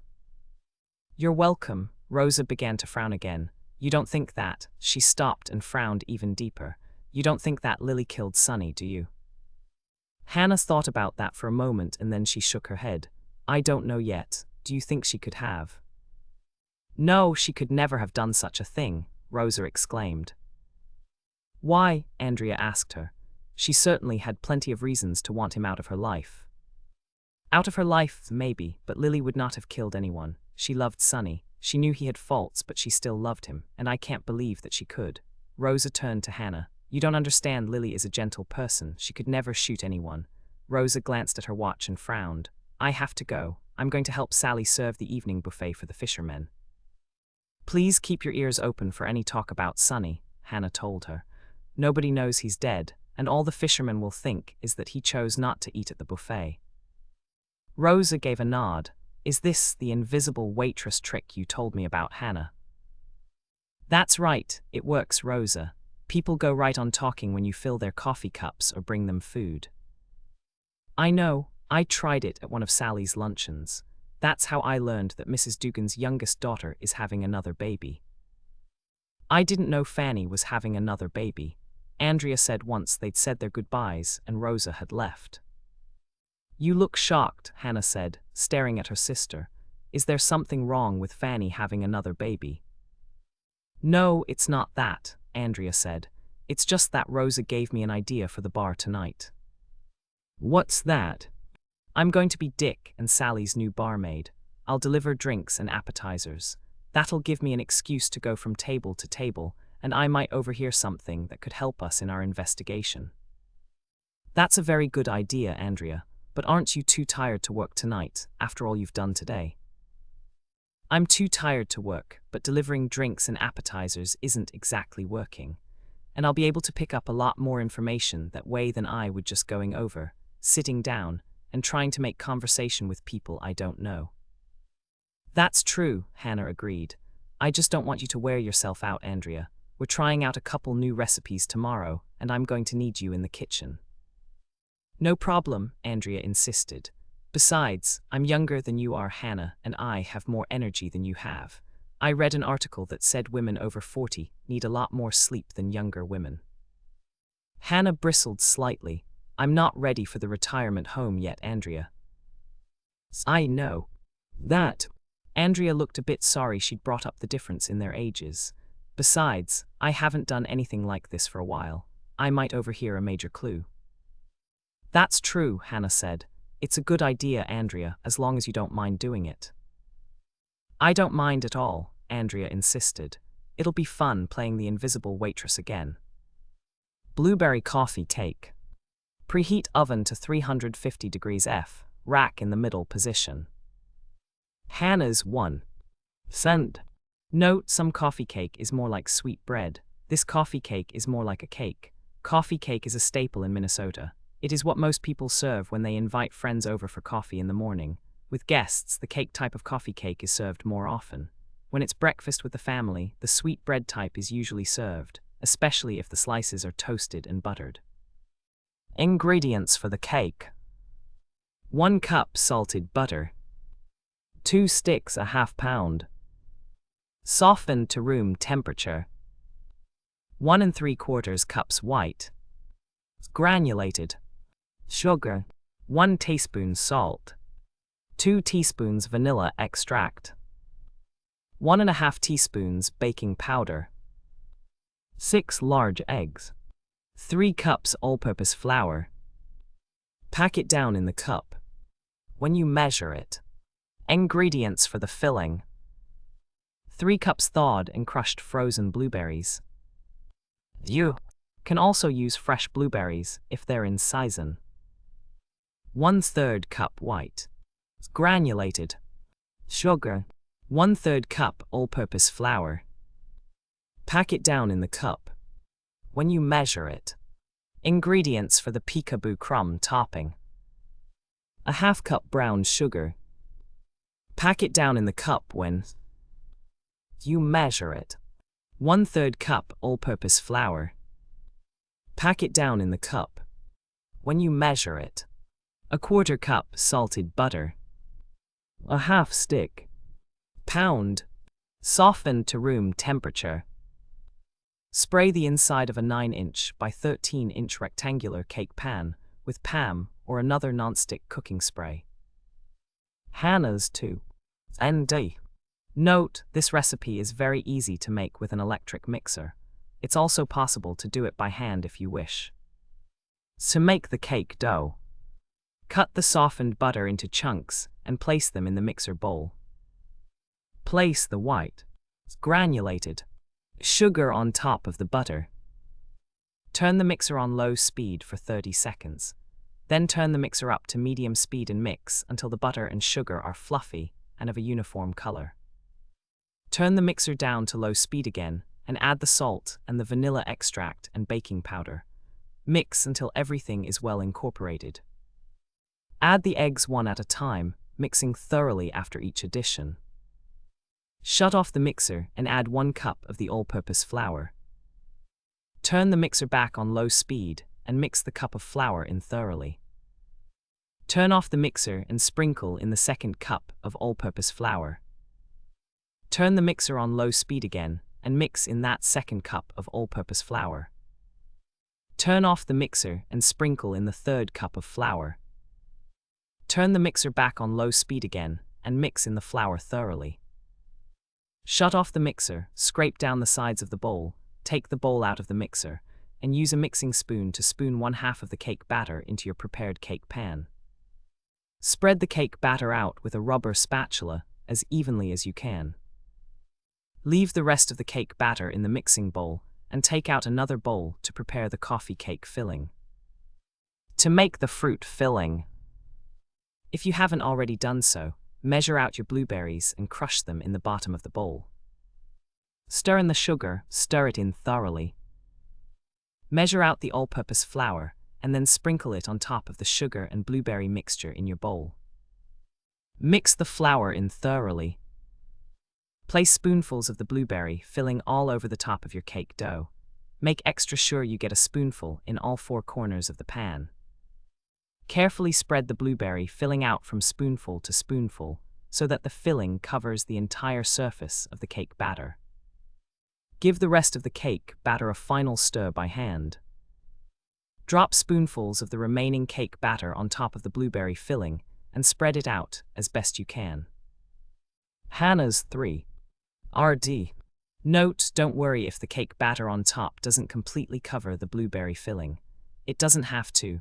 You will put the crumb topping right over the top of your coffee cake. To make the peekaboo crumb topping, mix the brown sugar and the all-purpose flour together in a small bowl. Add the softened butter and cut it in until it's crumbly. You can also do this in a food processor with chilled butter and the steel blade. Use your impeccably clean fingers to sprinkle the crumb topping over the top of the cake pan. Do this as evenly as possible and don't worry, because the topping doesn't cover the top of the pan completely. The blueberries are supposed to show through so everyone will know what's inside. Bake your blueberry coffee cake at 350 degrees F for 45 to 55 minutes, or until the edges of your cake are nice and golden brown. Take your coffee cake out of the oven with pot holders and set it on a cold stovetop burner or a wire rack to cool. This coffee cake can be served warm or cold, depending on when your guests are coming. To serve, use a knife to cut your coffee cake into squares right in the cake pan. Then remove the squares to small plates with a wide metal spatula. Be sure to serve your blueberry coffee cake with plenty of strong, freshly brewed coffee or icy cold glasses of milk. Yield: at least 12 squares of delicious, fruit-filled coffee cake that both adults and kids will enjoy. Hannah's 4. TH. Note: several people have told me that they made this coffee cake the easy way by simply opening a can of fruit pie filling and using that straight out of the can for the coffee cake filling. I told them that Edna Ferguson, the queen of shortcuts, would be proud of them. Lisa told me that Aunt Nancy is going to try to make this coffee cake with a mincemeat filling at Thanksgiving. I'm not quite that adventuresome, but I have made it with lemon pie filling and it was scrumptious. Oceanoff. Chapter 12. Late. Sally, an attractive young woman, walked into the bar and hurried over to Sally, who was standing by Hannah at a table. I didn't expect to see you today, Sally said, looking surprised. I thought you left this morning. Oh my gosh, where are my manners? Lily, this is Hannah Swensen, she's been helping bake this week. And Hannah, this is Lily Wallace, Wally's daughter. Lily turned to Hannah. How nice to meet you, Hannah. Then she turned back to Sally. I did leave this morning. I drove straight up to help my dad with the new store, but he already had everything under control. I came back here to see if I could help the situation with Sonny. Dad said he'd been acting up again, and I saw that with my own 2 eyes. Sally shot Hannah a panicked glance, and then she drew a deep breath. Lily is engaged to our fishing star, Sonny Bowman. Will you be staying the night, Lily? I thought I would if you have a single room. There's no way I'm staying in Sonny's suite. He had won too many visitors in there last night. Lily stopped and looked around the bar. And there she is right now. At least she's not with Sonny. Sally shot Hannah another desperate glance, and Hannah shoved back her chair. It was clear that Sally was out of her depth when it came to making conversation with Lily. Please come with me, Lily, Hannah said, extending her hand to Lily. There's some people I'd like you to meet. Sally's sigh of relief was almost audible as Hannah ushered Lily over to Mike and Lonnie's table. It was time for Mike to take over. Lily, she said, tapping Mike on the shoulder. This is Mike Kingston and one of his deputies, Lonnie Murphy. She turned to Mike. And guys, this is Lily Wallace, Wally's daughter and Sonny Bowman's fiancée. Lily was here at the inn last night. Glad to meet you, Lily said, smiling politely but looking a bit puzzled about why Hannah had brought her to Mike and Lonnie's table. Hello, Lily, Mike said, and both men stood up. Mike pulled out Lily's chair and Lonnie pulled out Hannah's. Please join us, Mike said. We have something we need to discuss with you, Lily. Of course, Lily agreed, taking her chair. Is it about the fishing tournament? Dad told me that you two were a big help in keeping his tournament running smoothly. She frowned slightly. Dad filled me in on a couple of things, and I'm sorry that Sonny caused you some problems last night. That's okay, Mike said, smiling at her. We took care of it. Dad was sure you would, but he called me and told me to drive up here and try to talk some sense into Sonny. And did you succeed? Lonnie asked her. Not exactly.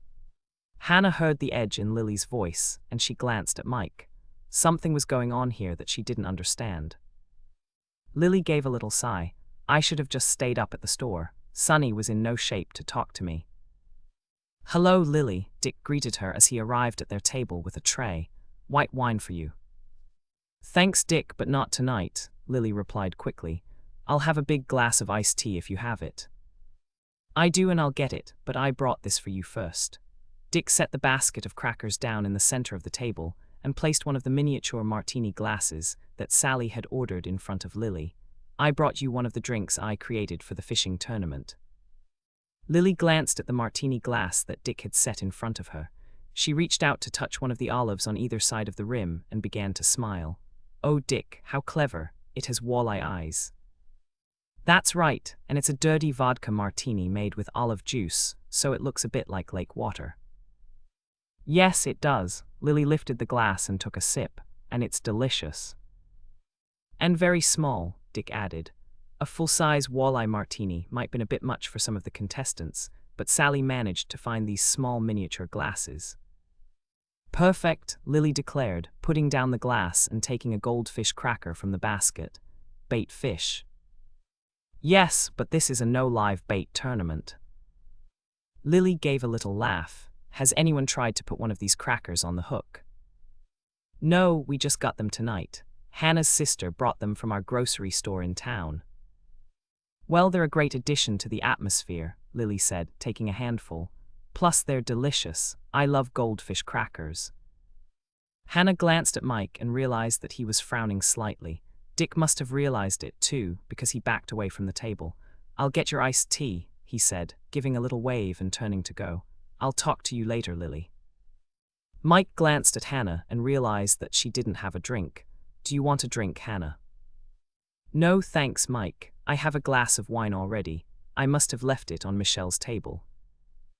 And here it is, Hannah, Andrea said, arriving at the table and setting Hannah's glass of wine down in front of her. Michelle noticed that you were sitting down here and asked me to bring it to you. Andrea, Mike asked, gesturing toward one of the empty chairs at their table. No, but thanks, Mike, Andrea said quickly. One of Dick's waitresses is on break, so I'm taking her place. So Michelle's at the table all alone? Hannah asked. No, one of the other teachers just walked in, and she's sitting with Michelle. I heard her tell Michelle that her husband is a contestant in the tournament. Hannah knew she was stuck here, watching Mike and Lonnie interrogate Lily. She mentally reminded herself that Mike and Lonnie were running their own investigation, and that she had no right to interfere. Mike looked at her and smiled. Perhaps she was wrong, but Hannah thought she knew what that smile meant. It was almost as if he'd said, You brought her here, and she's ours now. The ball's in our court, and we've got this handled without any help from you. Hannah gave a little nod as she picked up her wineglass and took a sip. She wished that she could cue Mike and Lonnie in on what Rosa had told her, but there had been no opportunity to do that before Lily had entered the bar, spotted Sally, and come over to say hello. You said you were here last night, Mike said, smiling at Lily. That's right, I had some things I had to take care of before I could leave, so I didn't get here until late. The bar was already closed, and no one was around except the night clerk at the desk. I was about to ask for a key to my fiancé's room when I saw Rosa. She took me upstairs and let me into Sonny's suite. Did you run into anyone else besides Rosa? Lonnie asked. No, I think all the fishermen had gone to bed by then, Lily replied. There was no one else around. Hannah felt a little jolt of surprise. Lonnie was taking the lead, and usually Mike controlled the whole interview. It was uncharacteristic, but perhaps the two detectives had worked it all out beforehand. Do you have any idea what time that was? Lonnie followed up, and Hannah noticed that he had his small notebook and pen in his lap. She glanced at Mike, but Mike seemed to be perfectly comfortable with Lonnie's line of questioning. I think it was after midnight, but I'm not really sure. I drove here from the Brainerd store, and I know I left close to 10. I was helping them with their inventory and doing product coding. Our grand opening is tomorrow, and we wanted everything in shape for that. Did you call your fiancé to tell him that you were coming?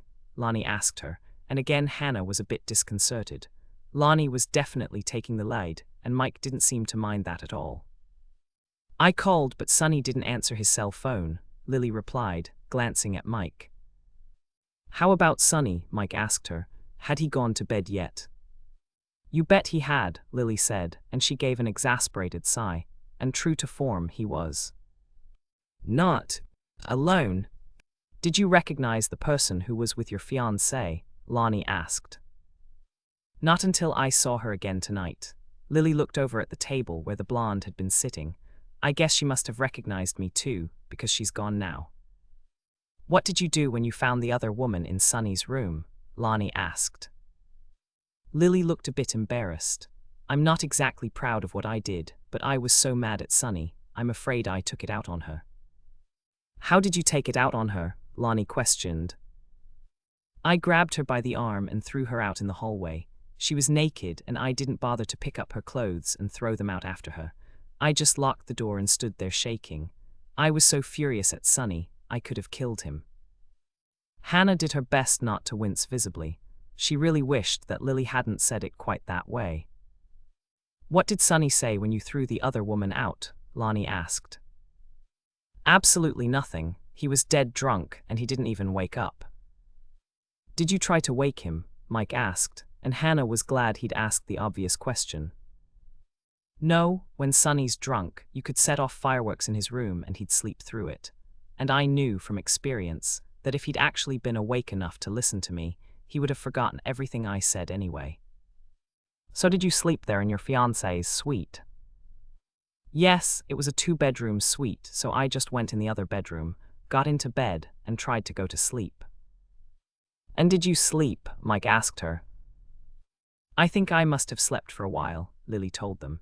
It was just such a disappointment. It's not like this hasn't happened before. It has. Sonny's a handsome man and women throw themselves at him.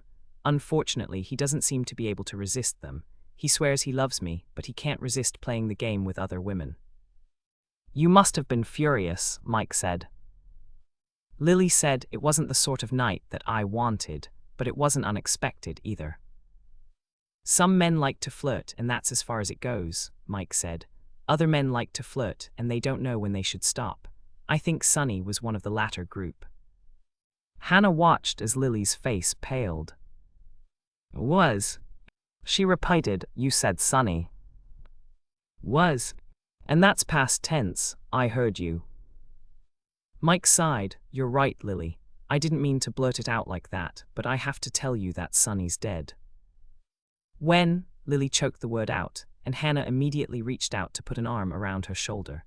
She wasn't sure why Mike had chosen to tell Lily this way, but perhaps it had just slipped out. Lily and I have to leave now, Hannah announced, tightening her arm around Lily's shoulders and helping her to her feet.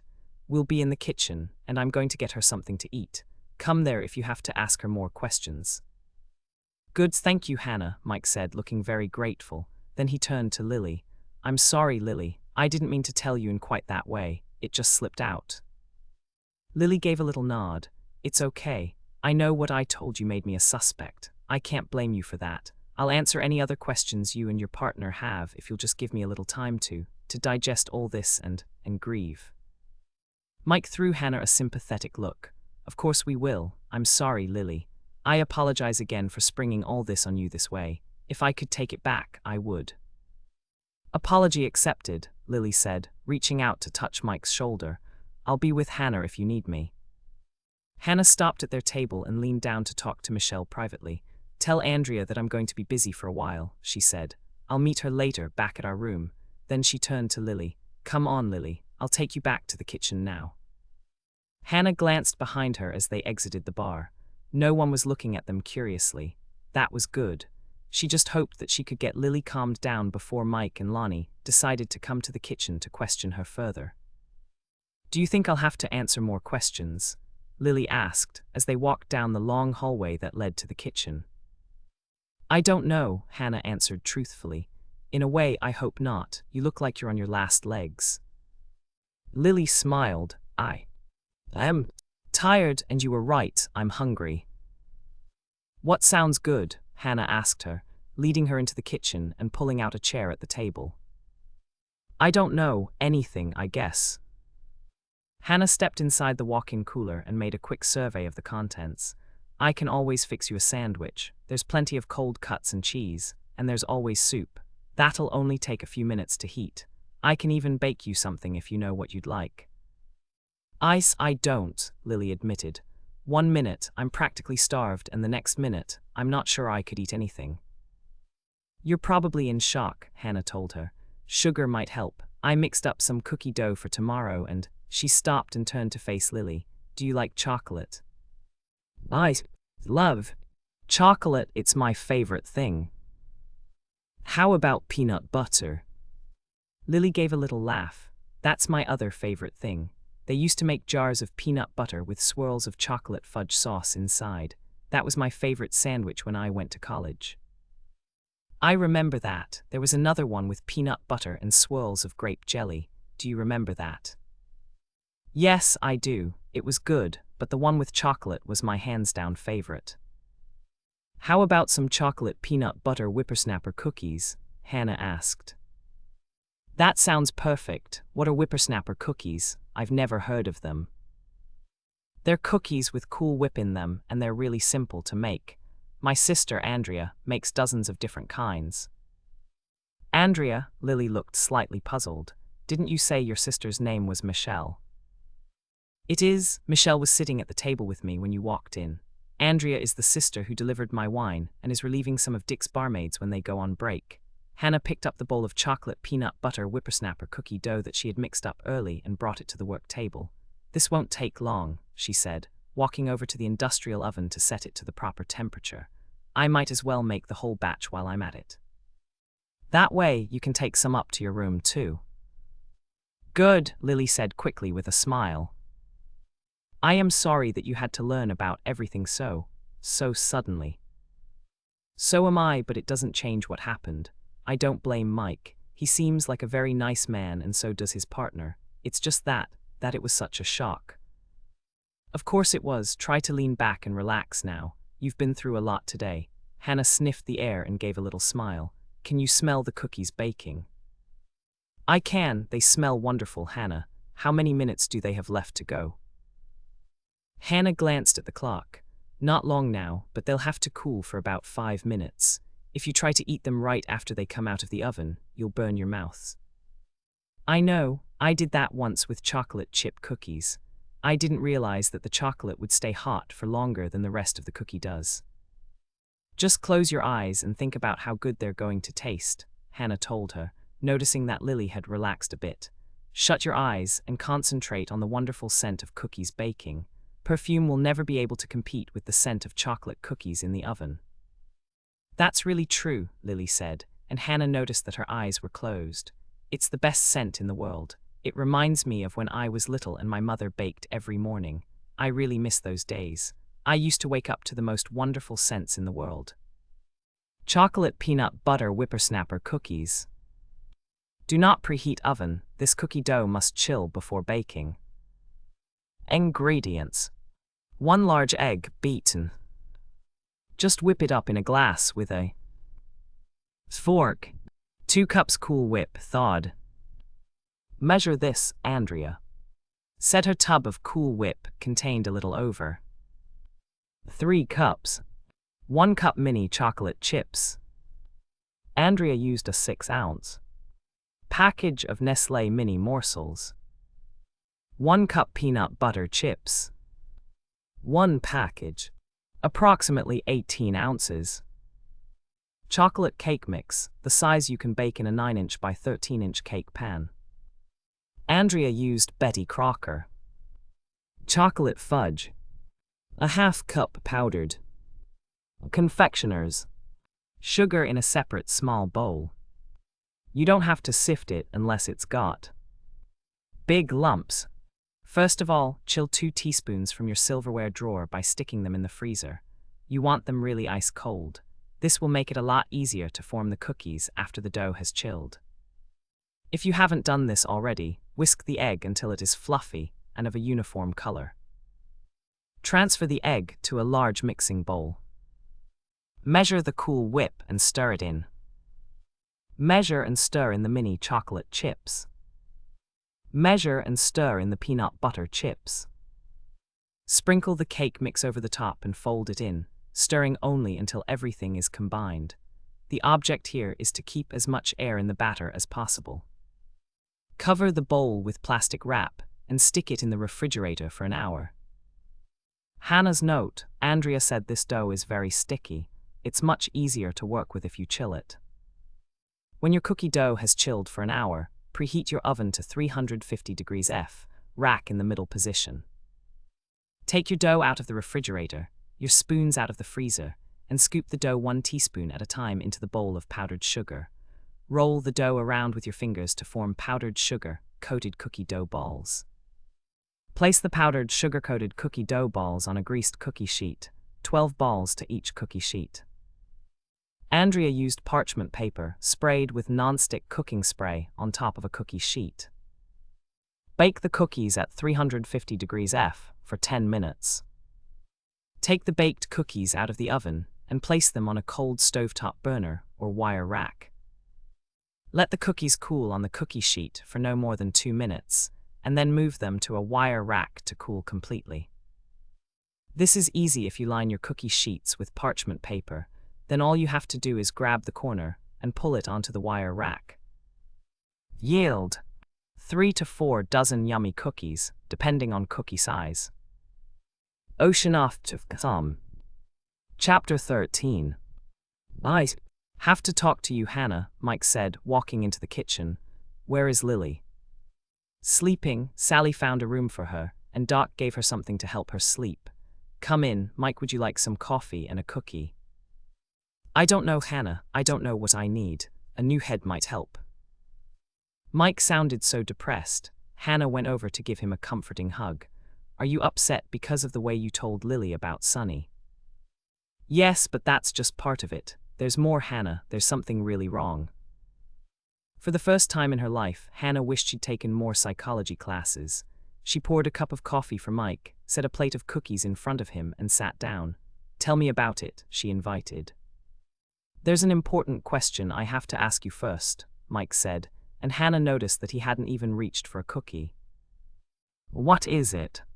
Did you mention to Lily that I didn't want anyone to know that her fiancé was dead? Yes, I did. I asked her not to tell anyone, not even her father, until you said it was okay. Does Lily know that he was murdered? Hannah thought about that for a moment. I think she probably guessed as much. She didn't come out and ask me, so I'm not sure, but she did agree not to mention anything to anyone about Sonny's death until you give her the okay. Good, thank you, Hannah. Mike looked relieved as he reached for a cookie. I was all set to question Lily tonight when you brought her over to our table. You know that, don't you? Yes, that's why I brought her there. I didn't want her to talk to anyone else until she talked to you. That's what I thought, and I was all ready to question her, but then I looked at her and I'm not really sure what happened, but I realized that I was going to blow it if I tried to take the lead in interviewing her. Hannah felt a moment's vindication. Her instinct had been right after all. Why was that, Mike? This will probably sound crazy, Hannah. I've taken the lead in every interview I've ever done with a partner, but this time was different. This time I just couldn't seem to get a handle on her. A handle on Lily? Yes, I knew she was a suspect. Family members always are, and I knew I had to ask her the right questions. Hannah gave a little nod. She wasn't sure what else to do, and she prompted. I had to back off, Hannah. I thought I'd be too tough on her, and I knew that wasn't fair, so I sat back and let Lonnie take the lead. Did you tell Lonnie that you were going to do that? No, I just hoped he'd pick up on it. We've worked together a long time, Hannah. I figured he'd know that something was wrong, and he'd ask the questions that I should have asked. And did he? Yes, he took over and his questions were probing and insightful. He did exactly what I should have done, if I'd been able to do it. Hannah winced as she realized that Mike had admitted that he hadn't been able to question Lily. Why? Couldn't you question Lily? Hannah asked. Do you know? I'm not sure, but I think I do. Mike took a big drink of his coffee, but Hannah noticed that the friend she'd previously referred to as the Cookie Monster put his cookie back down on the plate. Tell me why, Hannah said, locking eyes with him. Give me the reason why you couldn't question Lily. I've always been able to sympathize with the victim, Mike said with a sigh. This time, I just couldn't do it, Hannah. As the chief investigator, I am charged with the duty of finding who killed Sonny. And this is very hard to say, Hannah, and this time my heart's just not in it. Mike stopped speaking and took another sip of his coffee. Hannah got up and refilled Mike's coffee cup. She needed a moment to mull over his startling admission. Mike, you haven't even tasted a cookie yet, and it's Andrea's new recipe. They are chocolate and peanut butter. Mike let out a huge sigh. Good idea, Hannah. I am feeling really down and maybe the chocolate will help. Right now all I want to do is give this case to Lonnie and walk away. Hannah felt like groaning. She had absolutely no idea what to say to Mike. Only one question occurred to her, so she asked it. Are you sure that you want to bow out, Mike? Mike reached for his cookie again, held it for a moment, and put it back down. No, I'm not sure of anything right now. Okay, then you need to take some time to think about this. Some time, yes, but not much. We only have 2 teams of detectives, Hannah. There's Lonnie and me, and there's Rick and the new guy. Rick's been working with the new guy, but he's not quite up to speed yet. Do you think you might be able to work on this case if Lonnie takes over the lad like he did for you tonight? Mike thought about that for a long moment. Maybe. I'm not completely sure, Hannah, but maybe. Then that's what you should do for now, Hannah said, trying to sound more positive than she felt. I can tell that you're tired, Mike. Get some sleep and maybe you'll feel better in the morning. I thought you'd never. Get back here, Andrea said as Hannah came into their room. Were you with Lily all this time? No, I'm sorry if I worried you, Andrea, but I didn't have time to call you on your cell. It's okay, I wasn't worried. I was just. Andrea stopped speaking and gave a little laugh. I was just a little jealous that I was left out of the action. Hannah laughed. There wasn't that much action. It was just that when I got ready to leave the kitchen, somebody else came in. Who came in? Mike. He was hungry and he needed something to eat, so I fed him. I started out with cookies and I had some soup left. So you baked cookies? Andrea looked surprised. I thought we were doing that tomorrow morn. She stopped speaking as she glanced at the clock. I mean, this morning. Hannah shook her head. We don't have to get up early this morning, Andrea. I needed to decompress, so I finished baking everything we mixed up. The cookies are all done, and the only thing that's left for tomorrow is to make the caramel sauce for the caramel pecan rolls and bake them. You baked my chocolate peanut butter whippersnappers? Andrea asked, and Hannah realized that she sounded a bit territorial. Just the one batch and they're all gone. I gave Lily a dozen and I gave Mike some to take with him. I know it's extra work for you, but you can mix up a couple more batches in the morning after all. Of course I can. What did Lily and Mike think of them? Lily went absolutely crazy over them. She told me that chocolate and peanut butter were her 2 favorite things, and she scarfed down a whole bunch before Sally came to take her to her room. Sally was there. Yes, I packed up another dozen for Lily, and Sally asked if she could take another dozen for Dick and for her. Before I knew it, they were all gone. Andrea's expression changed to one of pleasure. So did they like them too? I don't know about Dick, but Lily loved them and so did Mike and Sally. They're a huge hit, Andrea. Oh good, so they passed the taste test. They passed 3 taste tests. Actually 4 if you count the 5 or 6 that I ate while I was baking the rest of the cookies and cakes. So what time do we have to go down to work tomorrow? Andrea asked, glancing at the clock again.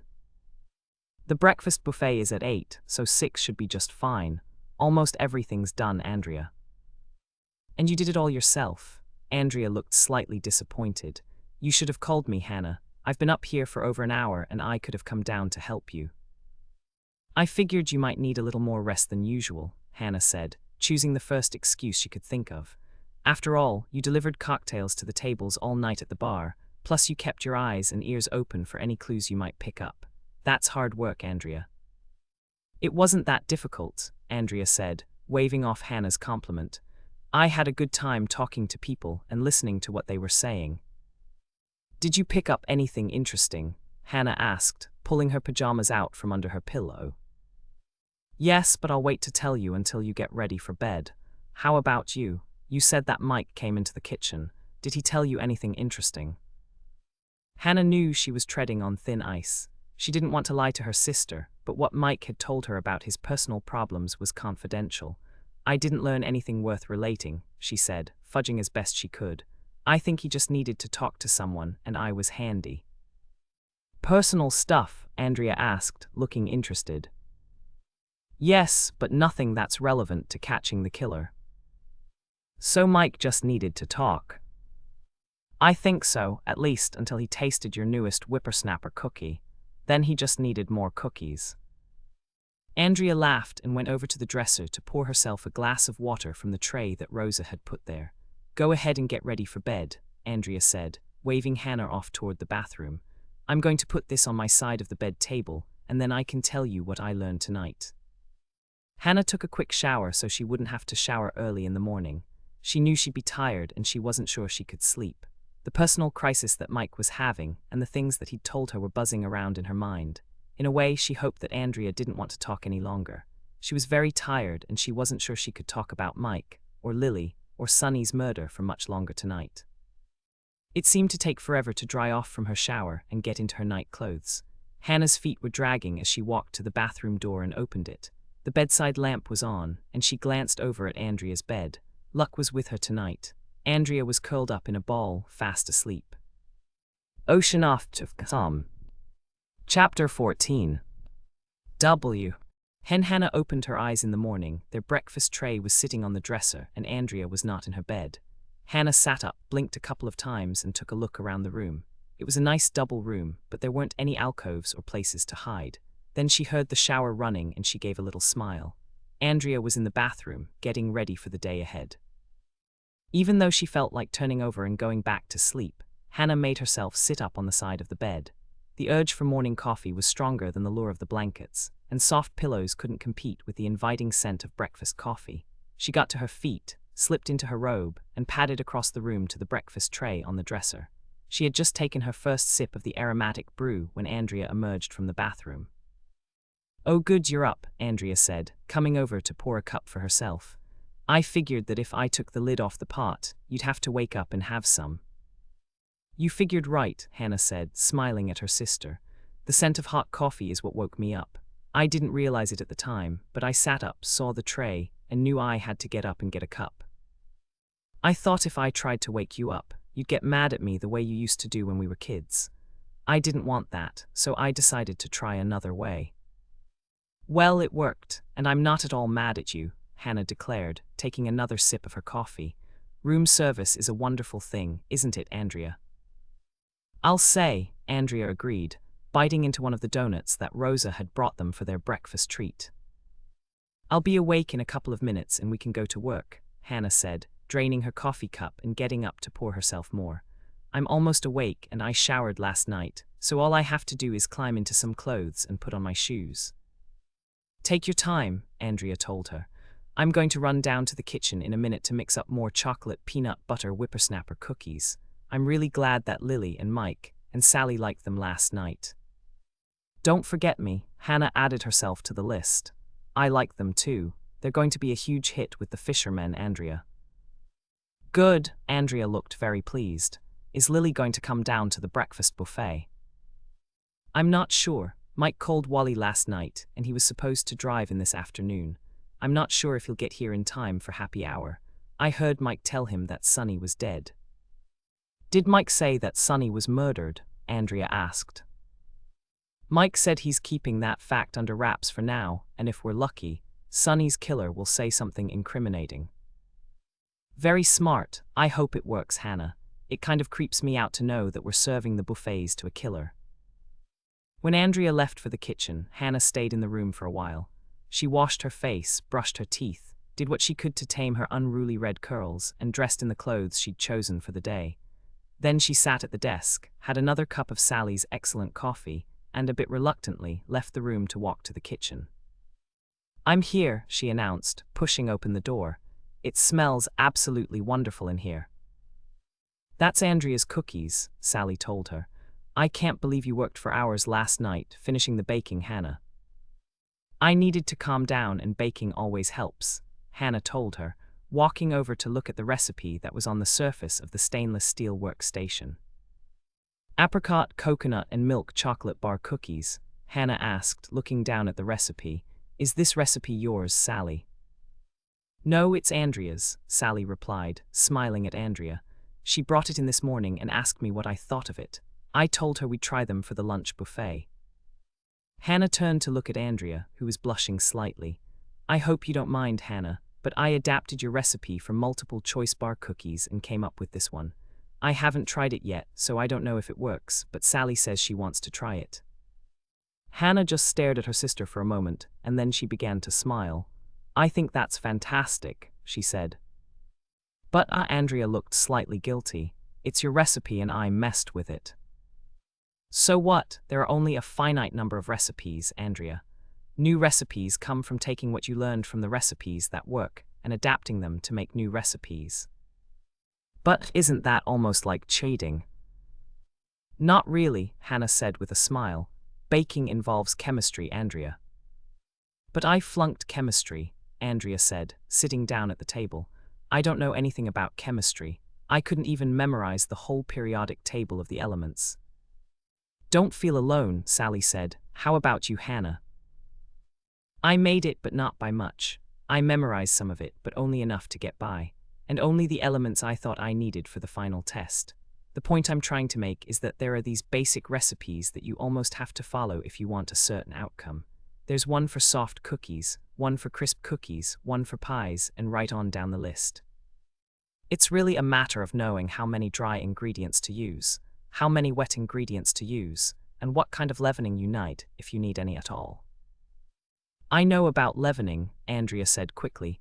"That's what makes something rise." Sally nodded. "You're right, Andrea." "Yes, but that's all I know." "That's okay," Hannah agreed. "The type of leavening depends on which outcome you want. If you want something light and airy, you have to have a certain blend of ingredients, and if you want something moist and heavy, you need an entirely different blend of ingredients." Andrea looked confused. "But how do you know which ones to use?" "I'm out of my depth," Sally said, getting up from her chair. "You two sisters carry on. I'm the cook, not the baker. I'm going to go check on my other kitchen staff to make sure the prep work is getting done." "See you later," Hannah said, picking up her coffee cup and taking another sip. "You won't know what kind of leavening to use without studying it, Andrea.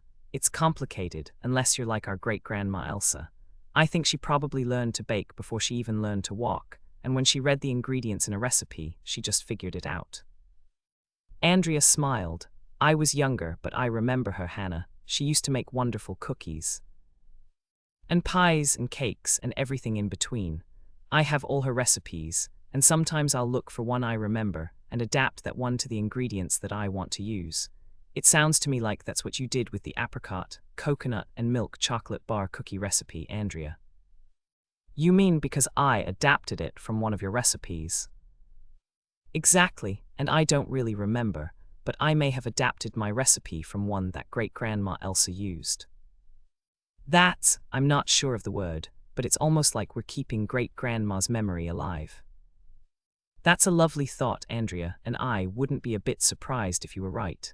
She's probably looking down at both of us right now and saying something like—" "I liked my recipe better," Andrea interrupted Hannah's thought. "She used to get mad when somebody took one of her recipes and changed it around." "I remember, but she also was good about sharing her recipes." Hannah reached down for her shoes and began to put them on.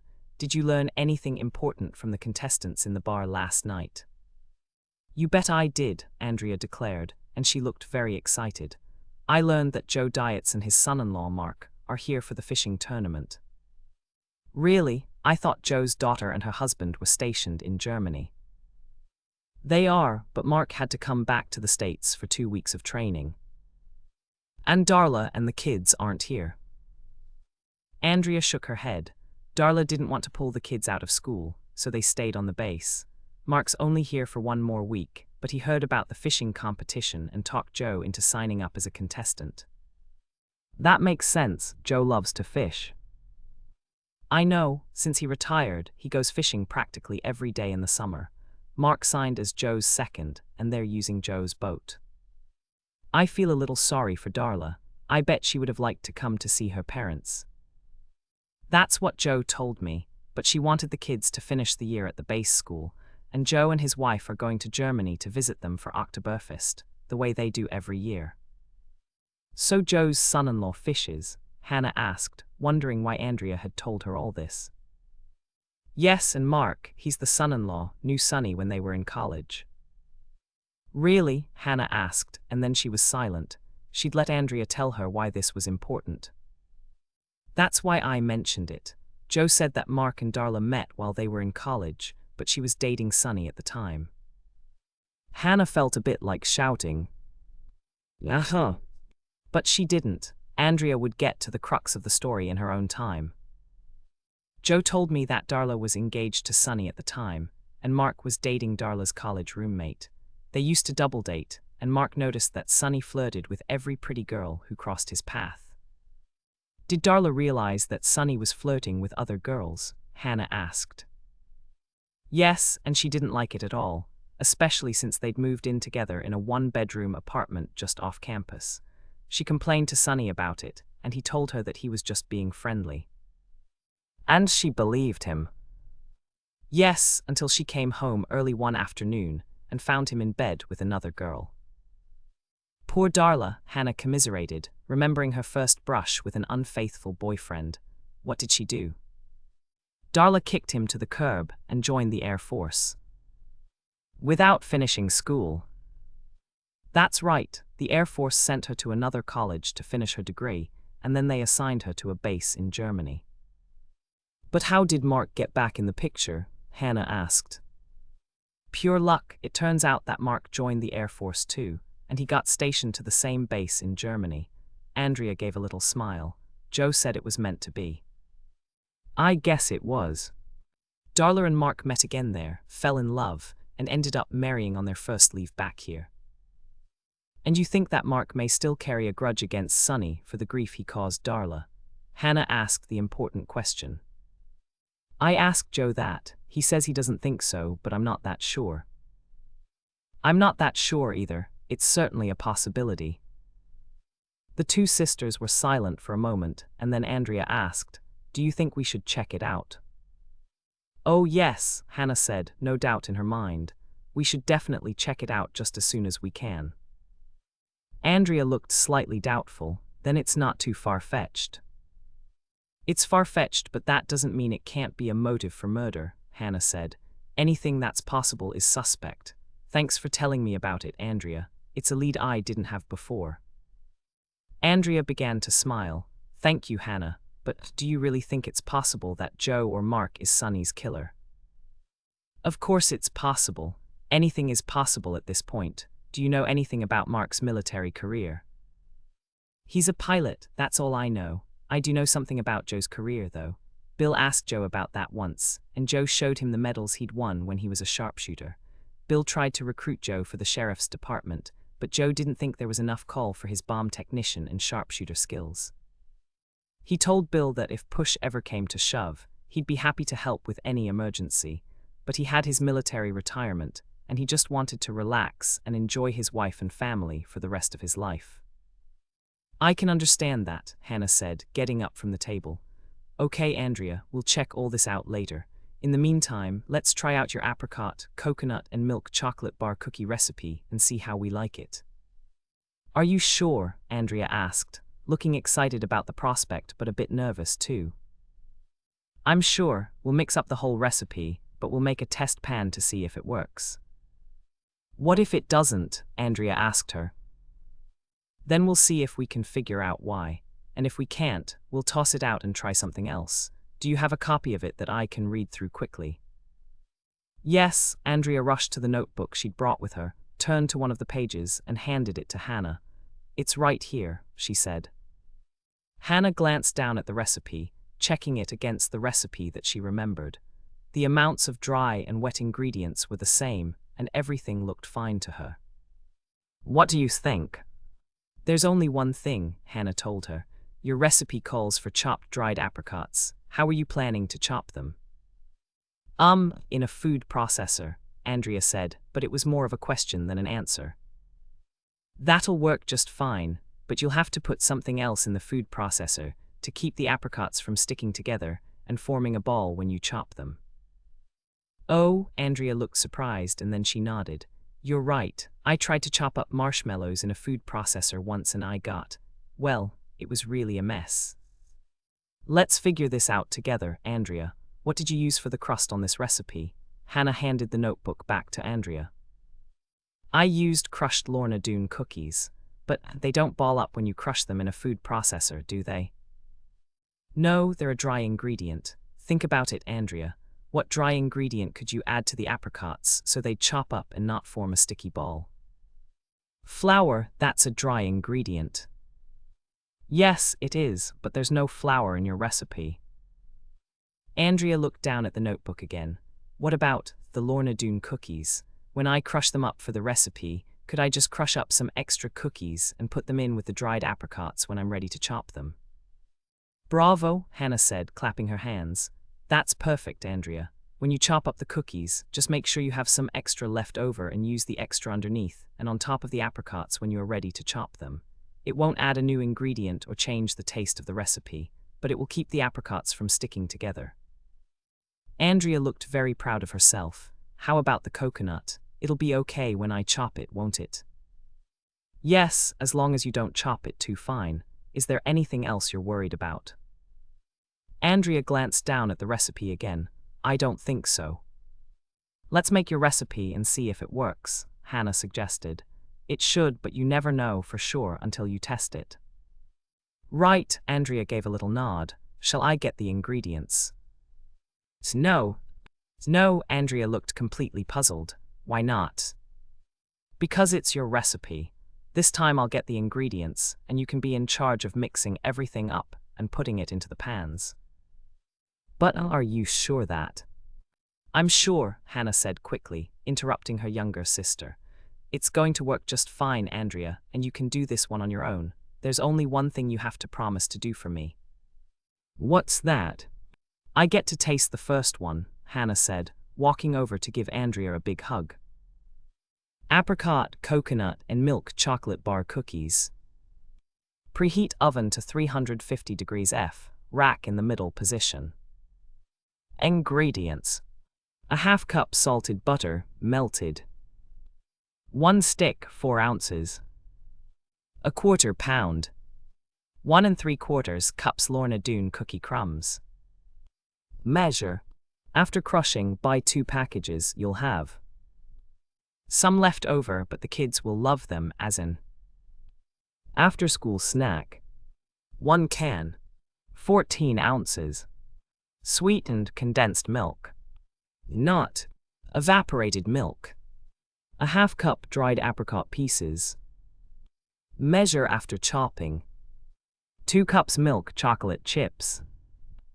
I used Nestlé, an 11-ounce or a 12-ounce package will do fine. 1 cup shredded coconut flakes. Pack it down when you measure it. Directions. Prepare your pan. Use a 9-inch by 13-inch cake pan to make these yummy bar cookies. Melt a half cup of salted butter. 1 stick, 4 ounces. In the microwave or on the stovetop. Pour the melted butter into the bottom of the cake pan. Tip the pan so that the melted butter covers the bottom of the pan and approximately 1 inch up the sides of the pan. Crush 1 package of the Lorna Doone cookies in a food processor with the steel blade attached. Measure the cookie crumbs, and if you have 1 3/4 cups of cookie crumbs, you have enough for this recipe. Take out 1/4 cup of cookie crumbs and set them aside in a small bowl on the counter. Scatter the 1 1/2 cups of cookie crumbs that remain over the bottom of the cake pan as evenly as you can. Open the can of sweetened, condensed milk and pour it, as evenly as you can, over the cookie crumbs in the bottom of the pan. Remember that quarter cup of cookie crumbs you saved. Take 1 tablespoon of the cookie crumbs and sprinkle them over the bottom of the bowl of the food processor. Place approximately 15 dried apricot halves on top of the cookie crumbs in the bottom of the food processor. Sprinkle another tablespoon of the cookie crumbs over the top of the apricots. Chop the dried apricots with the steel blade, using an on and off motion until the pieces of apricot are in small pieces. Take the chopped apricots out of the food processor and measure them. If you have a half cup of chopped apricot pieces, you have enough. If you don't have enough chopped, dried apricots, sprinkle another tablespoon of cookie crumbs over the bottom of your now empty food processor bowl. Place more apricot halves over the crumbs in the food processor. If your first batch of apricot halves made approximately a half cup of pieces, then that is perfect. If you have too many, that's okay. These bar cookies will work anyway. Sprinkle the remaining cookie crumbs over the dried apricot halves. Chop the second batch of dried apricots, only if needed, with the steel blade in an on and off motion until the apricots are in small pieces. Measure out enough chopped apricot pieces to equal approximately a half cup in all. Scatter them over top of the sweetened, condensed milk in your pan. Measure out 2 cups of milk chocolate chips. Scatter the chips over the chopped apricots as evenly as you can. Measure out 1 cup of shredded coconut flakes. Don't forget to press them down in the measuring cup. Scatter the coconut over the top of the milk chocolate chips in your baking pan. Use a wide, flat metal spatula to press everything down in the cake pan. If you don't have a wide, flat metal spatula, moisten your incredibly clean palms and use your hands to press everything down. Bake your apricot, coconut, and milk chocolate bar cookies at 350 degrees F for 30 minutes. Take your bar cookies out of the oven and place them on a cold stovetop burner or a wire rack to cool. Wait until your bar cookies are cool before cutting them into brownie-sized pieces. Yield 20 to 30 deliciously sinful bar cookies, depending on the size you cut the bars. Serve these bar cookies with strong black coffee or icy cold glasses of milk. Ocean off to some. Chapter 15. So, of course Andrea's bar cookies worked just fine, as Hannah knew they would. They'd finished the day's baking and were sitting down with a cup of coffee after cleaning the kitchen when Sally came in. "Oh good," Sally said. "You're taking a coffee break. Can we join you? There's someone I want both of you to meet." "Of course," Hannah said quickly, and Andrea gave a nod of agreement. "We just put on a fresh pot of coffee, and you can taste Andrea's new bar cookie." Sally beckoned to the woman who'd followed her in. "Come in, Jeanette. I want you to meet my friends, Hannah Swensen and Andrea Todd. They've been kind enough to fill in for my pastry chef this week." "How nice of you both," the woman said, taking the chair that Sally pulled out for her. Sally explained what a pickle she was in and how you two stepped right in to help her. "This is Lily's mother, Jeanette," Sally introduced her. "Mike told Lily that he was going to make an announcement about Sunny this morning and said it was okay to invite her mother." Jeanette, a well-groomed older woman, nodded. "I drove here the moment I got Lily's call this morning. What a horrid thing to happen to my poor daughter." "Did your husband mention that he asked Lily to come here and take control of the situation with Sunny?" Hannah asked. "No, I haven't spoken to Wally about it." Jeanette sighed and glanced at Sally. "You didn't tell them?" "No, I didn't think it was my place to mention it," Sally replied. "Go ahead, Jeanette." "Wally and I are separated," Jeanette said, frowning slightly. "We've been married for years and we didn't want to divorce, but we just don't do well spending all our time together. We still love each other and we're together on the weekends, but we lead separate lives during the week." "And that works?" Andrea asked, and Hannah noticed that she looked utterly amazed. "Yes, it's worked for the past several years. You see, I had a terrible addiction problem. I was depressed and lonely and used pills to fill the void in my life." "The void?" Hannah asked, hoping that Jeanette would go on. "That's right, it was just that Wally was so busy with the business, he didn't have much time left over for me. Part of that was my fault. I wanted him to be successful for me and for Lily. My father was a very successful man, and as I remember, he worked all the time. And that meant he didn't see much of Mother and me. It seemed to work for our family, and I thought it would work for Wally and me too. Hold on a minute, Janet, Hannah said, getting up to cut a pan of Andrea's bar cookies. What you're telling us is fascinating, but I think you need some nourishment with your coffee. Sally laughed. I warned you, Janet. Hannah will feed you if you even look like you're hungry. She's always the first to offer coffee and cookies. These are Andrea's new cookie, Hannah said, walking over to the table with a plate of bar cookies she'd just cut. Try one, Janet. They came out of the oven just before you got here, but they're cool enough to eat now. Janet reached out to get a cookie and took a bite. Oh my, she said, beginning to smile. These are incredible. They certainly are, Sally said, swallowing her first bite and giving Andrea the high sign. You did it, Andrea. Your new bar cookies will be a huge success with the fishermen. Hannah waited until Sally and Janet had eaten 2 of Andrea's bar cookies each, and then she poured more coffee for them all. Tell us more about your marriage, Janet. Janet drew a deep breath. All right. Shortly after Wally and I were married, my father died and left me the boat works. Wally had always been fascinated by boats, and I convinced him to take charge of the business. A few years later on, we decided to open a chain of sporting goods stores to showcase our new boats. After that, I learned that I was pregnant with Lily. I didn't realize that the business would take Wally away from home so much. Janet paused to take a sip of her coffee. Unfortunately, there were always business-related things to take Wally away from home. I was lonely, and our marriage suffered because of it. It's that way with a lot of upwardly mobile couples, Janet, Sally told her. I know. I told myself that it would be the same way if Wally had been a long-distance truck driver. Then he would have been gone for a week or 2 at a time. But I just couldn't take it, and I started to rely on pills to help me cope with being pregnant and alone. Hannah and Andrea exchanged glances. Neither one of them knew quite what to say to this startling admission.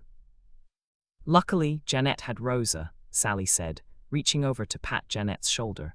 Rosa was the glue that held Janet and Wally's family together. And Rosa was Lily's second mom, Janet added. After I had Lily, I realized that I was still taking too many pills and I needed professional help. I got it. I spent months in rehabilitation and finally I was successful.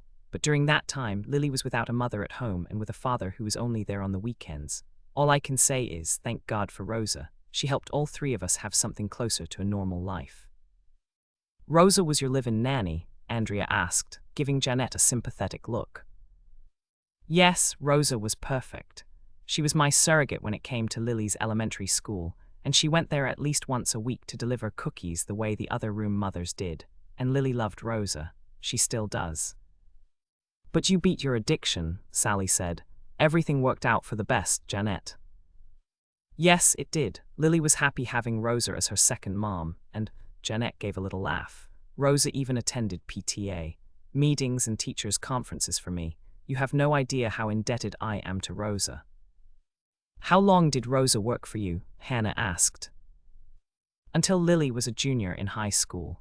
Then Rosa moved to Lake Eden, and she went to work for Sally once Sally and Dick opened this place. And we're very grateful for her, Sally said quickly.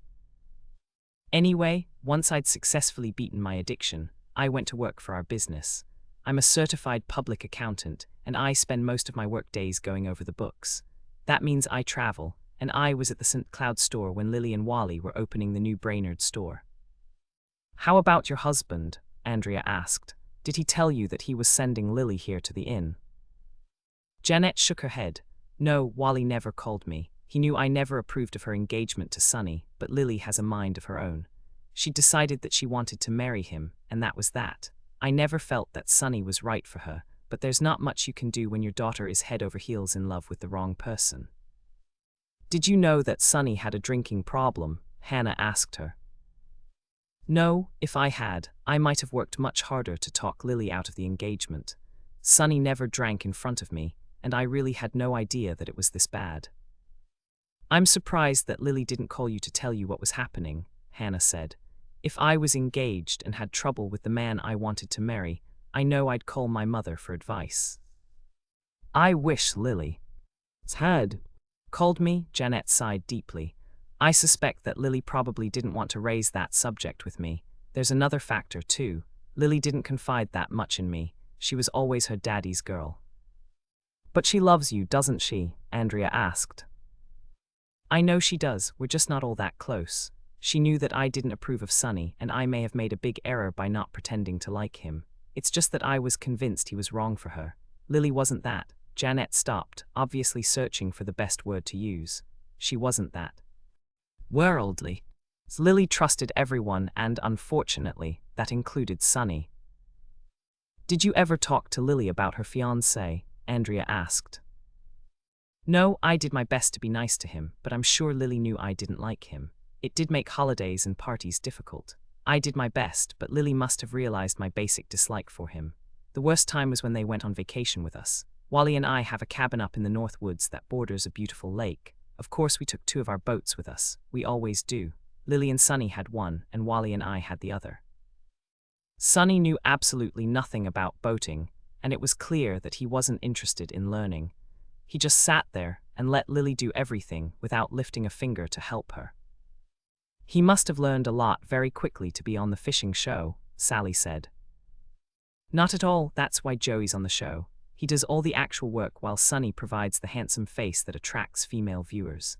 Lily was right about that. She told her father that Sonny would provide a female audience, and he did. But my daughter's fiancé was a womanizer. I checked up on him, and he'd been engaged 4 times before he proposed to Lily. Did you ever tell Lily about this? Andrea asked. No, what good would it have done? Lily was crazy about Sonny. She wouldn't have believed me. So Sonny had Lily completely fooled about his personality? Hannah asked. That's a nice way to put it, Janet said, giving a humorless smile. Lily was completely under Sonny's spell, and I know that she wouldn't have believed anything bad about him. My hands were tied when it came to talking to her about Sonny. I had to be very careful that I didn't say anything bad about him and alienate her. It's true that I didn't want her to marry him, but I couldn't come right out and tell her that. I simply kept hoping and hoping that she'd see his faults for herself.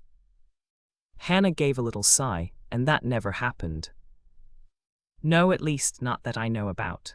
Lily was always so bright and creative. She saw through people almost immediately, but there was something about Sonny that blindsided her.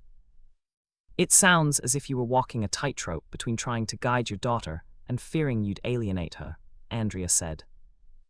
That's right, and that's exactly the way I felt. Janet looked grateful that someone seemed to understand. I probably shouldn't say this, and I know that Lily would be horrified to hear it, but I'm not sorry that Sonny is dead. Ocean off to Sam. Chapter 16. Ace. Ally glanced at the clock on the kitchen wall and turned to Janet. We have to go, Janet. I promised to take you in to see Mike.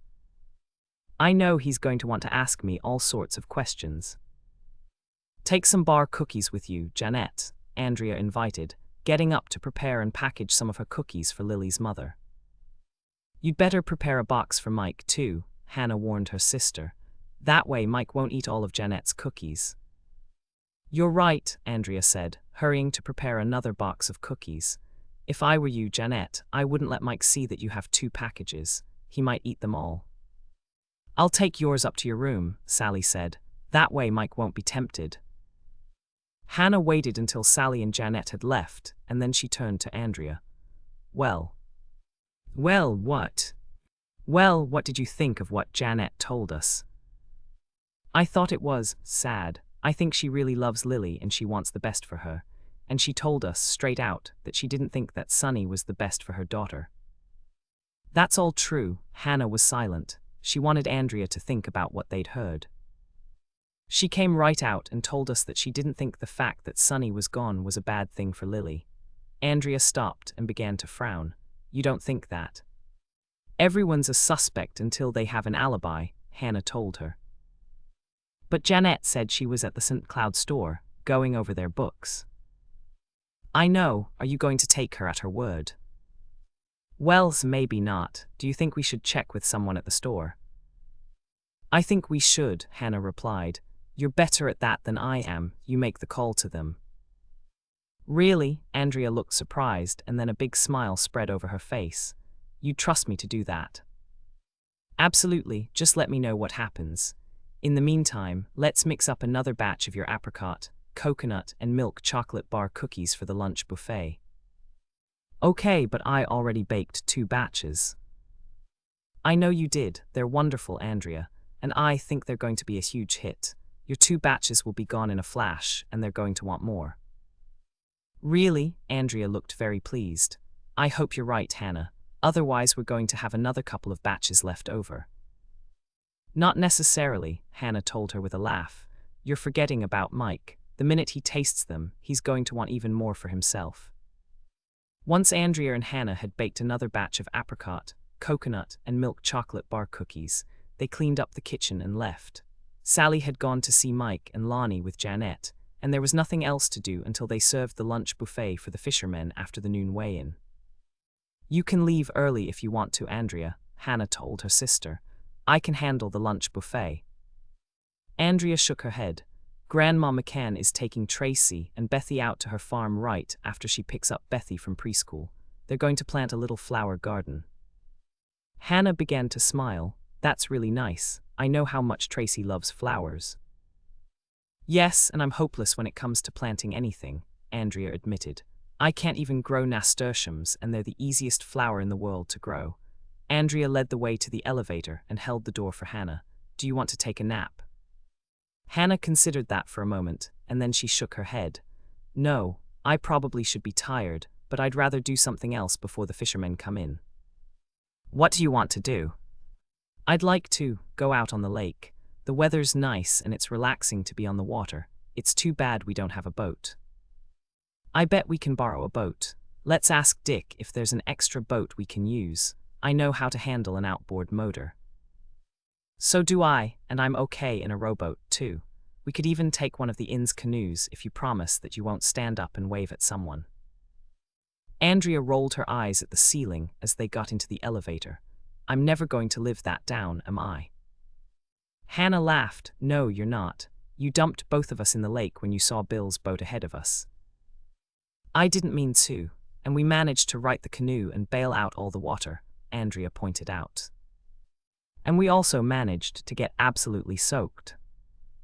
True, Andrea conceded. Maybe a rowboat is a better idea, but let's ask Dick anyway. He's probably cleaning and restocking the bar. Okay, let's pick up our jackets and go back down, Hannah suggested, getting off the elevator when it stopped at the 2nd floor and leading the way to their room. It didn't take long to get into warmer clothing and grab their jackets. In less than 5 minutes, both sisters were ready for an outing on Eden Lake. They rode the elevator back down to the ground floor, walked down the long hallway, and went straight to Dick's bar. He's here, Andrea said, stating the obvious. Hello, ladies, Dick called out as they entered the bar. You know that I'm closed, right? We know, Hannah said, walking up to the bar and taking a seat on a bar stool. We just came by to ask you if you had a boat that we could borrow. Andrea and I would like to go out on the lake for a while before the lunch buffet. You can use mine, Dick told them. Do you know how to operate an inboard motor? I do, Hannah spoke up. So do I, Andrea added. I went with Bill when he took his new boat out on the lake, and he let me drive. Nice man, Dick said, sounding as if he meant it. I'm not sure I'd let Sally take my boat out. We can take a rowboat, Hannah offered. You don't have to give us your best boat, Dick. I'm not giving it to you, I'm just letting you use it. Hannah laughed. You got me, Dick. I'm usually more careful about my word choice. Dick laughed. Chalk one up for me. I'll walk you down to the boat and see you off. In what seemed like no time at all, Hannah and Andrea were out on the lake, the dock fading into the background behind them. I'm glad you're driving, Andrea said, settling back in the comfortable captain's chair beside her sister. Actually, so am I, Hannah replied, looking over at her with a grin. I feel much drier when I'm behind the wheel. Look over there, Hannah. Andrea sounded excited as she pointed toward the small island. Isn't that Joe? Hannah squinted slightly in the bright sun. Yes, it looks like Joe, and that must be his son-in-law with him. Mark, Andrea reminded her. Shall we go over and interview them now? Yes, as long as they're not fishing. And it looks like they're just sitting there talking, and eating the caramel pecan rolls they took with them from the breakfast buffet. "Do you want to question them now?" Andrea asked. "Only if the opportunity presents itself. Let's just go talk to them and see what happens." "But they don't know about Sonny's murder yet, do they?" "No, and that's one of the reasons I want to talk to them now. We can't tell anybody until they make the announcement about Sonny." "Okay, Hannah, let's see what happens when we talk to them. You know Joe Dietz, don't you?" Yes, Hannah hid a little smile. Evidently, Andrea didn't know that their mother had dated Joe. "I'll take the lead. You jump in whenever you feel the time is right." Hannah drove the boat up to the small island where Joe and Mark were sitting. They'd found a place in the shade of the one tree that had grown on the island, and Hannah pulled right up next to them. "Hi, guys," she said by way of greeting. "Hello, Hannah," Joe said, and he looked happy to see her. "We were just sitting here wishing that we'd taken more of your caramel pecan rolls." "Well, you're in luck," Hannah told him, handing over the bag of rolls that she'd brought with her. "I just happened to come supplied with exactly what you want." "Hannah's a mind reader," Joe said as Hannah handed him the bag. "Have you met my son-in-law Mark before?" "No, but Andrea told me that you were here for the fishing contest, Mark." Hannah gave him a friendly smile. "It's good to meet you." Joe turned to Mark. "This is Hannah Swensen and her sister Andrea. They bake all the rolls and cookies for the buffets." "They're great ladies," Mark complimented them. "I saw you behind the buffet tables, but I haven't met you formally." "Hannah, I didn't realize you had your own boat," Joe said. "I don't," Hannah told him. "We borrowed Dick's boat so that we could go out on the lake." "To find me?" Joe asked, looking a bit puzzled. "No, just to enjoy the morning until we have to go back for the lunch buffet." Hannah paused and drew a deep breath. "I did want to talk to you in private about Sonny, though." Joe gave a little nod. "Because of what I told Andrea last night." "That's part of it." Hannah turned to Mark. "Joe told Andrea that Sonny was once engaged to your wife." "That's right, it was a college romance and it didn't last long. From what Darla tells me, Sonny was a real playboy back then." Hannah smiled. "That's right, and if you'd been in the bar 2 nights ago, you would have seen him in action." "I heard about that," Mark said. "Joe said he was trying to pick up on all the women there." "And that includes Hannah and Andrea's mother," Joe told him, a wide grin spreading over his face. "But Dolores came through big time. She stepped on Sonny's foot and Mike, Lonnie and Doc were able to get him on a stretcher and take him up to his room." "I could kick myself for missing the whole thing," Mark said, shaking his head. "I was on the phone with Darla. I would have loved to tell her about that, but maybe it's a good thing I didn't." "Why?" Andrea asked him. "Because she's still a little upset over the way he broke their engagement," Mark explained. "I think Darla would like to believe that Sonny regrets it now." Mark shook his head. "Of course Sonny doesn't regret it. I found that out the first day of the fishing contest." Hannah leaned forward. This was getting interesting. "How did you do that?" she asked Mark. "I got a chance to talk to Sonny alone, and I asked him if he happened to remember my wife, Darla. I said she told me that they had gone to college together, and she asked me to say hello from her." "Did Sonny remember your wife?" Hannah asked. Mark shook his head. "No, I even showed him a photo of her when she was in college, but he said he'd met so many people back then, he just couldn't remember having met her." "And they were engaged?" Andrea sounded shocked. "That's right, it's one of the reasons she left college and went into the Air Force. She told me that she was going to wait until she graduated to join the military, but she just didn't want to be on the same campus with him." "I can understand that," Hannah said, thinking back to her own failed engagement in college. "So can I," Andrea added. "What did you do, Mark? Did you tell your wife that Sonny didn't remember her?" "Of course not." Mark looked horrified at the prospect. "Darla doesn't need to know that the man she wanted to marry thought so little of her that he forgot all about her the minute he found someone new." He turned to Andrea. "That's why I wasn't in the bar when you talked to Joe.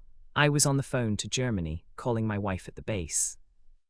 "It sounds like Sonny was a big disappointment for Darla," Hannah said. "I wouldn't blame you a bit if you didn't like Sonny." "I don't particularly like him, but I do owe him a vote of thanks. Darla joined the Air Force because of Sonny, and I'd never have met her at the base in Germany if she'd ended up marrying him. Hannah began to smile.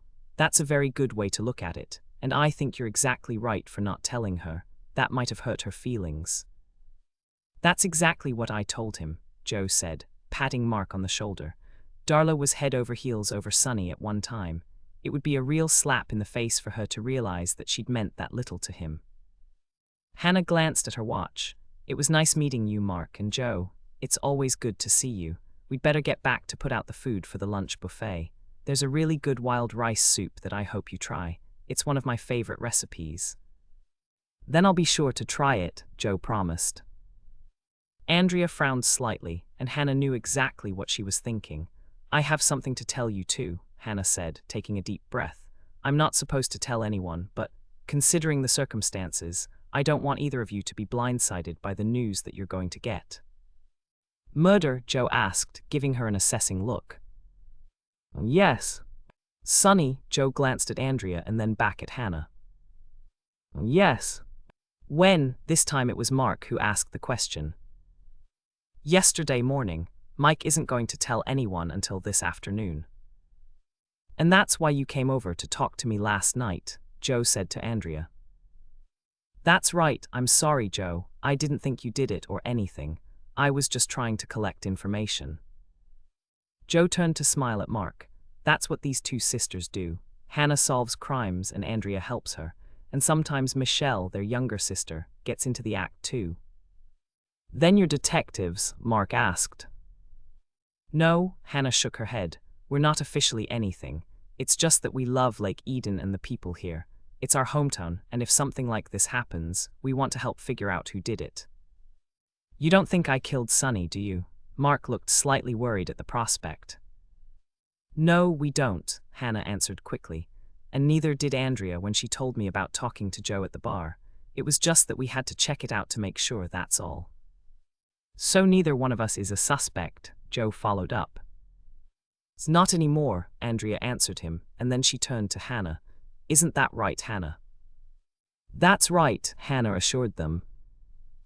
But why did you suspect us in the first place? Joe asked. I knew you were a sharpshooter in the military, Andrea said. Bill told me that he tried to recruit you for the sheriff's department.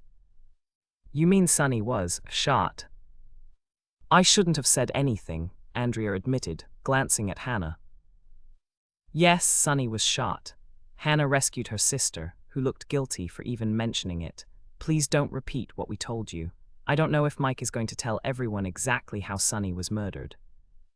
We won't say a word, Joe promised them. Isn't that right, Mark? That's right, but we're in the clear, right? Hannah nodded. I have a list of suspects, and you are definitely going to get crossed off the list the minute I get back to my room at the inn. Well, Joe gave her a little smile. That's a relief. Now that you told us, Mark and I might be able to enjoy the wild rice soup at the lunch buffet after all. Wild rice soup. This soup can be made in a 4 or 5 quart slow cooker. Warning, this recipe contains many dry ingredients in boxes or packaged in envelopes. Some of these ingredients may have tiny packets of silica gel inside to keep these dry ingredients from becoming moist and sticking together. The best way to find these small packets is to measure out the dry ingredients and place them in a small bowl to check for the small packets before you put them in your crock pot. Ingredients: 2 cans, 14.5 ounces net weight. Beef broth. I used 2 cans of Swensen, 1 cup of instant mashed potato flakes, 1 envelope of dry Lipton onion soup, 1 pint, 2 cups, half and half. That's light cream. 8 ounces dry wild rice. I used 2 packets of Uncle Ben's long grain and wild rice. The name was changed to Ben's ready rice, long grain and wild on the newer packaging, and there was no mention of anybody's uncle. 1 10-ounce can Campbell's condensed cheddar cheese soup. A half-pound ham cut into cubes, or 1 package Hormel. Real crumbled bacon. 4.3 ounces net weight. Hannah's 1 Send. Note, this recipe is from Edna Ferguson, Lake Eden School District head cook. Edna is the queen of shortcuts, and this recipe proves it. Hannah's 2. ND. Note, everything can simply be thrown in the crock of the slow cooker, stirred, and set to cook on the low setting. Prepare your pans. If you're using a slow cooker, spray the inside of the crock with PAM or another non-stick cooking spray.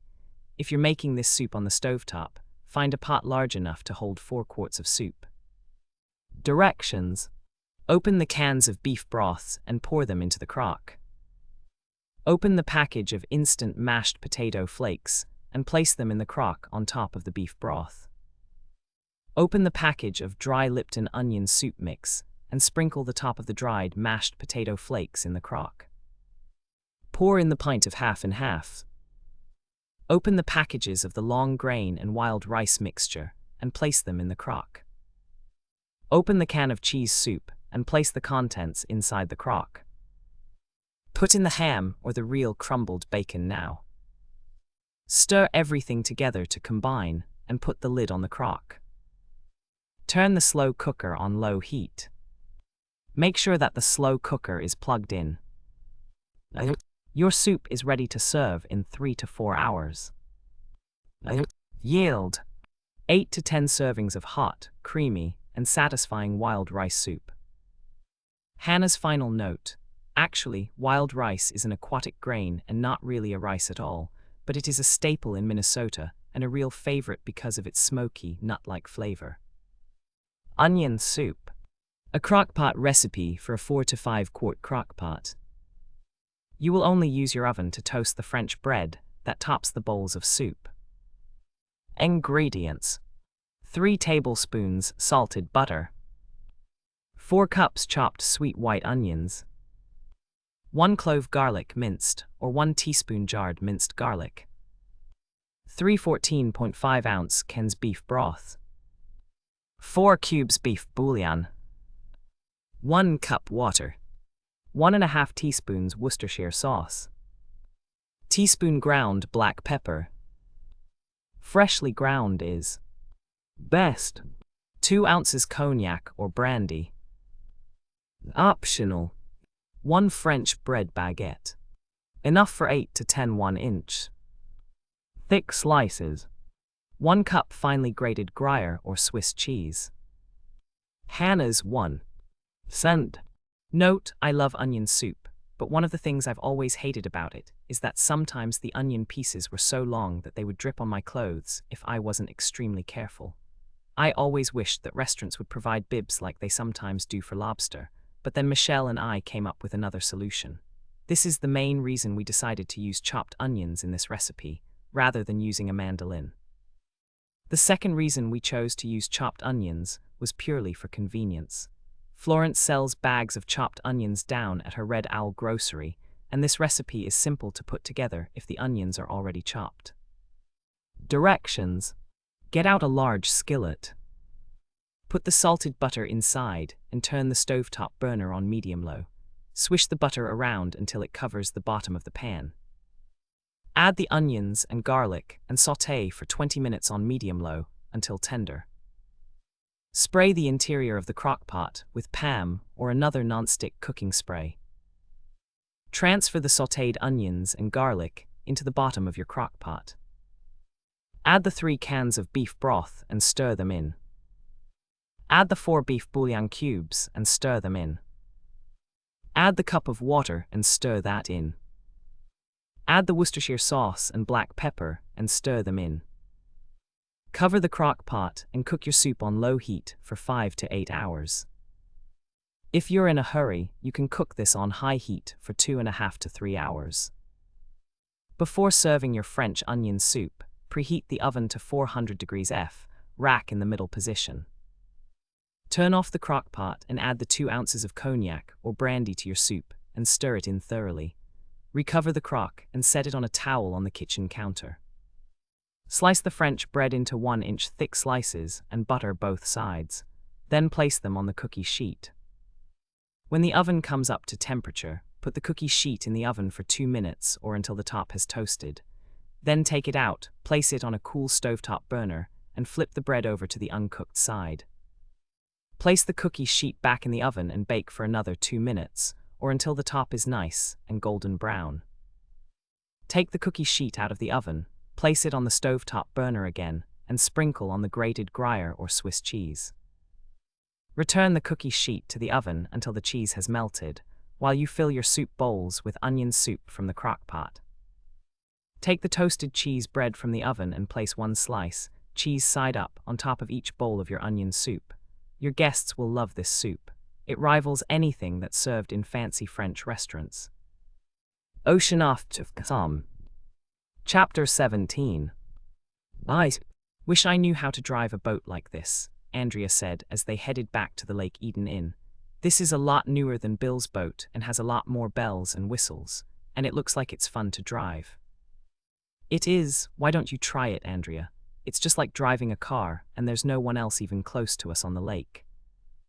Andrea began to smile. Are you sure? She asked.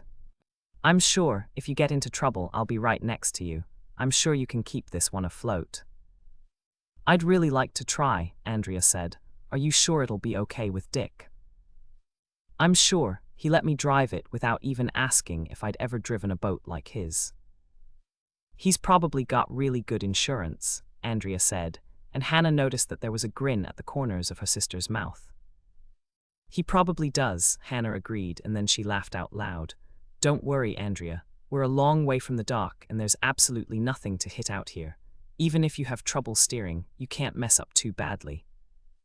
Oh no, remember the first time Dad took me out in the car for a driving lesson?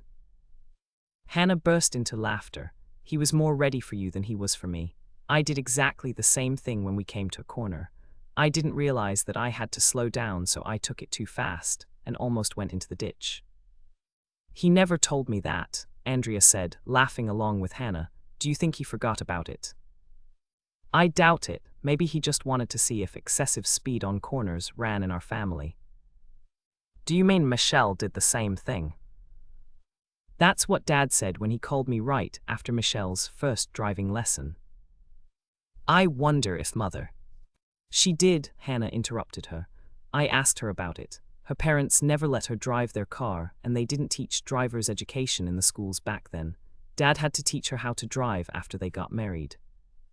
We're almost in, Hannah, Andrea said as the dock appeared in the distance. I'm not sure I know how to park this boat. You mean how to dock it? Yes, what do you do? Just shut off the motor. It's a little more complicated than that. I'll do it, Andrea. You can watch. Oh, good. Andrea looked very relieved as they switched seats. I really wouldn't want to have to tell Dick that I broke his boat. Once Hannah had docked Dick's boat, the two sisters hurried up to the inn.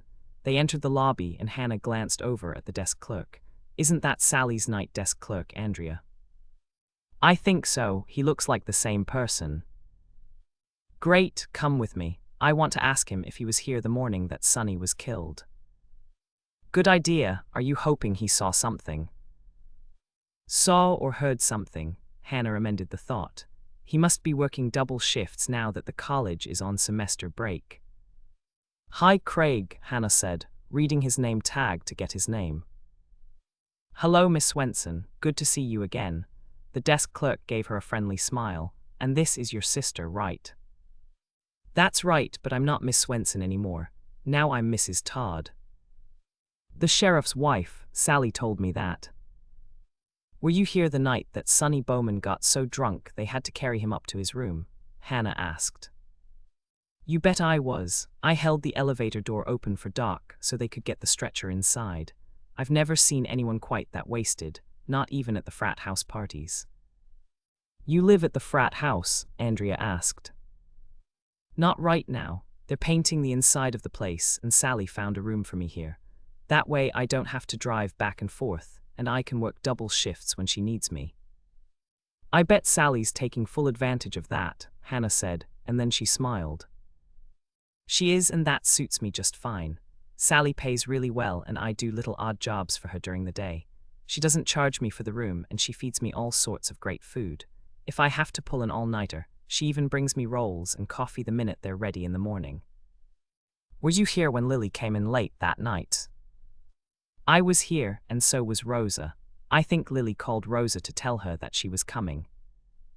You're probably right, Hannah agreed. I met Lily before the fishing competition started, Craig told them. She came here with Wally the week before the contestants came in. How about Sonny? Andrea asked. Did he come here too? Craig shook his head. Not him. I asked, and Lily told me he was busy shooting another fishing show at a different lake. How about Lily's mother? Hannah asked. Did she come along with her husband and daughter? Craig shook his head. I just met her for the first time this morning. Sally introduced me. Hannah knew it was time to get down to the questions she really wanted to ask before someone else came in and needed something from the desk clerk. Were you working when Sonny and Joey went out on the boat 2 mornings ago? Yes, actually, I think Sonny was still drunk from the night before. I thought, for sure, that Doc would have given him something to sober him up, but he was still acting like he'd had more than a couple. I'm glad you noticed, Hannah told him. What was Sonny doing to make you think that he was still drunk? He was wearing his dark glasses, and it was before the sun had come up. And he was walking really carefully, the way drunks do when they're trying to convince people that they're not drunk. Sonny was probably wearing dark glasses to hide his bloodshot eyes, Andrea commented. Craig nodded. That's sure possible. Either that or he had such a bad headache, the lights in the lobby hurt his eyes. Did you talk to Sonny at all? Andrea asked. I didn't get the chance because Joey came rushing in, and they went outside together. Where did they go, do you know? No, but I heard a boat start, and I figured they were getting out on the lake really early for some reason. And then Sally came in with my coffee and rolls, and she manned the desk while I went in and had my breakfast. Were you able to get some sleep after your breakfast? Hannah asked him. Eventually, but not right away. I heard the phone ring when I was drinking my second cup of coffee, and when I came back out, Sally told me that the morning guy was coming in late, and she asked me if I could stay until he got here. After you got back to the desk, did you hear any other boats start up outside? No, not until Joe Dietz and Mark left. They were the first ones to come out from the breakfast buffet. They told me they wanted to get out to the lake early so they could pick a good spot before it got crowded. How long did you have to work before the day desk clerk came in? Hannah asked. Not that long, an hour maybe. I knew it was already daylight because I could see the dock from the side window, and I saw Sonny bring Joey back. When Joey came in here, he smelled like a distillery and his clothes were soaked. Did you ask him what happened? Andrea asked him. Oh yeah, Joey was hopping mad about it. He told me that Sonny had been drinking again in the boat and he'd spilled booze all over him. Joey said all he wanted to do was go upstairs, get out of his clothes, and take a shower. Do you think that Joey was drinking too? Hannah asked. Joey doesn't drink anything except beer. Sally told me that, and Dick told her that Joey can make 1 beer last him the whole night. Did Joey tell you any more about what had happened in the boat? No, he just asked me to come with him to the elevator and press the button. He said he was going to get on and stand in the middle without touching anything. And you did that? Yes, and when the elevator came back down, I went out with some disinfectant and wiped down all the surfaces. Did you hear any other boats go out while you were wiping down the elevator? Hannah asked. Craig shook his head. No, a couple of the contestants came down early to take tables for the breakfast buffet, but nobody went out through the lobby to the dock. Hannah took a moment to digest this information. Do you happen to know when Joe Dietz and Mark came downstairs? I do. Craig looked pleased that he could actually answer one of her questions with certainty. It was a few hours after Joey went up in the elevator, and Sonny went back out on the lake with his boat. You heard Sonny go back out on the lake? No, but either Joey or Sonny had turned on the running lights when they docked. They were still on when I went out to wipe down the elevator, but it was completely dark when I came back. So either Sonny turned off the running lights or the boat was gone, Andrea asked, drawing the obvious conclusion. Yes, and when it was light enough outside to see, I checked and Sonny's boat was gone. Did you happen to notice when Joe Diet's and Mark's boat left the dock? Hannah asked. As a matter of fact, I did. Joe's motorboat has an outboard and it's old. You can hear it for miles when it's calm on the lake. I didn't hear it until the day clerk arrived and I got ready to go up to my room. And that was what time? Craig looked thoughtful. It must have been close to 10 a.m. Sally and you two were just closing the buffet and packing up things to take back to the kitchen. That would have been right around 10, wouldn't it? Hannah nodded. Yes, and Joe and Mark's boat left shortly before that. That's right, along with George Coulter. George Coulter, Hannah repeated the name. I don't think I've met him. Maybe not, but you've seen him in the bar. He's the contestant who's married to the blonde that Sonny was trying to dance with. He's a nice guy, Hannah. Joe and Mark stopped by here with George, and they told me that they were taking George out with them in the boat because there was something wrong with George's boat, and the mechanic couldn't get to it until late afternoon. So George went out with both Joe and Mark all day? Hannah asked just to make sure. That's right. Thank you, Craig, Hannah said with a smile. You've been very helpful. So you two are trying to solve the murder case? Craig asked them. Hannah just stared at him for a minute. What makes you say that? Because you don't get involved until it's murder, and you're obviously involved, because you're asking me questions. Did someone tell you that it was murder? Andrea asked, looking a bit shocked at Craig's admission. No, but it wasn't hard to figure out. The day guy called me at noon and told me that Mike and Lonnie wanted to ask me some questions, and he asked me if I knew what was going on, because some guys in uniforms went upstairs to one of the rooms.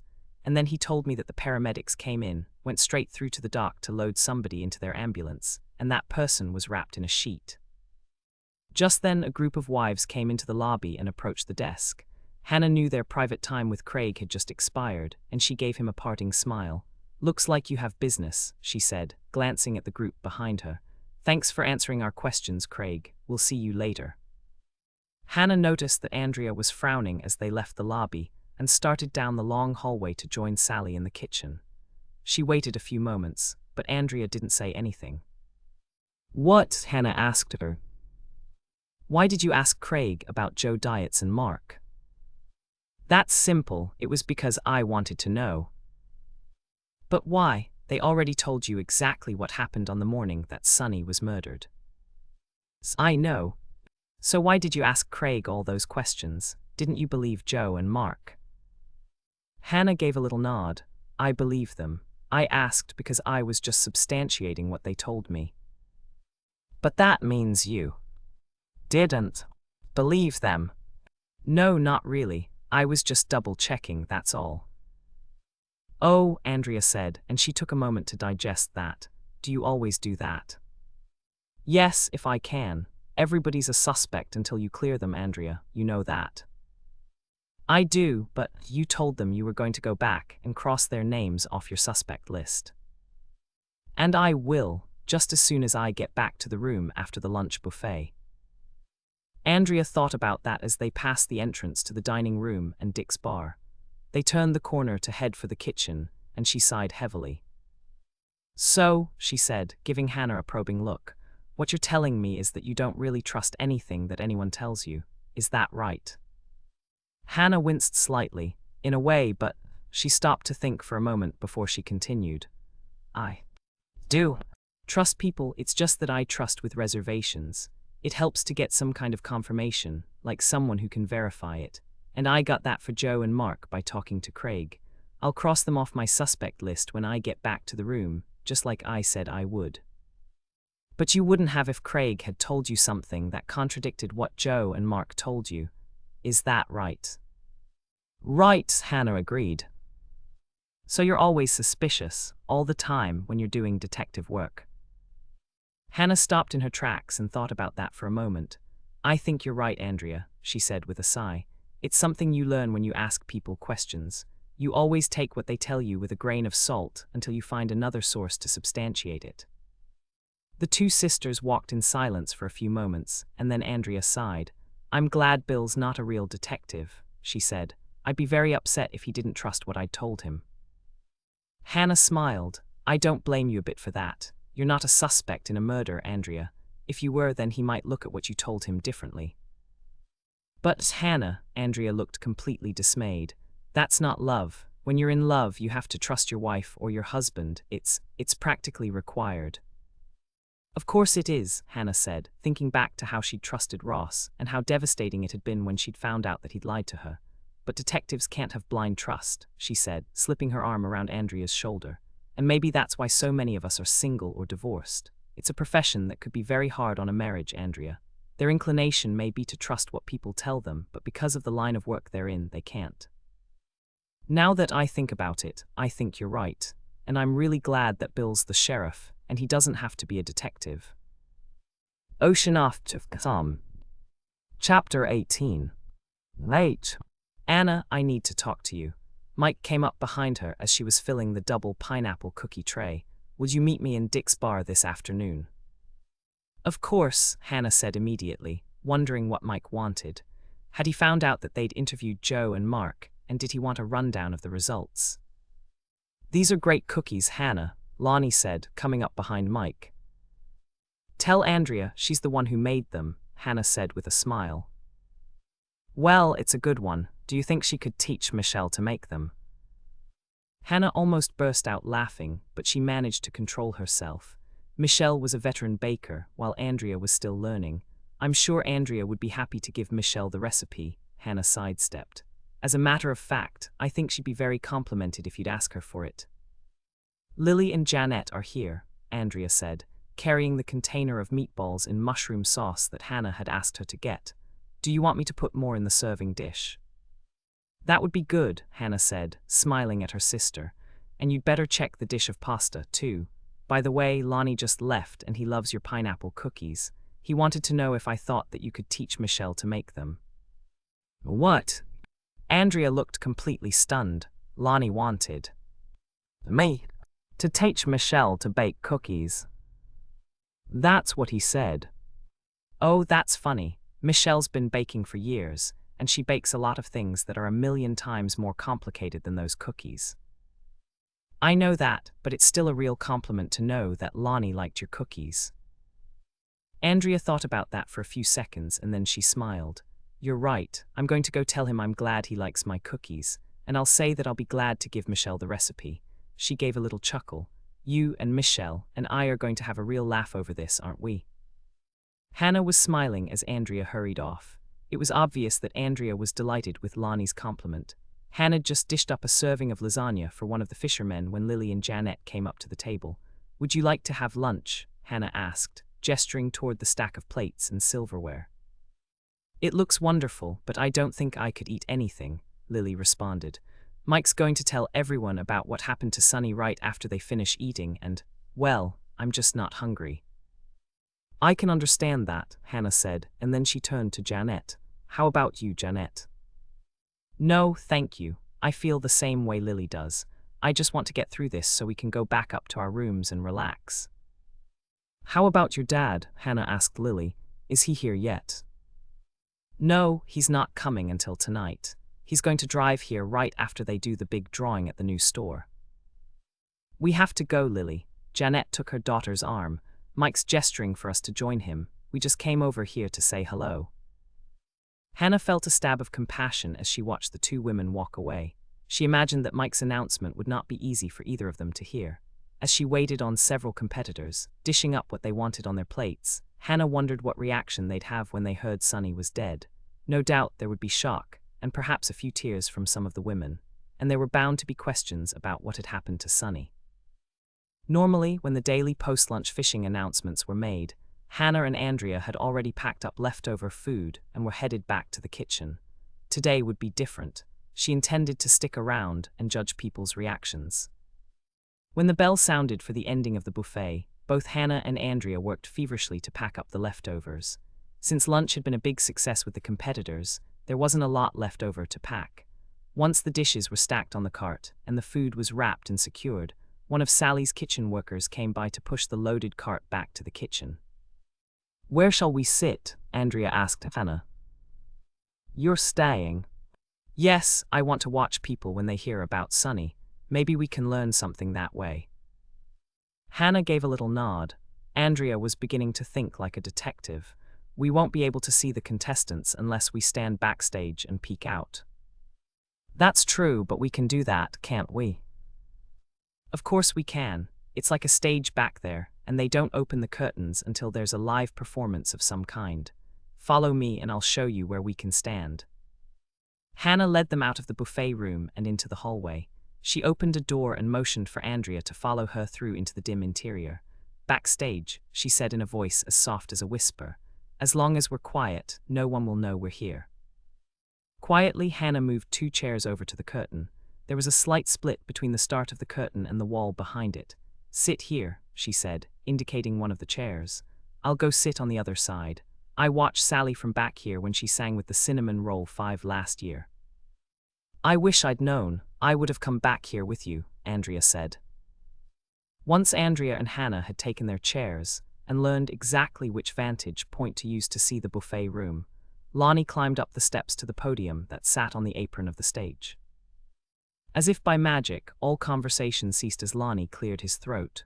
Okay, sit down and relax, everyone, he said. I have several important announcements to make. There was a slight sound, and Hannah turned to see Mike standing behind her.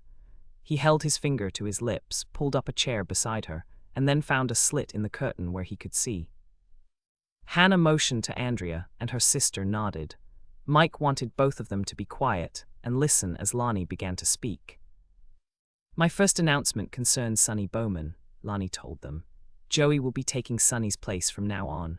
Wally just called here from his Brainerd store, and he's going to arrive tonight in time for happy hour in Dick's bar to answer any other questions you might have. Where's Sonny? Someone at one of the tables asked, and Hannah recognized the blonde's husband, George Coulter.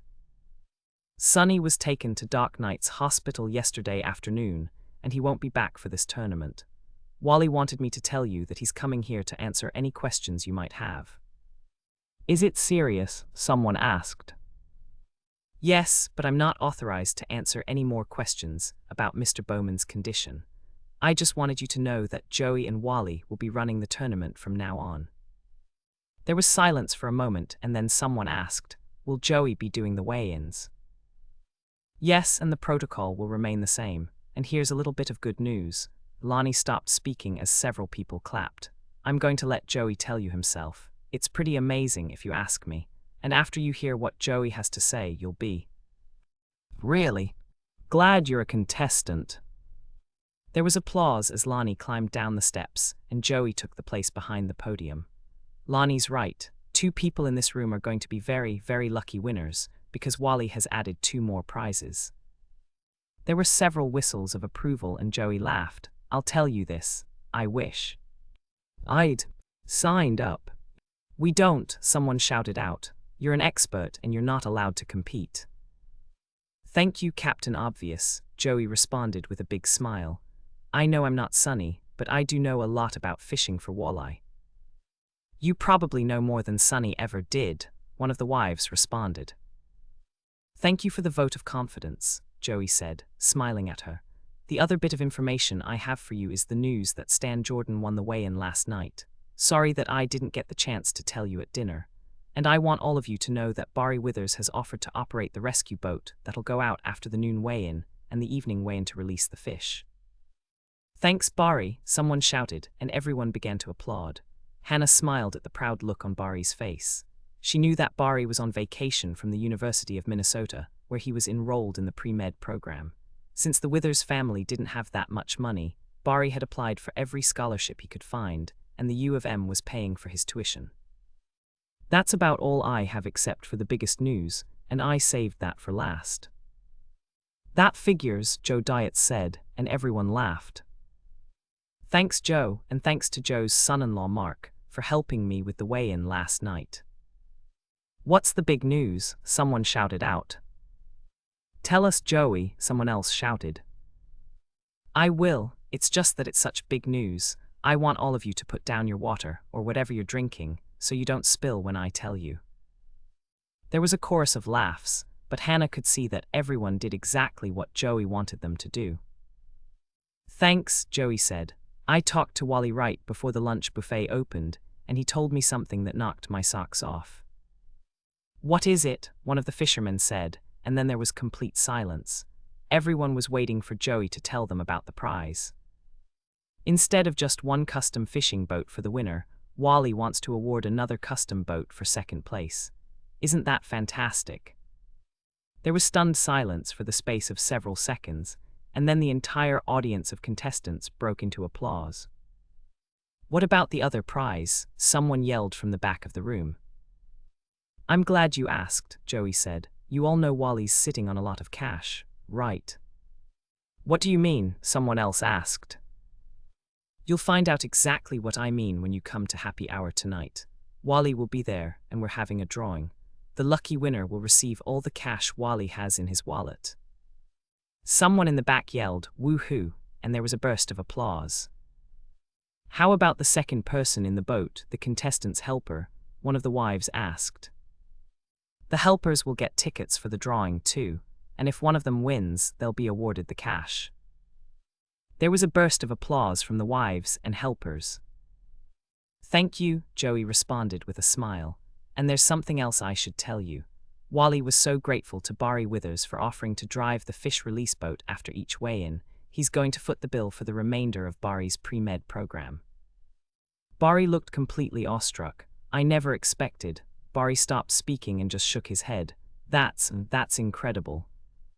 "And it's the reason why the people in Minnesota love Wally Wallace," Joey said. "Now, let's all pick up our afternoon snack bags." I took a quick peek at mine, and I noticed that Sally, Hannah, and Andrea had baked us some of my favorite things. We have double pineapple cookies, hot fudge and vanilla bar cookies, and there's even a couple of chocolate, fruit, and nut cupcakes.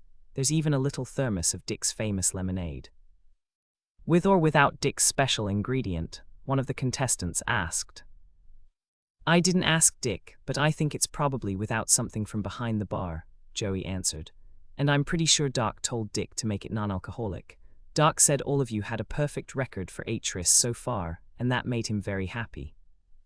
"What are 8 tris?" one of the wives asked, and Joey laughed. "I asked Doc about that, and he told me the initials stood for hook-related injuries." There was a burst of general laughter, and then everyone was quiet again. "Okay," Joey said. "I think we've covered everything. Now, let's all get out on the water and catch the biggest lunker in Eden Lake." Double pineapple cookies. Do not preheat oven, dough must chill before baking. Ingredients: 1/3 cup well-drained crushed pineapple, 6 ounces, 1½ sticks, salted butter, 1/2 cup white, granulated, sugar, 1/2 cup brown sugar. Pack it down in the cup when you measure it. 1 teaspoon salt, 1 teaspoon vanilla extract, 1/2 teaspoon pineapple extract, 1/2 teaspoon baking soda, 1 teaspoon baking powder, 2 large eggs beaten. Just whip them up in a glass. With a fork. 2 cups all-purpose flour. Pack it down in the cup. When you measure it. 2 cups white chocolate or vanilla baking chips. Hannah's 1 cent. Note, you can mix up these cookies by hand, but it's easiest with an electric mixer. Prepare your cookie sheets by spraying them with PAM or another non-stick cooking spray. Alternatively, you can line your cookie sheets with parchment paper. Set a strainer over a small bowl in the sink. Then open the can of crushed pineapple and drain it in the strainer, reserving the pineapple juice in the bowl for later. Melt the butter in a microwave-safe bowl on high for 1 minute. 60 seconds. Let the melted butter sit in the microwave for an additional minute. If it's not completely melted, microwave it in 20-second increments with 20-second standing times until it is melted. Set the melted butter on the kitchen counter to let it cool a bit. Put the white sugar in the bowl of an electric mixer. Sprinkle the brown sugar on top of the white sugar. Add the teaspoon of salt and the vanilla and pineapple extracts. Turn the mixer on low and mix until the sugars and salt are well blended. With the mixer still running on low speed, add the baking soda and the baking powder. Mix thoroughly. Drizzle in the melted butter, continuing to mix on low speed. Shut off the mixer and scrape down the inside of the mixing bowl. Use several thicknesses of paper towels to pat down the crushed pineapple in the strainer. Then measure out 1/3 cup of the pineapple and add it to your mixing bowl. Turn the mixer back on low speed again and mix in the pineapple. If you haven't done so already, break the 2 eggs into a glass and beat them with a fork from your silverware drawer. Add the beaten eggs to your bowl and mix them in. Measure out the flour and add it to your mixing bowl in half-cup increments, mixing on low speed after each addition. Turn off the mixer, scrape down the sides of the bowl again. Take the mixing bowl out of the mixer and set it on the kitchen counter. Give your double pineapple cookie dough a stir by hand. Open the bag of white chocolate or vanilla baking chips and sprinkle them into your mixing bowl. Mix in the chips by hand. Press a piece of plastic wrap over the top of the cookie dough and tuck it in at the sides. Refrigerate your cookie dough for at least 45 minutes. Overnight is fine too. Make sure you cover that small bowl you used to reserve the pineapple juice and refrigerate it along with your cookie dough. You can either use it to make the pineapple frosting drizzle on the following page or add it to the kids' orange juice in the morning. If there's any crushed pineapple left over, it makes a very nice addition to a bowl of vanilla ice cream. When you're ready to bake your cookies, preheat your oven to 375 degrees F, rack in the middle position. Leave your cookie dough in the refrigerator until your oven has come up to baking temperature. Take your cookie dough out of the refrigerator and use a spoon or a 2-teaspoon scooper to transfer balls of dough to your prepared cookie sheets, 12 cookies to a standard size cookie sheet. Bake your double pineapple cookies at 375 degrees F for 10 to 14 minutes. Mine took 12 minutes. When your cookies are done, take them out of the oven and place them on cold stovetop burners or wire racks. Let them cool on the cookie sheets for at least 3 minutes, and then remove them to cool completely on wire racks. When your cookies are cool, decorate the tops with pineapple frosting drizzle. Recipe follows. Yield 3 to 4 dozen soft, chewy cookies, depending on cookie size. Hannah's 2. ND. Note, these cookies are good just the way they are, but everyone seems to think that the frosting drizzle adds a lot. Pineapple frosting drizzle. Ingredients: 3/4 cup powdered sugar. Pack it down in the cup. When you measure it, 1 teaspoon pineapple extract, 2 to 3 tablespoons pineapple juice. Mix everything together and beat until smooth and of the right consistency to drizzle on the top of your cookies. You can either drizzle it off the tip of a spoon or put the frosting drizzle in a squeeze bottle like the ones they used to use in diners to hold ketchup. Hot fudge and vanilla bar cookies. Preheat oven to 325 degrees F, rack in the middle position. 2 cups. 4 sticks, 16 ounces, 1 pound. Salted butter, softened to room temperature. 1 cup white, granulated. Sugar, 1½ cups powdered. Confectioner's sugar, 2 tablespoons vanilla extract. 4 cups all-purpose flour. Pack it down in the cup. When you measure it, the hot fudge filling. 12.25 ounce jar hot fudge ice cream topping. I used Smucker's 12-ounce bag. Approximately 2 cups. White chocolate or vanilla baking chips. 1 tablespoon say or kosher salt. The coarse ground kind. Before you begin to make the crust and filling, spray a 9-inch by 13-inch cake pan with PAM or another nonstick baking spray. Hannah's 1. Send. Note, this crust and filling is a lot easier to make with an electric mixer. You can do it by hand, but it will take some muscle. Combine the butter, white sugar, and powdered sugar in a large bowl or in the bowl of an electric mixer. Beat at medium speed until the mixture is light and creamy. Add the vanilla extract. Mix it in until it is thoroughly combined. Add the flour in half-cup increments, beating at low speed after each addition. Beat until everything is combined. Hannah's 2. ND. Note, when you've mixed in the flour, the resulting sweet dough will be soft. Don't worry, that's the way it's supposed to be. Measure out a heaping cup of sweet dough and place it in a sealable plastic bag. Seal the bag and put it in the refrigerator. With impeccably clean hands, press the rest of the sweet dough into the bottom of your prepared cake pan. This will form the bottom of the crust. Press it all the way out to the edges of the pan and a half-inch up the sides, as evenly as you can. Don't worry if your sweet dough is a bit uneven. It won't matter to any of your guests. Bake your bottom crust at 325 degrees F for approximately 20 minutes, or until the edges are beginning to turn a pale golden brown color. When the crust has turned pale golden brown, remove the pan from the oven, but don't shut off the oven. Set the pan with your baked crust on a cold stovetop burner or a wire rack to cool. It should cool approximately 15 minutes. After your crust has cooled approximately 15 minutes, take the lid off the jar of hot fudge ice cream topping and put it in the microwave. Heat the hot fudge topping for 15 to 20 seconds on high. Let the jar cool in the microwave for 1 minute. Then use pot holders to take the jar out of the microwave. Pour the hot fudge ice cream topping over the baked bottom crust in the pan as evenly as you can. Open the bag of white chocolate or vanilla baking chips and sprinkle them over the baked crust as evenly as you can. Here comes the salt. Sprinkle the tablespoon of sea salt or kosher salt over the hot fudge in the pan.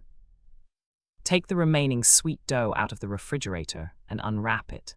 It has been refrigerated for 35 minutes or more, and it should be thoroughly chilled. With your impeccably clean fingers, crumble the dough over the hot fudge and chip layer as evenly as you can. Leave a little space between the crumbles, so the hot fudge sauce can bubble up through the crumbles. Hannah's 3. RD. Note, if the hot fudge topping bubbles up through the top of your bar cookies, it will look very pretty. Return the pan to the oven and bake your bar cookies for 25 to 30 minutes, or until the crumbles on top are a light golden brown. Hannah's 4. TH. Note, your pan of hot fudge and vanilla bar cookies will smell so delicious, you'll be tempted to cut it into squares and eat one immediately. Resist that urge. The bubbly hot fudge topping will burn your mouth. After 5 minutes of cooling time, use pot holders to carry the pan to a wire rack to cool completely. Hannah's 5. TH. Note, when I bake these bar cookies at home in the winter, I place a wire rack out on the little table on my condo balcony and carry the pan out there. The hot fudge and vanilla bar cookies cool quite fast when exposed to a Minnesota winter. When your hot fudge and vanilla bar cookies are completely cool, cut them into brownie-sized pieces, place them on a pretty plate, and serve them to your guests. Yield. A cake pan full of yummy brownie-sized treats that everyone will love. Serve with icy-cold glasses of milk, mugs of hot chocolate, or cups of strong hot coffee. Hannah's 6. TH. Note, Mike says these are his favorite bar cookies. Of course Mike has. Never met a bar cookie that wasn't his favorite. Chocolate, fruit, and nut cupcakes. Preheat oven to 350 degrees F, rack in the middle position. Ingredients: 1 cup regular raisins, 1 ounce rum. I used Bacardi. 4 large eggs, a half cup vegetable oil, a half cup heavy cream, whipping cream, 8 ounce by weight, tub of sour cream. I used Knudsen, 1 tablespoon chocolate syrup. I used Hershey's. 1 box of chocolate cake mix, the kind that makes a 9-inch by 13-inch cake or a 2-layer cake. I used Pillsbury, 5.1 ounce package of dry instant chocolate pudding and pie filling. I used Jell-O, 1 cup salted cashews chopped into small pieces. Measure after chopping: 12 ounce by weight bag of chocolate mini chips. 11-ounce package will do, too. I used Nestlé. Hannah's note: if you don't want to use an alcoholic beverage in this recipe, you can use 1 teaspoon of rum extract. That will give you the rum flavor without the alcoholic content. Prepare your cupcake pans. You will need 2 12-cup pans lined with double cupcake papers. Directions: start by plumping the raisins. Do this by measuring 1 cup of raisins out in a 2-cup microwavable bowl. I used a 2-cup Pyrex measuring cup. Pour the rum, or the extract, over the raisins and then pour enough water in the cup or bowl to cover the raisins completely. Place the bowl or cup with the raisins and liquid in the microwave and microwave it on high for 1 minute. Let the raisins and liquid sit in the microwave for an additional minute. Then stir and remove the bowl or cup from the microwave and set it on a towel on your kitchen counter to cool. Crack the eggs into the bowl of an electric mixer. Mix them up on low speed until they're a uniform color. Pour in the 1/2 cup of vegetable oil and mix it in with the eggs on low speed. Add the 1/2 cup of heavy cream, mix that in at low speed. Scoop out the container of sour cream and put it into a small bowl. Add the tablespoon of chocolate syrup and stir it in. Add the sour cream and chocolate syrup mixture to your mixer bowl. Mix that in on low speed. When everything is well combined, open the box of dry cake mix and sprinkle it on top of the liquid ingredients in the bowl of the mixer. Mix that in on low speed. Open the package of dry instant chocolate pudding and sprinkle in the contents. Mix it in on low speed. Shut off the mixer, scrape down the sides of the bowl, remove it from the mixer, and set it on the counter. If you haven't done so already, chop the salted cashews in a food processor with a steel blade, or cut them into small pieces with a sharp knife. Measure out 1 cup and add the chopped cashews to your mixing bowl. Stir the raisins in the bowl or cup on your counter. If they're plumped and most of the liquid has been absorbed, drain off the excess liquid and add the plumped raisins to your mixing bowl. Stir in the raisins and mix until everything in your bowl is well combined. Sprinkle the mini chocolate chips in your bowl and stir them in by hand with a rubber spatula. Use a mixing spoon or a scooper to fill the cupcake papers 3/4 full. The cupcakes will rise to the tops of the papers when you bake them in the oven. Bake your chocolate, fruit, and nut cupcakes at 350 degrees F for 20 to 25 minutes, or until a cake tester, wooden skewer, or long toothpick inserted a 1/2 inch from the center of the cupcake comes out clean. When they are done, take your cupcakes out of the oven and set the cupcake pans on cold stovetop burners or wire racks. Do not remove the cupcakes from the pans. If you remove them from the pans while they are too warm, they may lose their shape. Let the cupcakes cool in the pans until they reach room temperature. Then remove them from the pans and refrigerate them for at least 30 minutes before you frost them. Recipe and instructions follow. Yield: 18 to 24 rich chocolate cupcakes that everyone will love. After you frost them, serve them with icy cold glasses of milk or strong hot coffee. Chocolate fudge frosting. Ingredients: 2 cups semi-sweet. Regular. Chocolate chips. 12-ounce package. 1/4 teaspoon salt. It brings out the flavor of the chocolate. 14-ounce can of sweetened condensed milk. 1 ounce. 2 tablespoons. Salted butter. Hannah's 1 cent. Note: if you use a double boiler for this frosting, it's foolproof. You can also make it in a heavy saucepan over low to medium heat on the stovetop, but you'll have to stir it constantly with a wooden spoon or a heat-resistant spatula to keep it from scorching.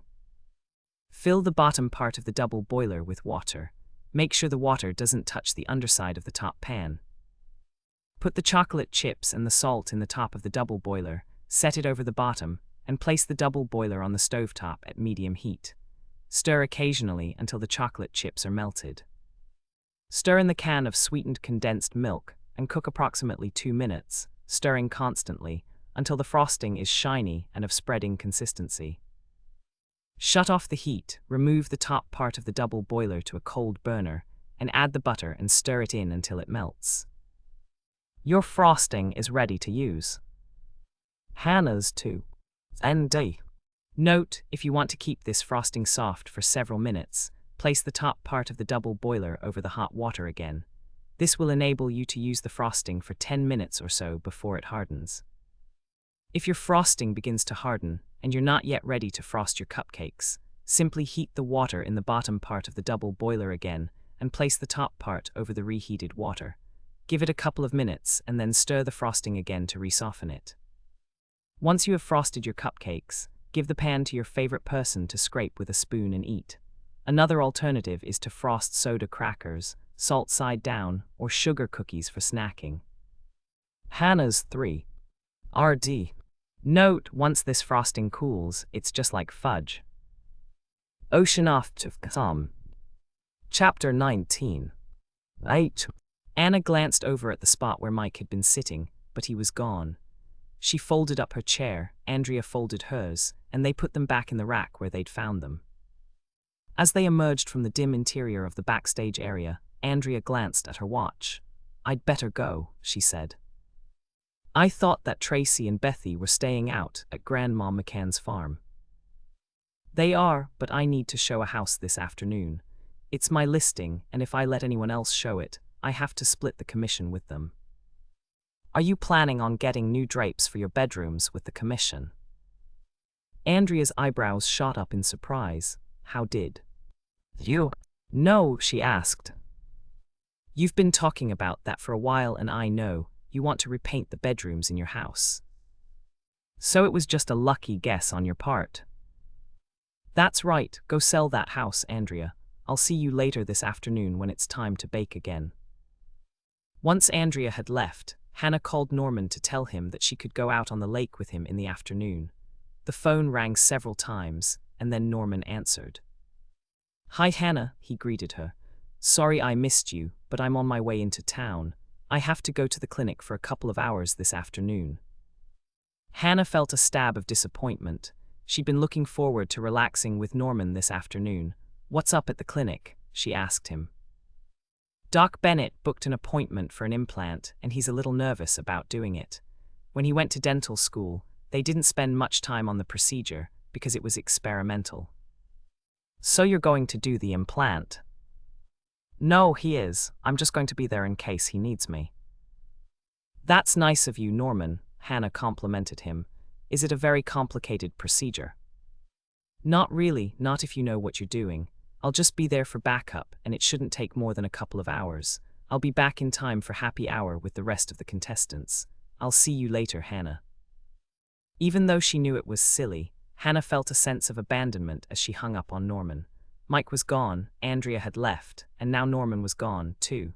She spent a few seconds wondering if she should go back to the kitchen to start another dessert, but she really didn't feel like baking something they probably wouldn't need anyway. "Oh well," she said with a sigh, walking down the hallway. Sally was upstairs by this time, and there was absolutely no one she really needed to talk to. She glanced in as she passed Dick's bar, hoping that he was still there, but the lights were off and the bar was deserted. She was about to turn on her heel and go back to the elevator when she saw Mike hurrying down the hall toward her. "Wait a second, Hannah," he called out to her. "I need to talk to you." "At least someone needs me," Hannah thought, and then she smiled as she realized how pathetic that was. "Hi Mike," she said, waiting until he caught up to her. "Where are you going, Hannah?" Hannah gave a little shrug. "I wasn't really going anywhere. I was just wandering around, wondering what I should do." "Lucky for me," Mike said, taking her arm. "Looks like I caught you at the perfect time. I need you, Hannah. Do you have your murder book with you?" Hannah shook her head. "It's upstairs in the room." "Then go up and get it. Dick told me that I can use the bar this afternoon for any interviews I have to do. You get your book and we'll go down there to talk about the case. I really need to compare notes with you, and I want your impression on a couple of things." "Okay," Hannah said, surprised at how eager she was to talk to Mike. "Good, go get your murder book and I'll pour you a drink. White wine." Hannah shook her head. "Thanks, but no. If there's any lemonade, I'll take a glass of that. You got it, Mike said, pressing the elevator button and waiting until it arrived. I'll go pour your lemonade, and I'll meet you in the bar. Hannah unlocked the door to the room she shared with Andrea and was surprised to see Rosa there, making her bed. Hi, Rosa, she greeted Sally's head housekeeper. Hello, Hannah, I'll be through in less than 10 minutes if you want to come back. No, that's okay, Hannah assured her. I just came back to pick up my notebook. I'm going back downstairs again. Are you going to see Mike? Rosa asked. Hannah was more than slightly taken aback. Actually, yes, I am. What makes you ask, Rosa? I'm asking because it's almost 2 and Lily has an interview with Mike at 2. Will you be there, Hannah? I don't know, Hannah thought fast. Would you like me to be there, Rosa? Yes, please, I wanted to be there myself, and I asked Mike, but he didn't want me there. Why did you want to be there? Because Lily is my daughter. Hannah was so surprised by this revelation, she opened her mouth and gasped. Then she quickly closed her mouth again. She knew she'd probably looked like a fish caught out of water, and she was a bit embarrassed by her reaction. Sorry, Rosa, you surprised me. Is Lily? Really? It's your daughter? If you're asking whether I'm her biological mother, the answer is number. Jeanette is Lily's biological mother, but I took care of Lily when she was a baby, and Jeanette had to go into treatment. Mr. Wally asked me to do this, and I agreed because I love Lily. I didn't have any children of my own. I have worked all my life and I never married. I was Mr. Wally and Jeanette's housekeeper when Lily was born. I knew you took care of Lily. Jeanette mentioned that when Sally brought her to the kitchen. Yes, because poor Jeanette got the disease you get after a baby is born. Are you talking about postpartum depression? Yes, that's the name Mr. Wally called it. Jeanette had to go into the hospital, and she stayed there for a long time. Mr. Wally hired me to take care of Lily, and he hired someone else to be the housekeeper. Hannah took a moment to think about that. It put a new perspective on the Wallace family life. So Jeanette was gone for the first few months of Lily's life. She was gone for more than that. Jeanette didn't come home until Lily was 6 months old. Rosa stopped speaking and gave a deep sigh. I did my best to teach her how to care for Lily. I really did. But Jeanette was still sick and she couldn't seem to understand what to do. I think it had something to do with the pills she was taking. They made her forget things like changing Lily's diaper and feeding her. What did you do when you realized that? Hannah asked. I told Mr. Wally. I felt bad about it, but Jeanette just couldn't seem to take care of Lily. I don't think she wanted to take care of Lily. All she wanted to do was take more pills. What did Wally say when you told him? He took Jeanette to a special doctor who said Jeanette needed a special treatment program and it could last for a while. And that's what happened. Yes, and Mr. Wally asked me to stay and keep taking care of Lily. Was Jeanette upset that she had to go back for more treatment? Oh yes, she was very upset. Jeanette tried to stop taking the pills on her own, but it didn't work. And I know she wanted to take care of her baby.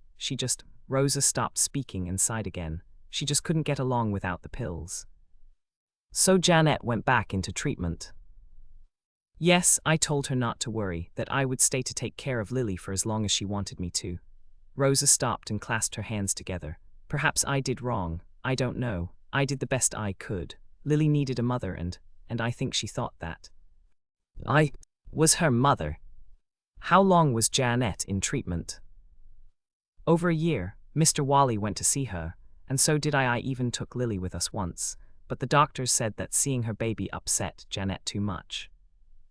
How old was Lily when Jeanette came back home from her treatment? She came home every few months, but she always had to go back to the hospital again. I think it hurt her to see that Lily was growing up without her. She heard Lily call me Mama once, and that upset her so much she had to go back to the hospital that night.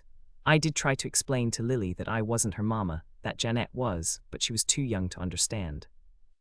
Hannah felt tears prickle behind her eyelids. Life must have been very confusing for baby Lily, with Jeanette coming in and out of the house. Jeanette's goodbyes when she had to leave Lily must have been tearful for everyone involved. All these visits that ended badly must have been terribly hard on you, baby Lily and Wally, she commented. Yes, and they were even harder on Jeanette, Rosa added. She would cry when I packed her clothes and Mr. Wally carried her suitcase out to the car, but she knew she had to go back to the hospital. I'm sorry, Rosa, all this must have made you very sad. Oh yes, it did. I would tell Jeanette not to worry, that I would take very good care of Lily. I promised Jeanette that I would treat Lily just like I would treat my own daughter if I had one. Did that make Jeanette feel any better? I think so. She would smile and then she would hug me and tell me that I should be Lily's mother while she was gone. There were tears in Rosa's eyes, and Hannah felt like crying, too.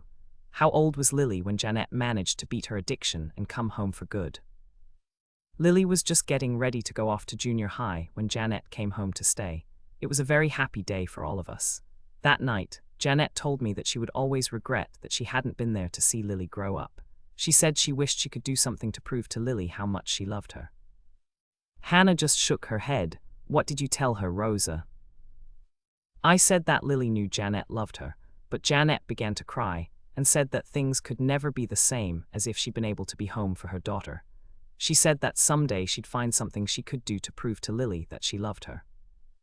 Again, Hannah blinked back tears. I'd better get going, she said, hurrying to the bedside table to snatch up her murder book. I promised to meet Mike in Dick's bar. She headed for the door and then she stopped, remembering what Rosa had told her. Don't worry about Lily, Rosa. When Mike interviews Lily, I will definitely be there. Rosa looked a bit relieved, and she managed a shaky smile. I wouldn't worry if Lonnie interviewed Lily. I know him and he is a good person, but Mike is sometimes. I don't know the word, but he looks at everyone like he doesn't believe them and his mind is already made up. Ocean off to Sam. Chapter 28. Anna took a deep breath as she got off the elevator and walked down the hallway toward Dick's bar. There was no doubt in her mind that Rosa loved Lily. But did Rosa love Lily enough to kill, to try to keep her baby from marrying the wrong man? It was a definite possibility, and she had to explore the timeline.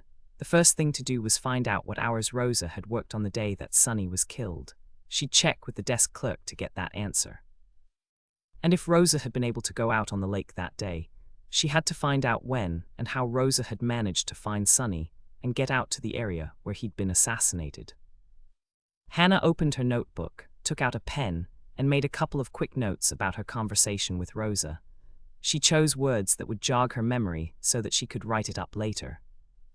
The elevator gave a ding, and Hannah closed her murder book and slipped her pen back into her purse. It was time to go meet Mike and convince him that she had to be there when he and Lonnie interviewed Lily. Even though it was only one floor, the elevator seemed to take forever to get down to the lobby. At last it reached ground level and the doors opened.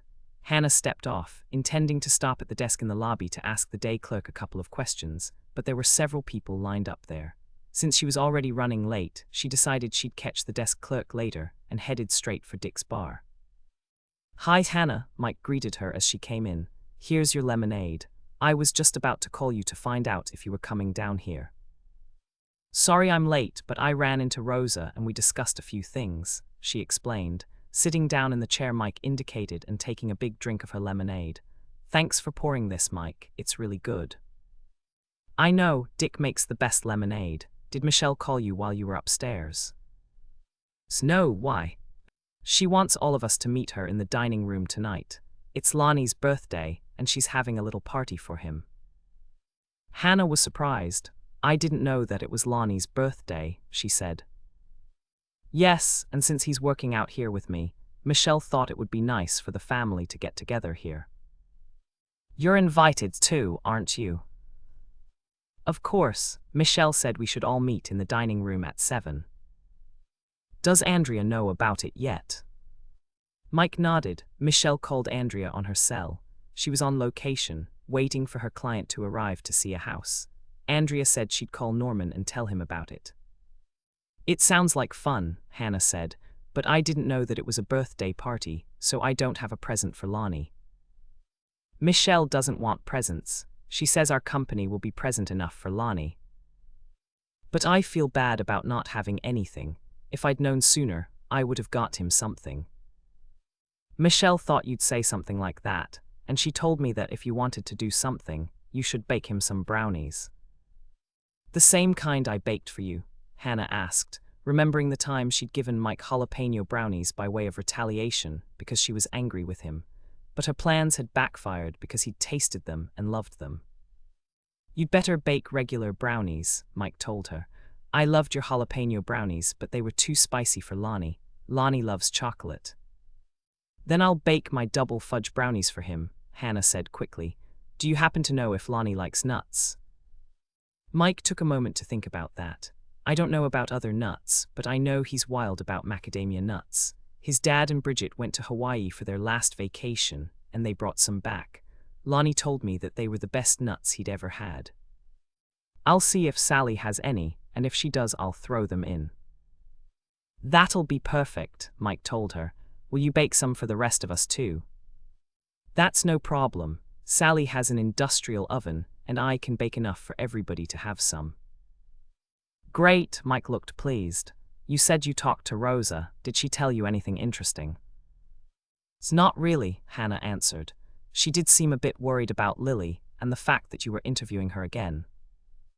"Did she think I was too hard on Lily during the last interview?" "I don't know for sure, but she wanted me to be there this time if that's all right with you." "That's more than all right." Mike looked a bit relieved. "I was just about to ask you if you'd sit in for me." For you. "Yeah, Lonnie's going to do this one alone. I've given him the lead on this investigation, and it's time he does some things without me." "Oh," Hannah responded, mostly because she wasn't sure what else to say. "When is Lonnie's interview with Lily?" "I'm not sure. Sally is clearing the conference room for them to use since the contestants will be coming from the nightly weigh-in and going to the bar for happy hour." "That makes sense. Will you be in the bar?" "No, I have to run out to the station to complete some paperwork. That's where Lonnie is now. We need to file all our notes before Bill gets back day after tomorrow." Hannah frowned. "I thought you didn't have to submit your notes until after a case was closed." "That's right, normally, but these are extenuating circumstances. And let me tell you, Hannah, I wish this case was closed right now." Hannah noticed the hard look on Mike's face. "Are you?" She stopped speaking to choose her words carefully. "Are you uncertain about this case?" "Uncertain," Mike gave a rueful laugh as he repeated the word she'd used. "I've got to get off this case, Hannah. I don't like what's happening." What is happening? Hannah asked him. "I'm not sure. It's just that I can't seem to get a handle on any of the suspects." "Really?" Hannah was shocked. She'd never heard Mike talk like this before. "You once told me that after you'd interviewed all the suspects, you had a pretty good idea about who was guilty and who was innocent. Isn't that happening with this case?" "No, it's different this time." Mike gave a little shrug. "I really don't care who's guilty and who's not. I just want to make somebody confess so the case is closed." Hannah was puzzled. "But you always said it was about having justice for the victim." "I don't care enough this time to work effectively, and I've always worked effectively. I just want to intimidate someone into confessing so I don't have to think about this case any longer." I'm not sure what to say," Hannah admitted. "It's like this, Hannah. I became a cop because I wanted to help people. I wanted to fight for justice for the victims and make sure that whoever was guilty was punished. I always had empathy for people. I wanted to clear the suspects to make sure they could go back to their lives, and I wanted to find the guilty person and make sure to lock him or her up to pay for their crime. You know me, and you know all that, don't you?" "Yes, Mike, I do know that." "I don't like this, Hannah. I feel like I'm losing my way, and even worse, I feel like I'm losing my humanity, and that's why I need your help on this case. I can't solve it on my own, Hannah, and I'm not sure that Lonnie can either. Let's go over your notes, Hannah. Maybe it'll help." Hannah's head was spinning as she went over her notes with Mike.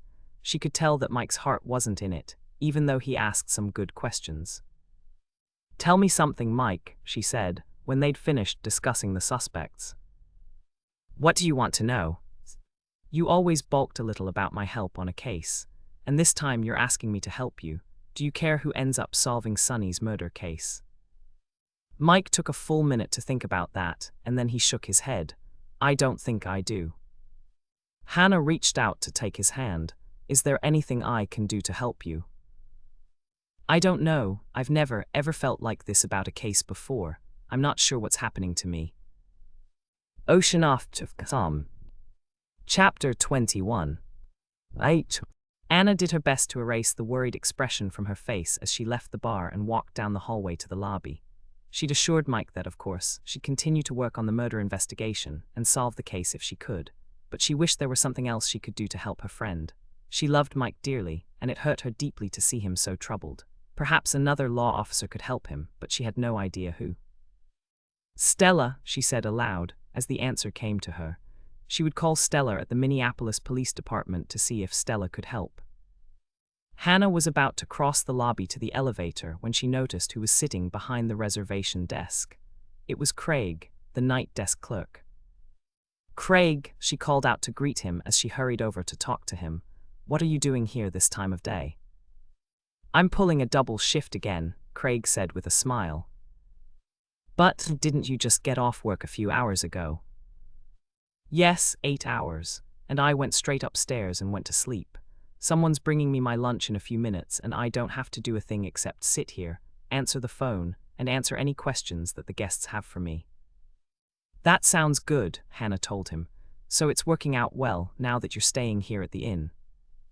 "It's perfect for me. I don't have to wash my clothes, shop for groceries, or commute back and forth. And since I'm not taking any classes right now, it works out great." Craig's smile grew even wider. "Not to mention the extra money. That's a big help for next year. If Sally keeps me on as night desk clerk, and if I'm able to arrange all my classes in one block of time, I might be able to give up my apartment and live out here." "That sounds great," Hannah said. "It is great, especially the food. I don't have to shop for or cook anything. All I have to do is find out what they have in the kitchen and pick up the phone to order room service. It's a dream job, Hannah." Hannah smiled, and it sounds like Sally has found her dream employee. "Thanks for the compliment, Hannah. Are you going upstairs to catch a nap now?" Hannah considered that for a moment, and then she shook her head. "No, I'm going to the kitchen. I have to bake brownies for Lonnie's birthday dinner tonight, and I might even start the cookies for tomorrow." "So do you need another cookie recipe?" Craig asked. "I can always use cookie recipes. Do you have one?" "Actually, I do. My grandmother used to make me special cookies for my birthday."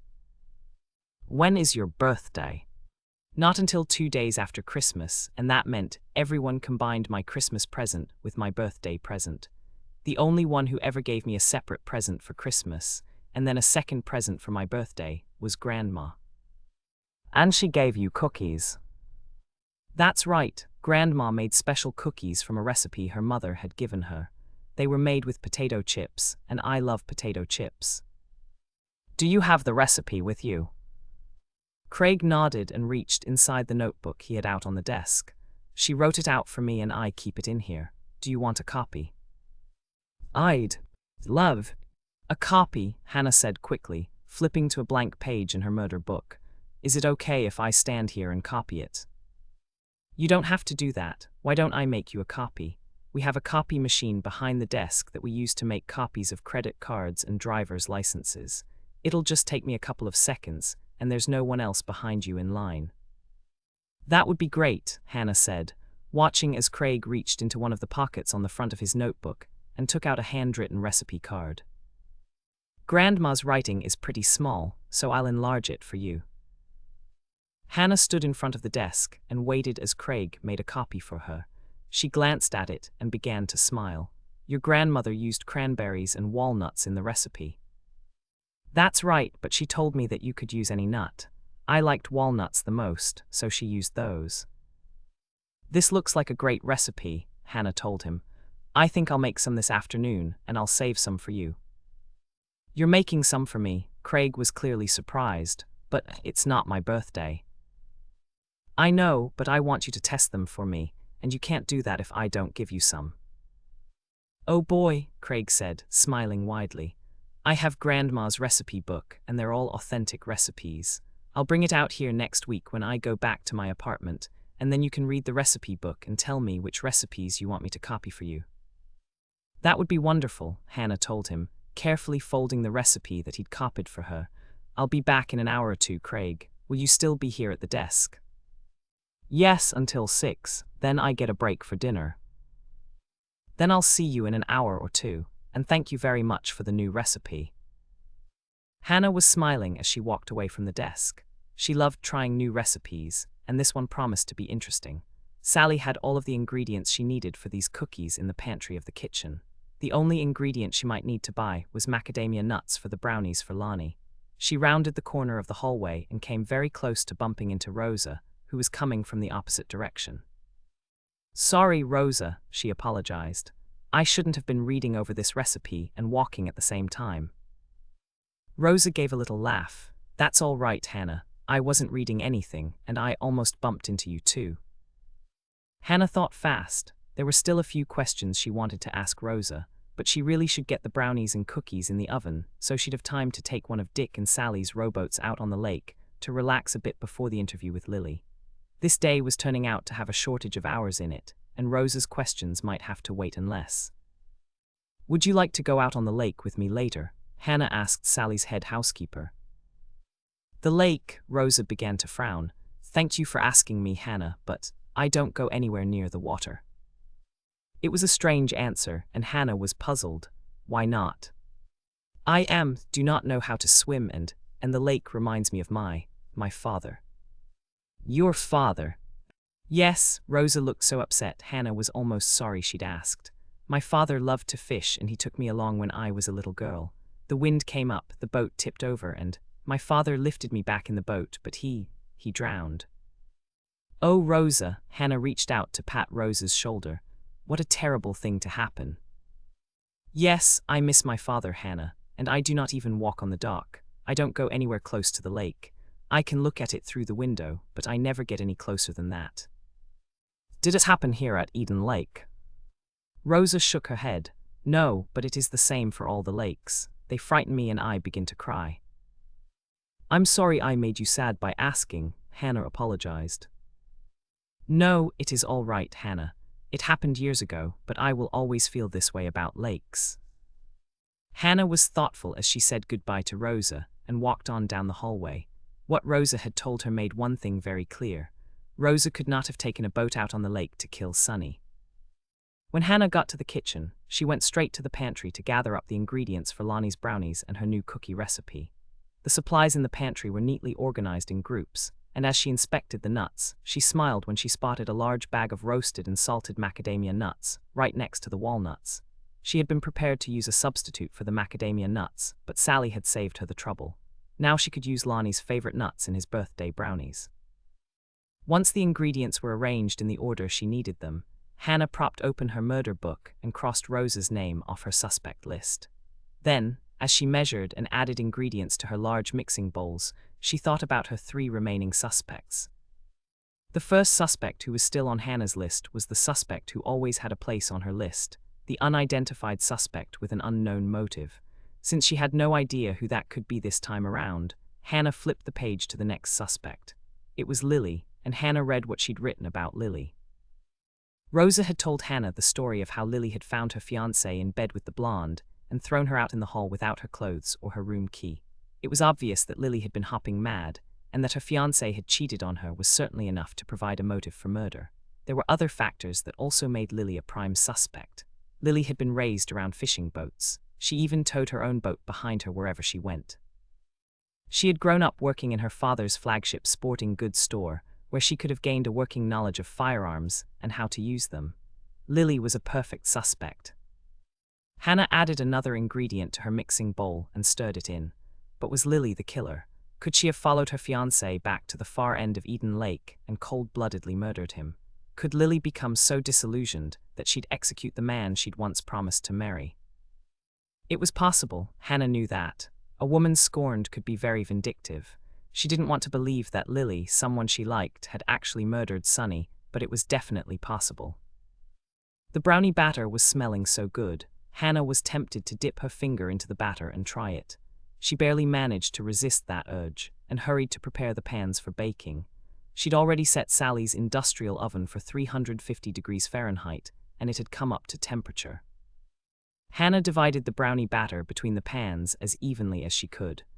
Then she slipped them into the shelves in the oven, set the timer for the required baking time, and poured herself a cup of coffee before starting to mix up the cookies.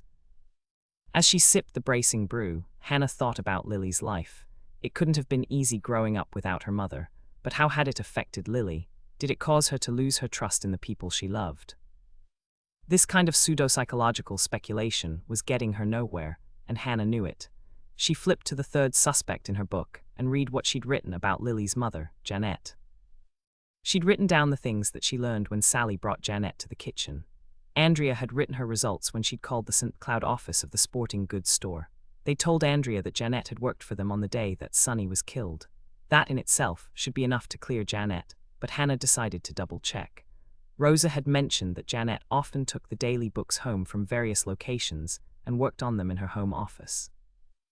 While it was undoubtedly true that Janet had worked for the St. Cloud store on the day that Sonny had been murdered, was Janet actually on location at the store itself? A mouthwatering scent was beginning to come from the oven, and Hannah breathed it in and smiled. She could hardly wait to taste the brownies. She planned to frost them with her favorite fudge frosting once they cooled, but she could do that later. Right now she needed to mix up and bake the recipe Craig had given her. She mixed the cookie recipe while she was waiting for the brownies to come out of the oven. Once they had, she formed the cookies and filled the cookie sheets. The cookie sheets went into the industrial oven. Then she sat down at the kitchen table to enjoy a rejuvenating cup of coffee. Once everything she'd made, baked, and frosted was finished, and on the baker's rack, she was exhausted. Perhaps she should go out on the lake to recharge her batteries by getting some fresh air and sunshine. Potato chip and cranberry cookies. Preheat oven to 350 degrees F. Rack in the middle position. Ingredients: 1½ cup salted, softened butter, 3 sticks, 3/4 pound, 12 ounces, 1½ cups white, granulated, sugar, 2 egg yolks. Save the whites in a covered, refrigerated container and add them to scrambled eggs. In the morning: 2 teaspoons vanilla extract, 2½ cups all-purpose flour. Pack it down in the cup when you measure it. 1½ cups finely crushed salted potato chips. Measure after crushing. 1½ cups finely chopped walnuts. Measure after chopping. 1 cup dried cranberries. You can use the cherry-flavored if you like. 1/3 cup white, granulated, sugar for dipping. Approximately 5 dozen walnut or maraschino cherry, halves for decoration. Hannah's 1 cent. Note: use regular potato chips, the thin salty ones. Don't use baked chips, or rippled chips, or chips with the peels on, or kettle fried, or flavored, or anything that's supposed to be better for you than those wonderfully greasy, salty old-fashioned potato chips. In a large mixing bowl, beat the butter, sugar, egg yolks, and vanilla until they're light and fluffy. You can do this by hand, but it's a lot easier with an electric mixer. Add the flour in half-cup increments, mixing well after each addition. Add the crushed potato chips, chopped walnuts, and dried cranberries. Mix until everything is well blended. Form 1-inch dough balls with your impeccably clean hands and place them on an ungreased cookie sheet, 12 to a standard size sheet. Hannah's 2 ND. Note: alternatively, you can line your cookie sheets with parchment paper. Place the 1/3 cup white, granulated, sugar in a small bowl. You will use this for dipping the cookie dough balls. Spray the flat bottom of a glass, or the flat bottom of a metal spatula, with PAM or other non-stick cooking spray. Dip the cookie dough balls in the bowl with the sugar and roll them around until they're coated. Work with the balls one by one. Hannah's 3 RD. Note: if you dip multiple balls in the sugar and try to roll them around, they may stick to each other. Once you've placed your sugared dough balls on the cookie sheet, 12 to a standard size sheet, dip the sprayed bottom of the glass or the metal spatula in the sugar to coat it. Then use the glass or the spatula to flatten the dough balls on the cookie sheet. Hannah's 4 TH. Note, you may have to dip the glass or the spatula in the sugar for each dough ball to keep it from sticking to the ball. Bake your potato chip and cranberry cookies at 350 degrees F for 10 to 12 minutes, or until the cookies are starting to turn golden brown at the edges. Take your cookies out of the oven and set the cookie sheets on cold stovetop burners or wire racks. Let them cool on the cookie sheet for 2 minutes, and then remove them to wire racks to cool completely. Yield 5 to 6 dozen delicious cookies, depending on the size of your dough balls. Serve these cookies with strong cups of coffee or icy cold glasses of milk. Everyone loves them down at the cookie jar, especially around Thanksgiving when everyone is in a cranberry mood. Hannah's 5. TH. Note, these cookies travel well and don't crumble as much as some other cookies. They are ideal for the kids to take to school with them. Whodunit. Chapter 22. H. Hello, Hannah, Craig called out as she entered the lobby. Did you bake my grandma's cookies yet? I did, and they're cooling on the racks. I thought I'd go out on the lake for a little fresh air and then package some up for you when I come back. Perfect, Craig said, and then he turned to the person who had just entered the lobby. Hello, Janet. Hello, Craig, Janet responded, and hello, Hannah. Hello, Janet, Hannah said, smiling at the opportunity that had just landed in her lap. I was just thinking about going out on the lake for a little fresh air. Would you like to go with me? That sounds nice, Janet smiled at the thought. Do you have a fishing boat? No, but I'm sure Dick would let me borrow his again. Janet shook her head. There's no need for that. My boat is at the end of the dock. It's the newest Wally boat. Would you like to go out on the lake with me? That would be fun. I've been in Dick's boat and it was great. And my friend Norman rented a fishing boat from your husband's boat works. Your husband designs beautiful boats. Yes, he does. So did my father, and Wally learned about boat design from him. Come with me, Hannah. We'll take Wally's newest creation out for a spin to see if you like it. That sounds wonderful to me. Hannah didn't hesitate to accept Janet's invitation. Of course, she wanted to see the newest fishing boat that Wally had designed, but there was another even more important reason to go with Janet. It would give Hannah the perfect opportunity to ask Janet some probing questions in the privacy of her fishing boat. What could be better than that? I thought we'd go out to the water lily garden, Janet announced, once she'd gotten Hannah settled in the roomy seat next to her. You'd better put on your seat belt, Hannah. The lake looks a little choppy this afternoon. Thanks for reminding me, Hannah said, reaching for her seat belt. This one is a lot bigger than the one Norman rented. Was it a Wally boat? Janet asked, engaging the trolling motor and guiding the boat away from the dock. Yes, but it must have been an older one. Janet gave a delighted laugh. Of course it was. This is Wally's newest prototype. There aren't any boats exactly like this yet. They'll come off the assembly line sometime next month, but they won't be for sale until early next year. Then thank you for showing me what's coming next, Hannah said, settling back to enjoy the ride out to the water lily garden. I love it out there. The water lilies are beautiful. Yes, they are, and it's just in time for Lily's birthday later this month. It took Hannah a moment to digest that fact.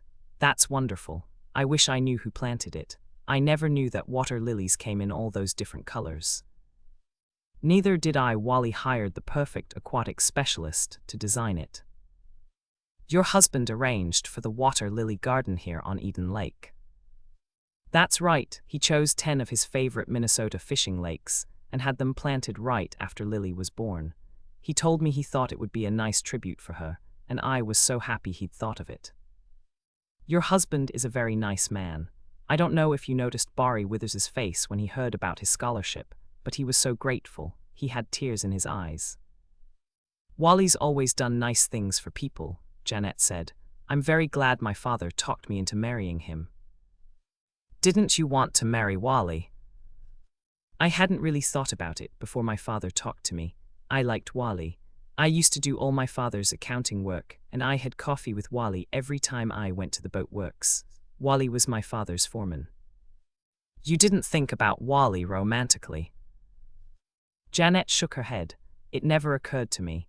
I wasn't really interested in getting married even though I'd finished my college degree and I was certainly old enough. It was just, she gave a little shrug, it was just not on my list of things to do right then. Did you marry Wally because your father wanted you to? Jeanette took a moment to think about that.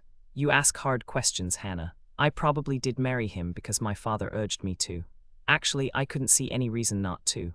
Wally was perfect for me and he knew the family business. To tell you the truth, I think I married him mostly because there wasn't any good reason. Not to marry him. Hannah was a bit confused. So you didn't love Wally when you married him? I'm not sure. I certainly liked him enough.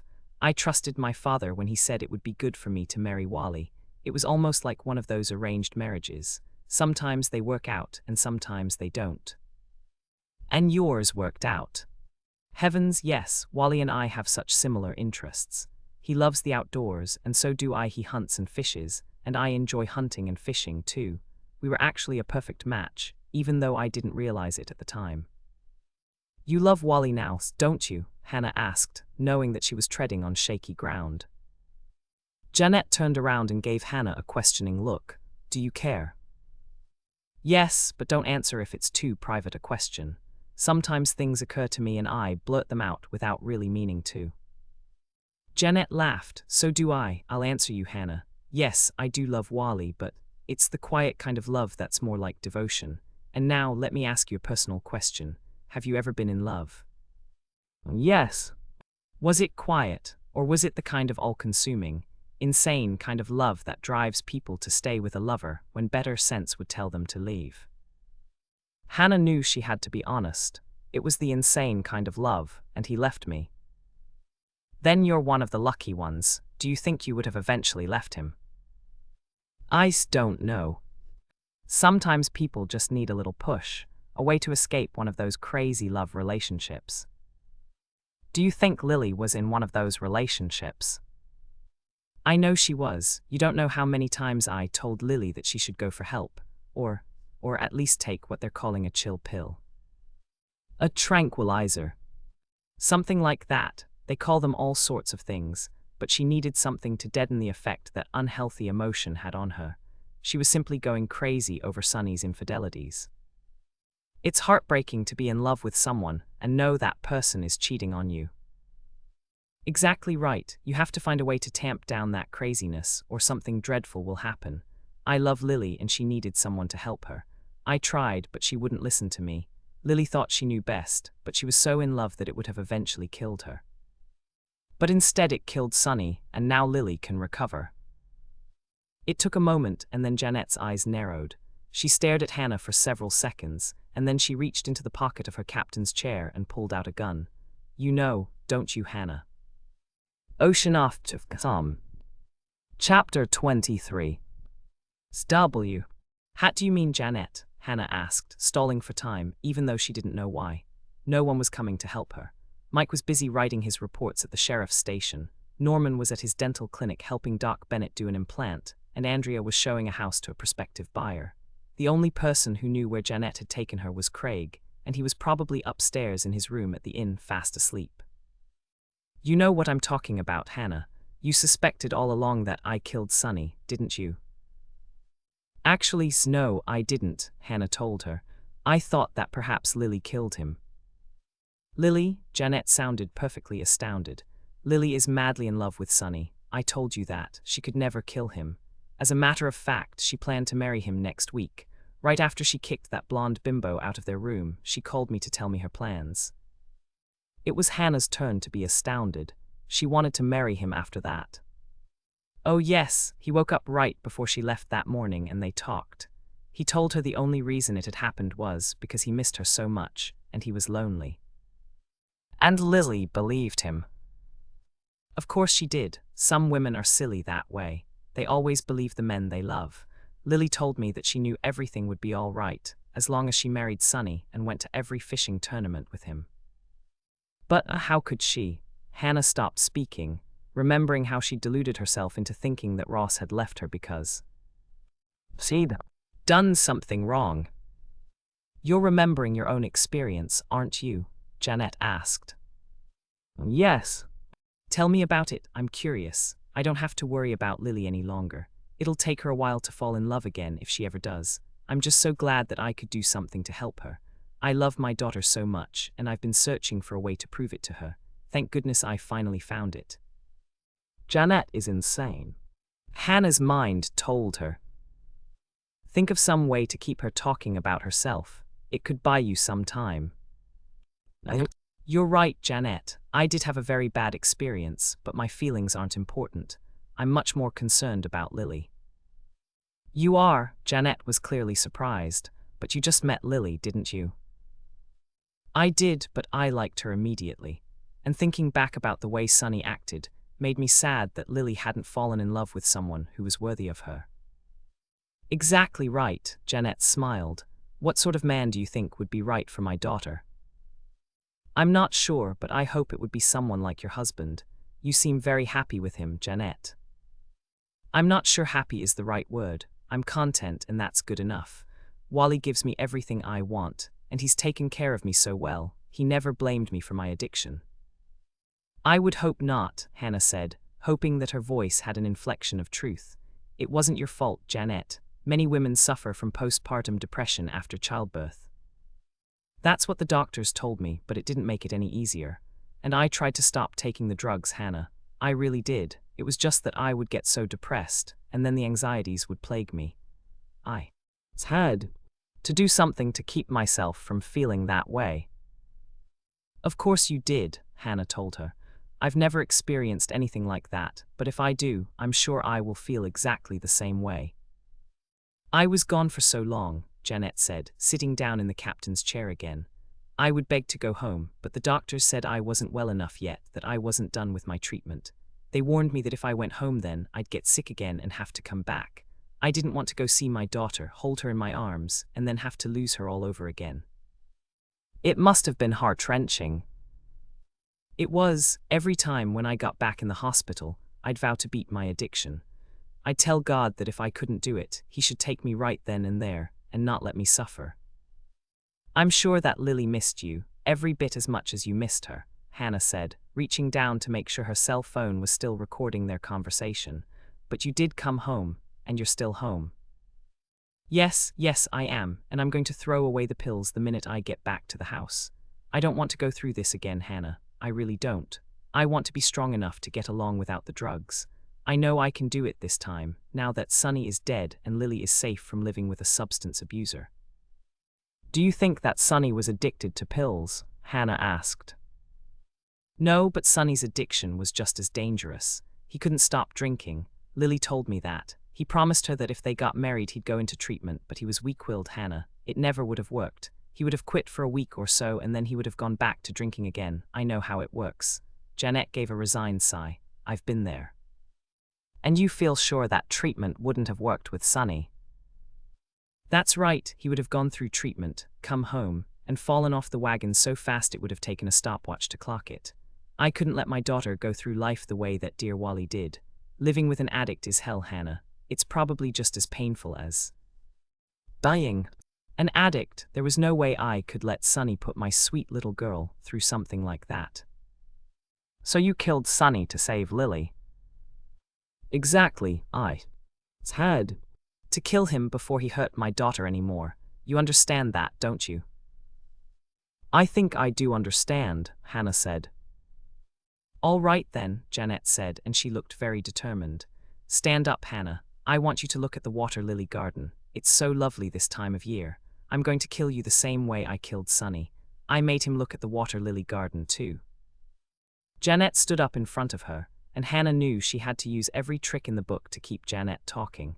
A fishing boat was approaching them rapidly, and she needed to keep Janet from turning her head to spot it, so she said the first thing that popped into her mind. Did Sunny think the water lily garden was beautiful? What difference does that make? Janet asked, and she sounded puzzled. I was just curious because I didn't think Sunny was the type of person to notice things like that. You're very observant, Hannah, Janet answered, and you're right. Sunny didn't appreciate beautiful things like my daughter and he destroyed them. She paused for a moment and then she went on. Look at the water lily garden, Hannah. I want your last sight to be of something beautiful. But you don't have to kill me, Jeanette. Hannah did her best to delay what seemed to be inevitable. Everyone will understand that you had to kill Sonny to save your daughter. Maybe, but I don't want to take that chance. And you won't be able to tell anyone that I killed him, because the dead can't talk.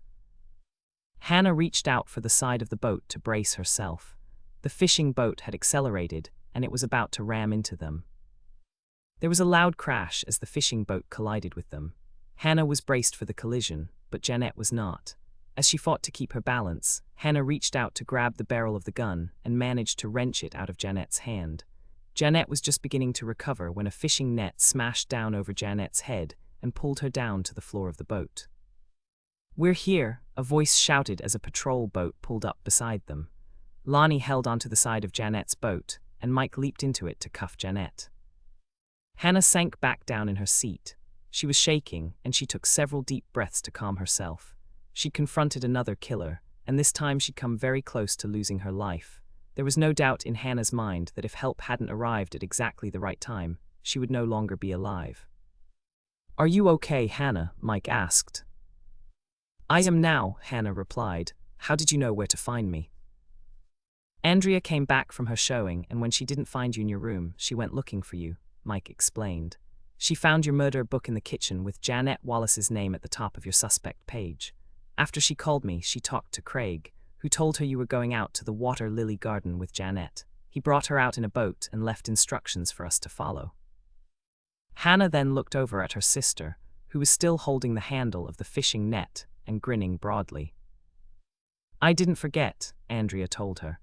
"I thought everything Dad told me to do for the little fish he caught was silly, but he taught me a useful skill after all." Hannah laughed. "Nice work, Andrea. This time you really netted a big one." Ocean off to Tom. Chapter 24. At night they all had a double celebration. Of course they celebrated Lonnie's birthday, but they also celebrated closing Sonny's murder case. Jeanette was locked up in jail at the sheriff's station, and everyone including Lonnie and Mike were at one of the big private tables in Sally's dining room. Dinner had been excellent, and they had toasted Lonnie with one of Dick's excellent champagnes. They were just leaning back in satisfaction when one of Sally's waiters had arrived with coffee for those who wanted it, and he took orders for after-dinner drinks for those who wanted them. Since Michelle had stipulated no presents, Hannah had decided to give Lonnie's brownies to Michelle to give to Lonnie later. "It's almost time for Lonnie's special birthday dessert," Sally told them, arriving at their table. "It just came out of the oven and they're bringing it in 2 minutes. I hope you saved some room for dessert, Lonnie. It's something that has to be served right away so you can't take it home." "I'm like Mike," Lonnie told her. "I can always find room for dessert. What is it, Sally?" "It's butterscotch sundae cake." "Butterscotch," Lonnie began to smile. "I love butterscotch." Sally smiled back. "I know. I called your mother to ask her your favorite flavors. She told me that butterscotch was number 1 on the list." "It's number 1 on my list too," Doc told Lonnie, and then he turned back to Sally. "What's a sundae cake? I've never heard of it before." "You'll see because here it comes," Sally replied, gesturing toward the 2 waiters who'd just arrived with a dessert cart. "Ready?" she asked her waiters. "Ready," one waiter replied, whisking the cover off a tray containing individual cakes in small aluminum pans. Using potholders, Sally tipped one pan upside down over a dessert dish. She pressed down on the bottom of the pan and a cake popped out. She handed it to the second waiter, who used 2 forks to pull the bottom of the cake apart, and almost immediately the scent of hot butterscotch filled the air. Lonnie began to smile, and his smile grew larger as the waiter put a scoop of vanilla ice cream in the center of the cake. "Oh boy," he said, accepting the dessert bowl. "I can hardly wait to taste this." "Don't wait," Sally told him. "It won't take long to unmold the rest of these and put on the ice cream. It's your birthday, Lonnie. You get to try yours first." As Sally unmolded the cakes and the waiters pulled them apart and scooped on the ice cream, Lonnie took his first bite. "Incredible," he said, looking positively rapturous. It didn't take long for Sally and her waiters to serve the rest of the desserts, and soon identical smiles were on every face. Sally sent the 2 waiters back to the kitchen, and they were replaced by another waiter, pushing another dessert cart with a large carafe of coffee for refills and the after-dinner drinks for those who'd ordered them. Just in case there's not enough dessert, I brought 2 other favorites of mine, Sally told them.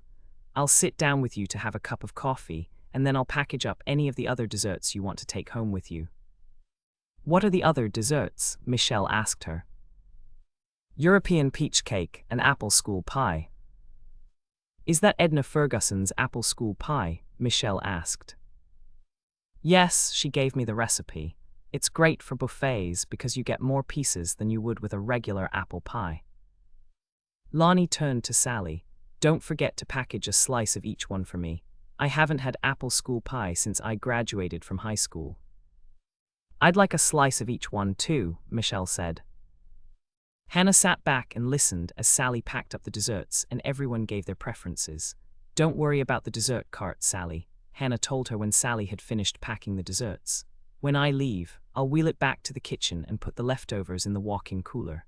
That way Andrea and I can have some for breakfast when we come in early to bake. The party broke up shortly after everyone had received their dessert care packages. Before Michelle left, Hannah pulled her aside. What did you get Lonnie for his birthday? I'm dying to know. I'll tell you, but not until the work on your condo is finished. You'll find out then. Shall I stop by the bar and order drinks for us? Norman asked when most of the crowd had left. Hannah nodded. Yes, but just lemonade for me. Carry the drinks to the lobby and I'll meet you there for a while. When everyone was gone, Hannah went out with the dessert cart and wheeled it down the hallway to the kitchen. She had no sooner stashed the leftover desserts in the cooler when the kitchen door opened and Mike came in. Do you have a minute or two? He asked. I really need to talk to you, Hannah. Of course, Hannah agreed quickly. What's on your mind, Mike? I couldn't have solved that murder case, Hannah, and I'm not sure Lonnie could have either, so I wanted to thank you for helping. Mike stopped and shook his head. Helping was the wrong word. I should have said thank you for solving the case by yourself, Hannah. You're welcome, Hannah said, realizing that he looked troubled. Thank you for arriving when you did, or I wouldn't be here tonight. Mike gave a nod of acknowledgement. I just came in to tell you that I plan to rethink my detective teams. I've talked to Rick about the new guy, and neither one of us think he's going to make it. He's really good at paperwork, though, and I think he'd be perfect as Bill's assistant. That makes sense, but if the new guy is Bill's assistant, Rick won't have a partner. Lonnie doesn't know it yet, but he's going to be Rick's partner. A team of brothers would be good, and they can take turns with the lad. Hannah began to frown. I agree that they'd make a good team since they get along so well, but who's going to partner with you? Nobody. Hannah was puzzled. You mean you're going to solve cases alone? No, it'll take me a week or so to make sure that Lonnie and Rick will work well together, and the new guy will be a good assistant for Bill. And then, if everything goes smoothly, I'm going to walk into Bill's office and tell him I quit. Butterscotch sundae cakes. Preheat oven to 500. That's 500 degrees F, rack in the middle position. Ingredients: 8 ounces salted butter, 2 sticks a half pound, 8 ounces by weight butterscotch chips, 1 and 1/3 cups. I used Nestlé. 4 egg yolks. Save the whites in a covered bowl in the refrigerator to add to scrambled eggs or to make forgotten cookies. 5 whole eggs. 1 cup white granulated sugar. 1 cup all-purpose flour. Pack it down when you measure it. Vanilla or chocolate ice cream to finish the dish. Before you start, select the pans you want to use from the following suggestions. You can use large-sized deep muffin cups to bake these cakes, but if your muffin pan is solid and the cups don't lift out, you'll have to remove each cake by using 2 soup spoons as pincers to pry them out. Each batch will make 9 cakes if you use large muffin tins. A popover pan is also a possibility, especially the kind with removable cups, but you'll have to run a knife around the inside of each cup and tip it over to remove the cake. Each batch will make 6 cakes in large, deep popover cups. You can also use individual soufflé cups, but again, you'll have to use 2 soup spoons or run a knife around the inside of the dish to remove the cakes from the soufflé cups. Each batch will make 8 small or 6 large soufflé dish cakes. Hannah's 1 cent. Note, I've found it's a lot easier to use the disposable foil pot pie tins you can buy at the grocery store. With those, you can just flip them over on the dessert plate or bowl, press down on the foil bottoms with a pot holder, and the cakes will pop right out. Yes, the pot pie tins are an extra expense, but removing the cakes will be much faster, and the tins can be washed several times by hand or in the dishwasher before you'll have to throw them away. To prepare your pans, grease and flour the insides of the pans you've chosen. As an alternative to that messy procedure, you can spray them with non-stick baking spray, the kind with flour added. If you decide to use the baking spray, spray the insides once, let them dry for a few minutes, and then spray them again before you fill them with the cake batter. To make the cake batter, place the salted butter and the butterscotch chips in a medium-sized microwave-safe bowl. Heat the contents on high for 90 seconds. Take the bowl out of the microwave. Use pot holders or oven mitts, and attempt to stir the contents smooth. Butterscotch chips sometimes maintain their shape even when they're melted. If you're able to stir the mixture smooth, set the bowl on the kitchen counter and let it cool. If the chips aren't melted yet, microwave them in 20-second intervals on high until they are, and again, stir smooth. When you're able to cup your hands around the bowl comfortably, and you don't think the mixture is so hot it could cook the eggs, separate 4 eggs into yolks and whites. Refrigerate the whites, and add the yolks to the bowl with the butter and chip mixture. Stir the bowl thoroughly. Next, add the 5 whole eggs, one at a time, to your mixing bowl, stirring after each egg is added. Mix until everything is well combined. Sprinkle in the white sugar and stir it in thoroughly. Mix in the flour and stir until the batter is smooth and lump-free. Transfer the batter to the pans you've selected, dividing it as evenly as you can between the pans. Then get out a baking sheet with sides and line it with foil to serve as a drip pan. Transfer the baking dishes to the drip pan and check your oven to make sure it's risen to the proper temperature. If your oven is ready, slide the baking dishes and drip pan into the oven and bake at 500 degrees F4. Exactly 7 minutes, no more and no less. Do this by setting a timer, and don't open the oven door while your butterscotch sundae cakes are baking. Hannah's 2 cent. Note, the success of this recipe depends on high, even heat for a limited amount of time. Your goal is to bake the outside of the cakes and leave the inside filled with hot molten butterscotch. When your timer rings, immediately take the cakes and drip pan out of the oven and place it on a wire rack or cold stovetop burner. Hannah's 3 RD. Note, the center of each cake will jiggle a bit when you remove them from the oven, but don't worry. That's the way they're supposed to be. Once the cakes are on the wire rack, give them 2 minutes to set up slightly. Then use pot holders to append them on dessert plates or bowls. Use 2 forks to pull apart the tops to expose the sauce in the center. Carry these cakes to the table and use a small ice cream scoop to drop scoops of vanilla or chocolate ice cream in the center of the rich molten center. Serve with plenty of strong hot coffee or icy glasses of milk and accept your guests' rave reviews. Yield 9 cakes in large muffin tins, 6 cakes in large removable popover tins, 8 cakes in small soufflé dishes, 6 cakes in large soufflé dishes, or 6 cakes in disposable foil pot pie tins.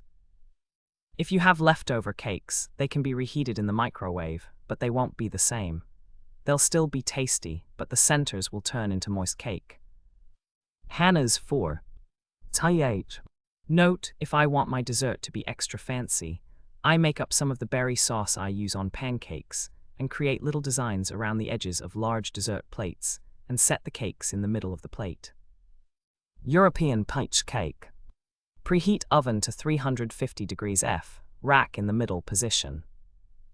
Ingredients: 4 cups frozen sliced peaches, 3 eggs, 1 cup vegetable oil, 2 cups white, granulated sugar, 1 teaspoon vanilla extract, 1 teaspoon baking soda, 2 teaspoons cinnamon, a half teaspoon salt, 2 cups all-purpose flour.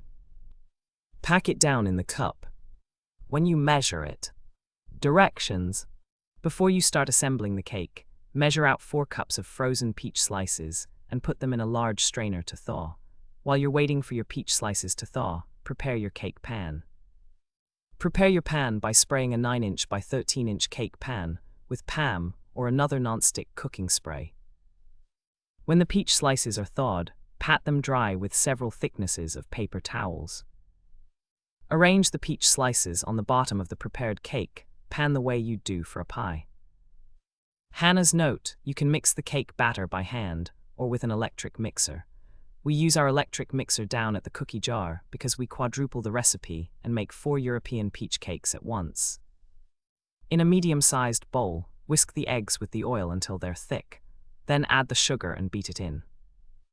Mix in the vanilla, baking soda, cinnamon, and salt. Mix thoroughly. Add the flour in 1 cup increments, mixing after each cup.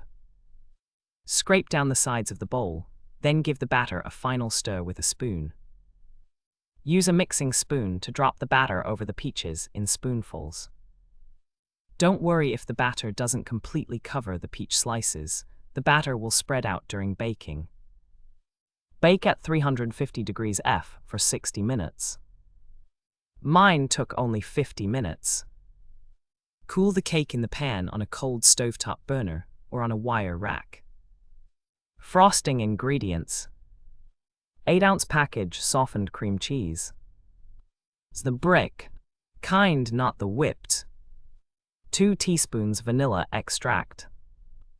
1 tablespoon lemon juice. Freshly squeezed is best. Of course. 4 tablespoons. A half stick, 2 ounces. Salted butter melted. 2 cups confectioners. Powdered sugar. No need to sift unless it's got big lumps. If you forgot to take the cream cheese out of the refrigerator to soften naturally, unwrap it, place it in a microwave-safe bowl, and heat it for 20 seconds on high. Check it to see if it's soft. If it's not, give it another 15 seconds or so until it is. Stir the vanilla extract into your cream cheese, then add the lemon juice and the melted butter. Mix until it's smooth. Beat in the powdered sugar in half-cup increments, checking the consistency after each addition. You don't want the frosting too runny, but you also want it thicker than a drizzle frosting. When the mixture is the proper consistency, stop adding powdered sugar. I didn't add all of mine. This frosting is very forgiving. If it's too runny, add more powdered sugar. If it's too stiff, add a little more lemon juice or vanilla. Yield: at least 12 squares of delicious cake, depending on the size you cut the pieces. Apple school pie.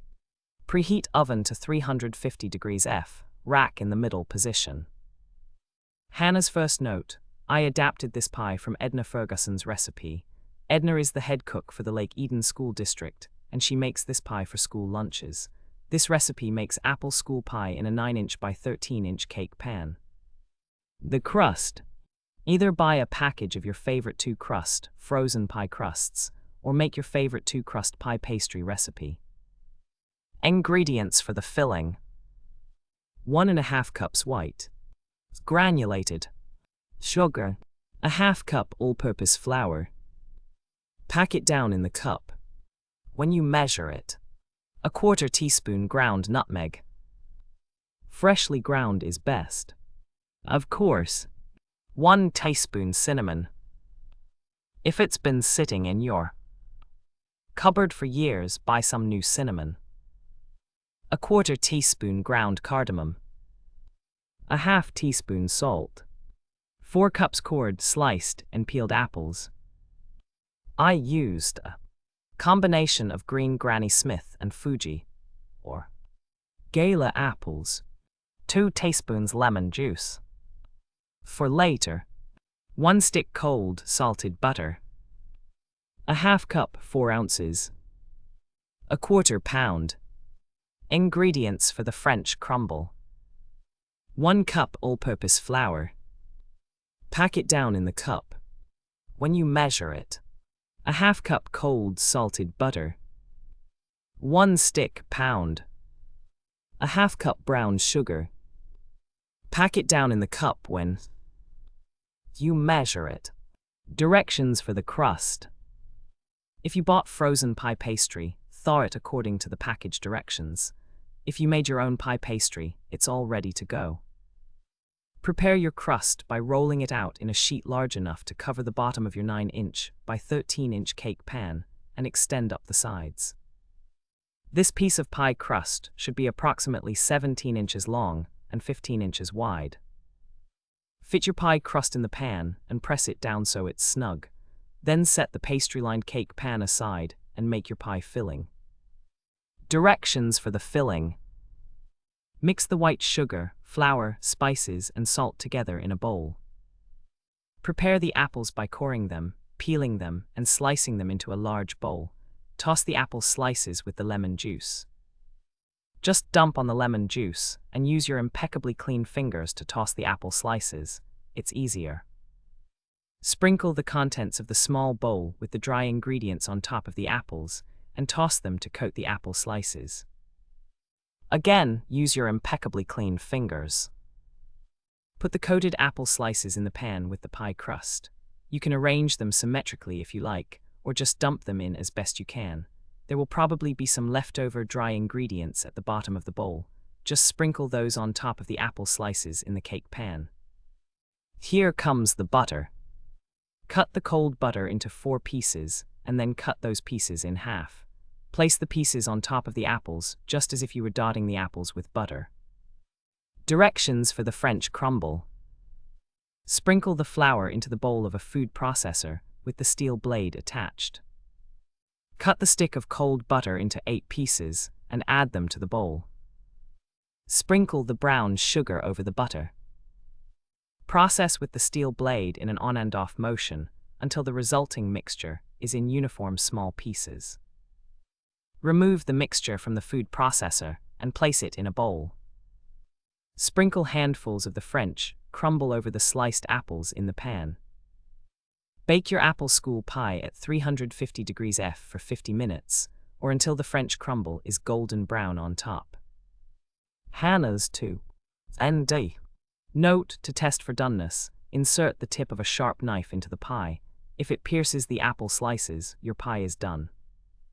When your pie is done, remove from the oven and place your baked apple school pie on a cold stovetop burner or a wire rack. Let it cool for 30 minutes to an hour before you cut it into squares. Yield. At least 16 squares of mouthwatering pie that can be easily removed from the pan with a metal spatula and placed in dessert bowls or in the dessert section of a school lunch tray. Hannah's 3. RD. Note, if you serve this pie warm, you can top it with sweetened whipped cream or vanilla ice cream. It's delicious that way. Ocean off to some.